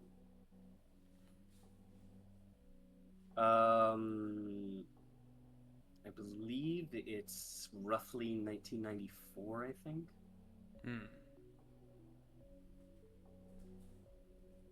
Okay, so like 19 years ago. Okay. He's already... Well, I mean, they don't know that, but he's already been with the organization for some time. That's, looks like what we need. Why is this important? I don't know. I don't particularly know why any of this is important, but I was told that there were just specific things in these scenes that... Wait, sorry, Jake Dr. would know. Alistair, told by who?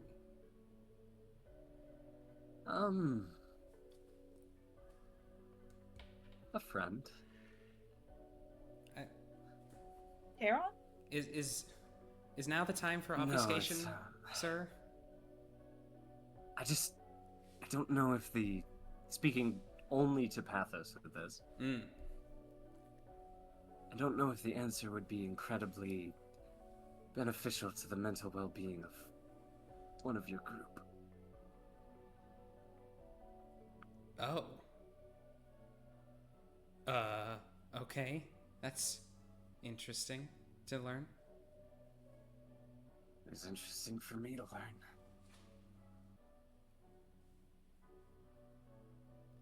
Pathos doesn't ask any more questions. He's just confused. Alrighty. Okay. Get that sheet up for me. Atomsphere's career path. Yoink. Yoink. Okay. You pull out the sheet, and it seems to detail potential careers that Atomsphere could go into, where he's currently excelling, a general evaluation on him on where he could be doing better, seemingly a general overview on himself. Jake, you feel that familiar tug at your waist as the scene is ready to move on. Willow says, "Curious that I needed to know that. Huh. I think we're ready to go. Think so. Do you continue on? Yes. Yeah. Alrighty. You move forward in time. And you find yourself in a drastically different environment than where you were before. You find yourself in a massive, what almost looks like a cathedral. Beautiful Gothic architecture around you with buttresses that rise high into the sky, arching in beautiful paintings on the ceiling hundreds of feet above you on a glass-stained dome. You are in a kind of main hall with two staircases leading up to a balcony in front of you with rooms leading beyond on that balcony. Willow and his cadre are here, including Aspen. And they seem to be looking around right now. Willow currently says, "Oh, yeah, sure. Of course we're here. Well, I suppose this one requires a bit of backstory. This is about, a few years into me and Aspen being with, our cadre. And, we'd taken on a few missions at this point. I think we were maybe Cat 3, Cat 2. By now, we were told this one was, we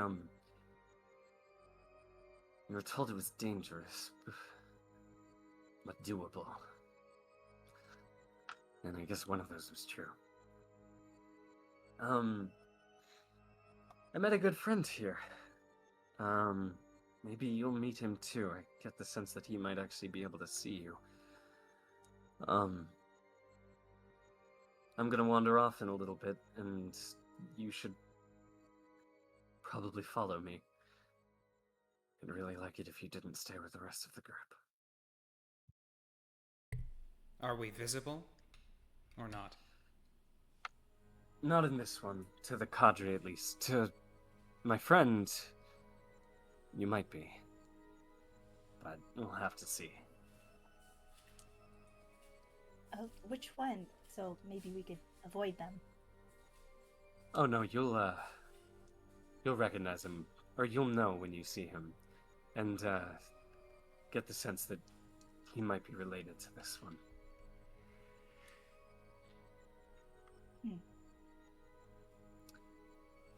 You see Willow, the entire cadre having some discussions, seemingly a little, don't press that button, still. Seemingly a little on edge as to where to go next. From the context clues, it seems that they are on a hunt after two sins. One sin is a lord sin by the name of the Eye of Horus, and the other sin is a hound sin by the name of Vivisect. They argue after a while, seeming not have been able to find either of their quarry. And Willow says that he is going to go off and try looking a little bit deeper in while the rest of them decide to rest. Aspen actually runs up to Willow and says, "Hey, Willow, I've actually been, you know the thing that I said I was working on, the time capsules that you can like throw down and freeze time around yourself with? Actually, I almost finished one of those, and maybe I might be able to use it during this fight if things work out well. I would really like you to be able to see it if possible." "Oh yeah, sure thing, Ass. I'll try to see it when it's used. Just can you give me a few minutes?" "Yeah, sure thing. Just stay safe and holler if you need anything, yeah?" "Yeah, sure thing, Ass. I'll be back in a jiff." He begins to walk away and walks up the stairs and into the rooms beyond. Do you all follow him? Yeah. But I had a We question, are. because you Yeah? said when we started doing this time jumping stuff, there was an eye. Indeed. Uh, Above Jake in the warehouse. You haven't seen that throughout your time here. right, but like, what did it look like? It looked kind of like a bird's eye. So like an eye of Horus? Like an Eye of Horus, you could say. Could Real Patha, slight. could Hyperion make that connection? I mean, you just made it. True. I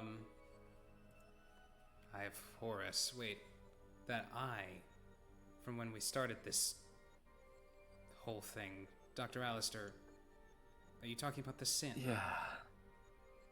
Yeah, same friend. Uh-huh. Yeah, you're gonna see how we met. Well, keep following him, I guess. Yeah. Alrighty. You follow Willow into a even grander hall than the one that you were in before. A gargantuan library. Has to be thousands of feet high. All lined with rims of balconies on the outer edges of the building, all with stacks and stacks of books, a grand Athenaeum arching high up into the sky as far as you can see. Willow is enamored walking through these halls of tomes, and you hear Willow pop up in your head saying, "Oh yeah, knowledge was certainly my downfall, and I remember being particularly greedy with the amount that I found here. Spent a little too long wandering these halls." After some time of Willow walking through them, he turns a corner and spots a figure reading a book off of a shelf. A humanoid figure cloaked in black with a silver mantle across their breast, with these long, spindly, metal-looking claws and a black hawk's face. You see this figure in front of him.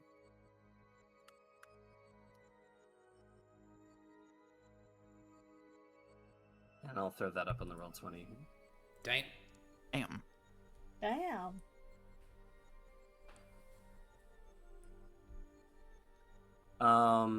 The figure snaps the tome they are currently reading closed and turns to Willow and says, "Ah, good day, young exorcist. It appears you have found me." Willow looks frightened and pulls out a gun from a holster at the side and shakily raises it towards Horus, and says, Horus says, "Now that is certainly a way that we could go about this. But I believe that you and I are more inclined to similar thinking than you would first believe. If you would, I would like you to hear me out. And in turn, I would like to hear you out." They spend the next 3 hours chatting about various topics, but primarily coming around to one specific topic that they seem both extremely interested in: how humans and sins could both coexist peacefully. The two of them spend a great deal of research in this topic, but eventually Willow is called back to the cadre, and Horus follows him. You hear Willow say, Don't follow me. What you need to find is in here, in the Athenaeum. I think you need to continue our research."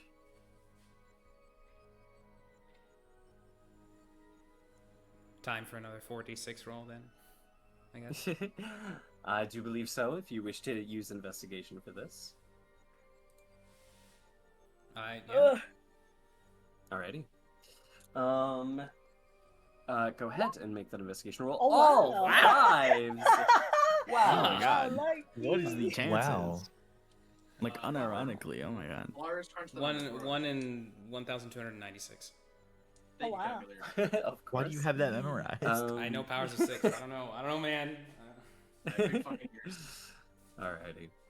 Smartass. You comb through the Athenaeum, all of you scouring around for information as best you can.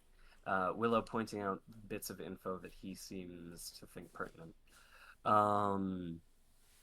And you stumble across some very interesting things. Not only do you stumble across various accounts that it is not only possible, but a semi-frequent occurrence in history that certain sins and humans have lived in coexistence peacefully. Usually on one-on-one circumstances, bringing in groups of people and groups of sins usually make things complicated. You find that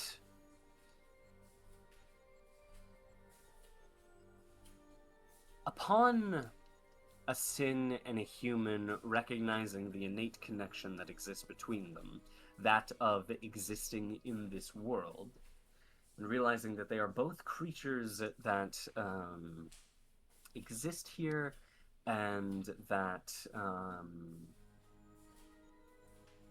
that cohabitate the same space, the barrier between them of a supernatural entity and a natural entity seems to break down, and there's almost a innate curiosity or want after that for a sin and a human to connect with one another.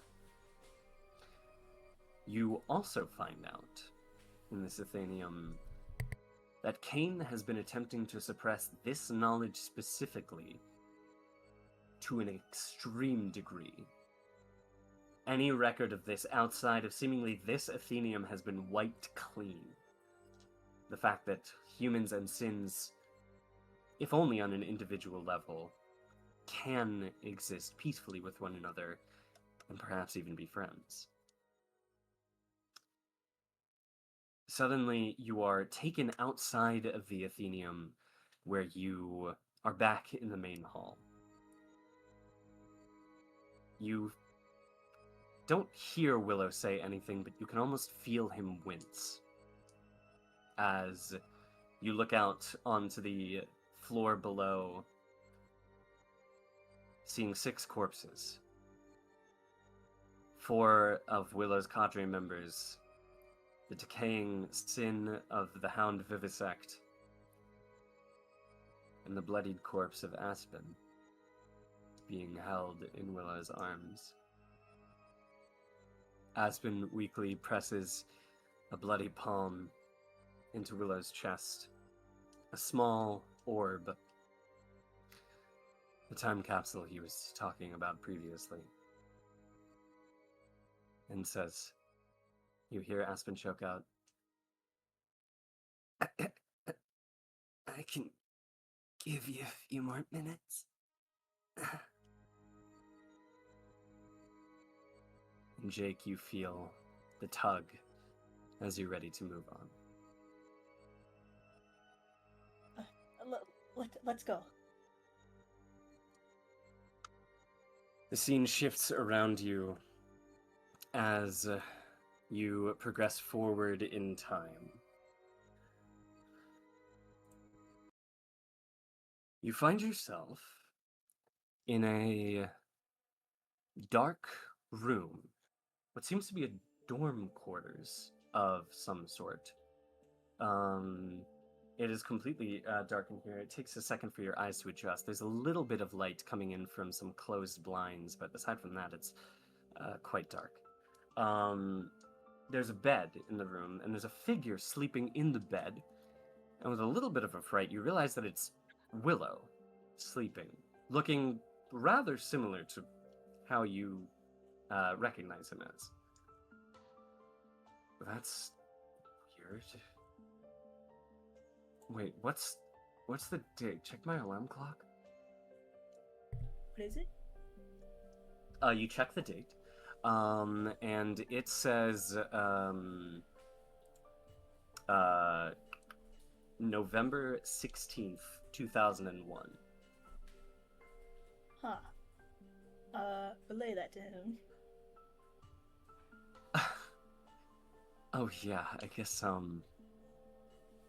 it would make sense if this wanted to come here. My alarm's about to go off, and I'm gonna miss it.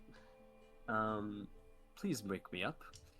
I have my first meeting with Atomsphere, and I missed it. And Huh.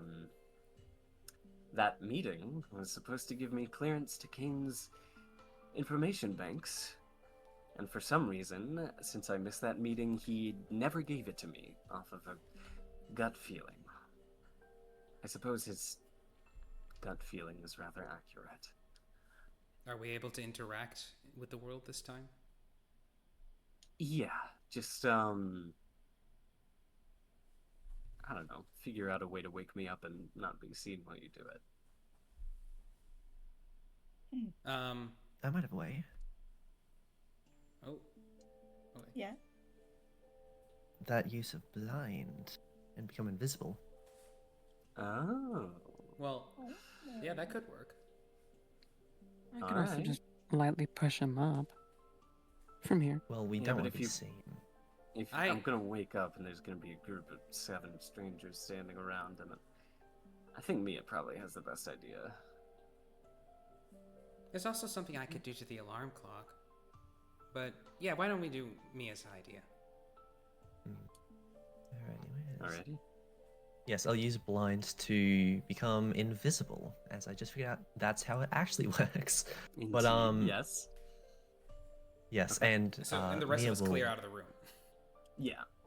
Please. Um, Mia will, mhm. yeah, go over, wake up Willow, and then just obviously stay out of his way. Well, having before you maybe do phasing so, through. before you do so, the alarm clock goes off, and Willow lazily reaches up an arm and slaps it. It doesn't turn off. He slaps it again. It doesn't turn off, and then he slaps it one more time, and then it does turn off, and then he rolls over in bed.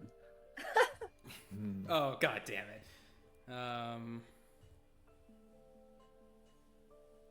Now you can go ahead and wake me up.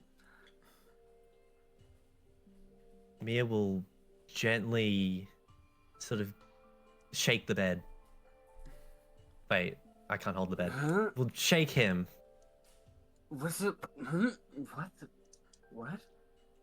You see him blearily look around the room. He goes, "What is that? What time is it? Oh, I got my meeting with Dr. Adamsphere. I gotta get."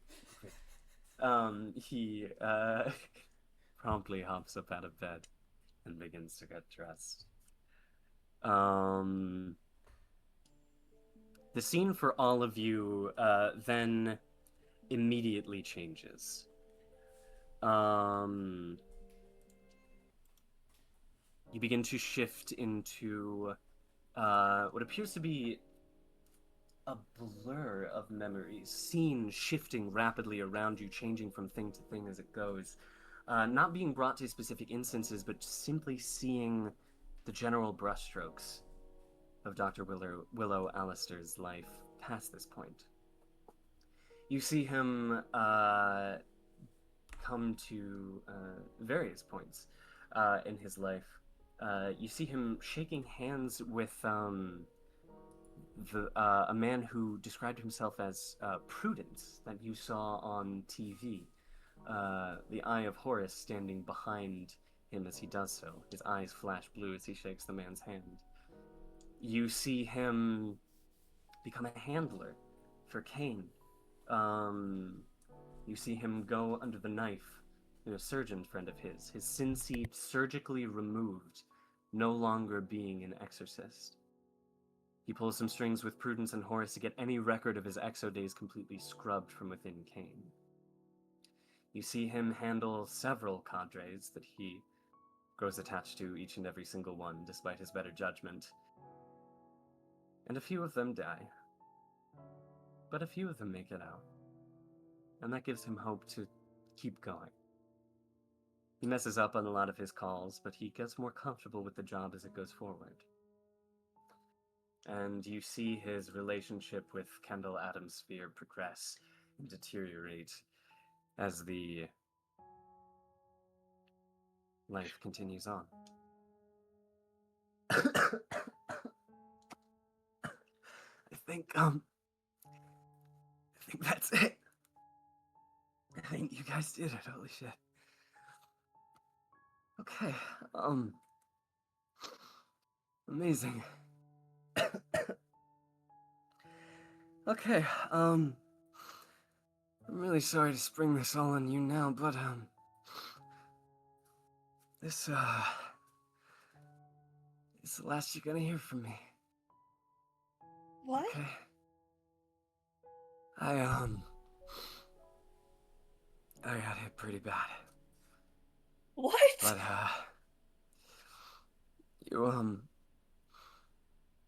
you all helped me a lot. And, you helped me complete my life's work. So, Wait, what did this accomplish? thank you. You'll see. You're not dying, are you? Check the news. I'm See sorry, on the Jake. news. What? Are you serious? I'm real sorry, but, I don't got much longer left. Thank you, Welan. Yeah. Thank you, Grace. You all. I wish I'd listened Well, to you. there's some. Oh, don't. You all were horrible people. And some damn good kids. I'm sorry. I couldn't do more for you. And Udacha and Welan, you two there? Yeah. Please, if you could, do a favor for the guy you just met in your head a few minutes ago. Look after my kids for me, will ya? They're on a good path, and I think you're doing a good job with them. I'll look after them. Thank you. Thank you for everything, Doctor. You were a great handler. Good person. Thank you, Dr. Willow. I'm sorry, Thanks, kids. Dr. Alistair. Even on my deathbed, you still can't call me by my name. I'm sorry, Willow. There it is. I'll be sure to tell Aspen about all of you. I'm sure he'll get a kick out of you guys. 5 minutes earlier, in the black site in CAIN headquarters, Willow sits at his desk, rubbing his eyes, having the other person he was just speaking to walk out of the room about 30 minutes ago. There is a knock at the door, and he takes a deep breath and doesn't respond, for he knows the door will open on its own. The door slams open, and a tall figure adorned with a crown, a mask, a hammer, and a tome, silhouetted by the light in the hallway beyond, enters in.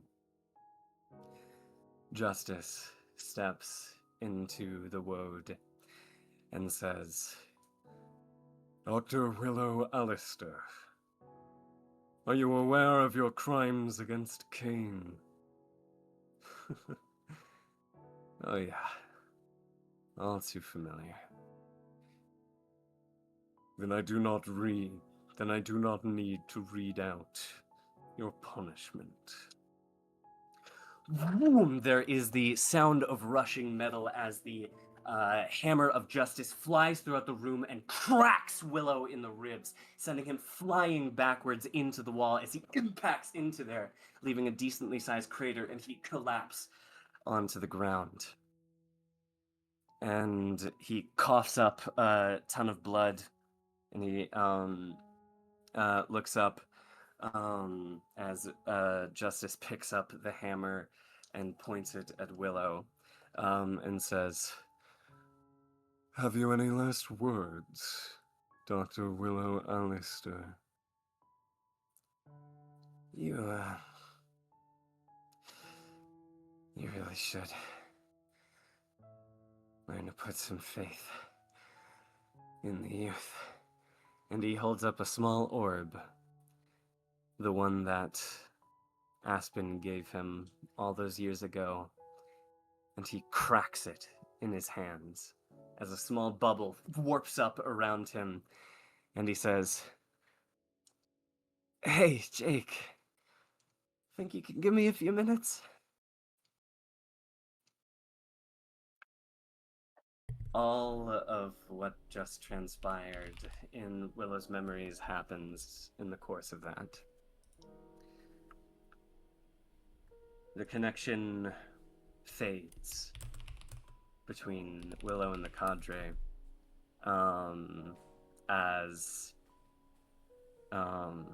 he looks up and says, he hears a voice and it says, "Mr. Allister, I'm afraid we only have a few more minutes of warped time before the bubble comes down and justice inevitably executes you." I kind of got that sense. But everything's ready, right? Indeed. The CAIN report has been completely compiled and is ready to be released. Good. Let this be one last gift to those kids. The bubble fades as Justice looks bewildered and says, "What did you do?" "Justice may be blind, but the world should as hell shouldn't be." And he clicks a button on his phone. Justice's eyes widen behind his mask and he says, "No!" as he wheels up his hammer and cracks it into Willow's skull, splattering his head across the wall of the road. But it is too late. For the last 18 years, Dr. Willow Allister has been working on the CAIN report, a compilation of every evil, crime, and misdeed that CAIN has done throughout its entire history. He was unable to fully compile this until the power of the spindle of Jacob Vale was fully activated. The CAIN report goes live to the internet for millions, billions to behold. The public opinion of CAIN, which was once rising rapidly, garnering almost worldly praise for the organization, seems now completely split. People having seen the light of the misdeeds, some choosing to believe, some choosing to not.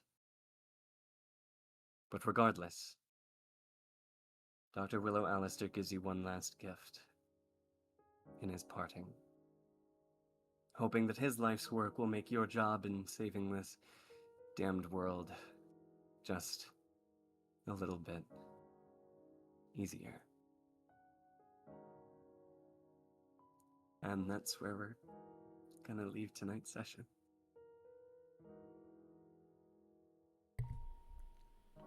Damn. I'm gonna kill you. I'm gonna kill Yeah. you. I understand why you said that at the start, man. God damn. Wait, what did she say? at the Oh, start? when it was just me when- and Sky, Natan said, "Oh, by the way, I'm so sorry." Hey now. It's over. It's so So over. yeah, something was happening. I was Me aware. when you get jumped by Jess and everyone else, yeah. Yeah. Oh my god. Welan just showed up for a funeral for a man he's like maybe heard about twice. Indeed, and that man asked you to take care of his kids. Gonna fucking kill myself. No It's child over. support It's over. either, which is crazy. Wait, so Jake is the spindle, right? Jake is the spindle. Jake is the Wow, you was- were having so much was- fun was- lying to us was- when we was- said, like, "Oh, no, wait, it's was- not." Was Aspen a previous spindle? Spindle. We'll figure that out. No, maybe? he was No? not. Just Um, flux. He was just a when flux. people have mentioned Yes, he was just a flux. when Yes. people have mentioned Jake and the spindle in the same sense, I've been saying chai tea for a while now. Yes. I know. It's been there. Secret. was, It's like yeah. Spider-Man No Way Home. Everyone knew. Just after we're done with him. That's So we technically That's have so two true. Nothing primevals. Then. left. We have two primevals. Yeah. Indeed. Jake's a reincarnation of the spindle. The spindle. I can't even be excited about that. I'm so sad. I am so Yeah. sad. So right wait, now. from when I Yeah. left, Jake got revealed to be the spindle, and then Willow had us go back in time. Yeah. Through with You memories. went through Willow's yada, yada. memories to.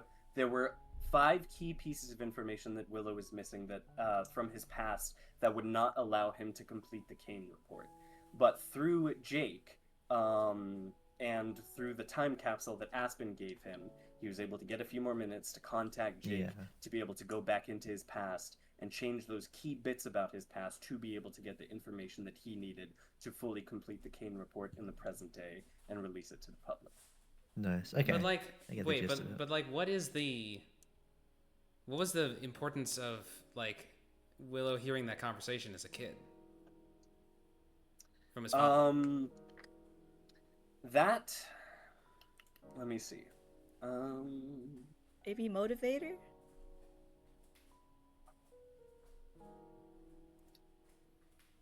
Yes. That conversation was foundational for Willow learning about. It was the first time he learned about CAIN. Period. Is when his father had that conversation with him.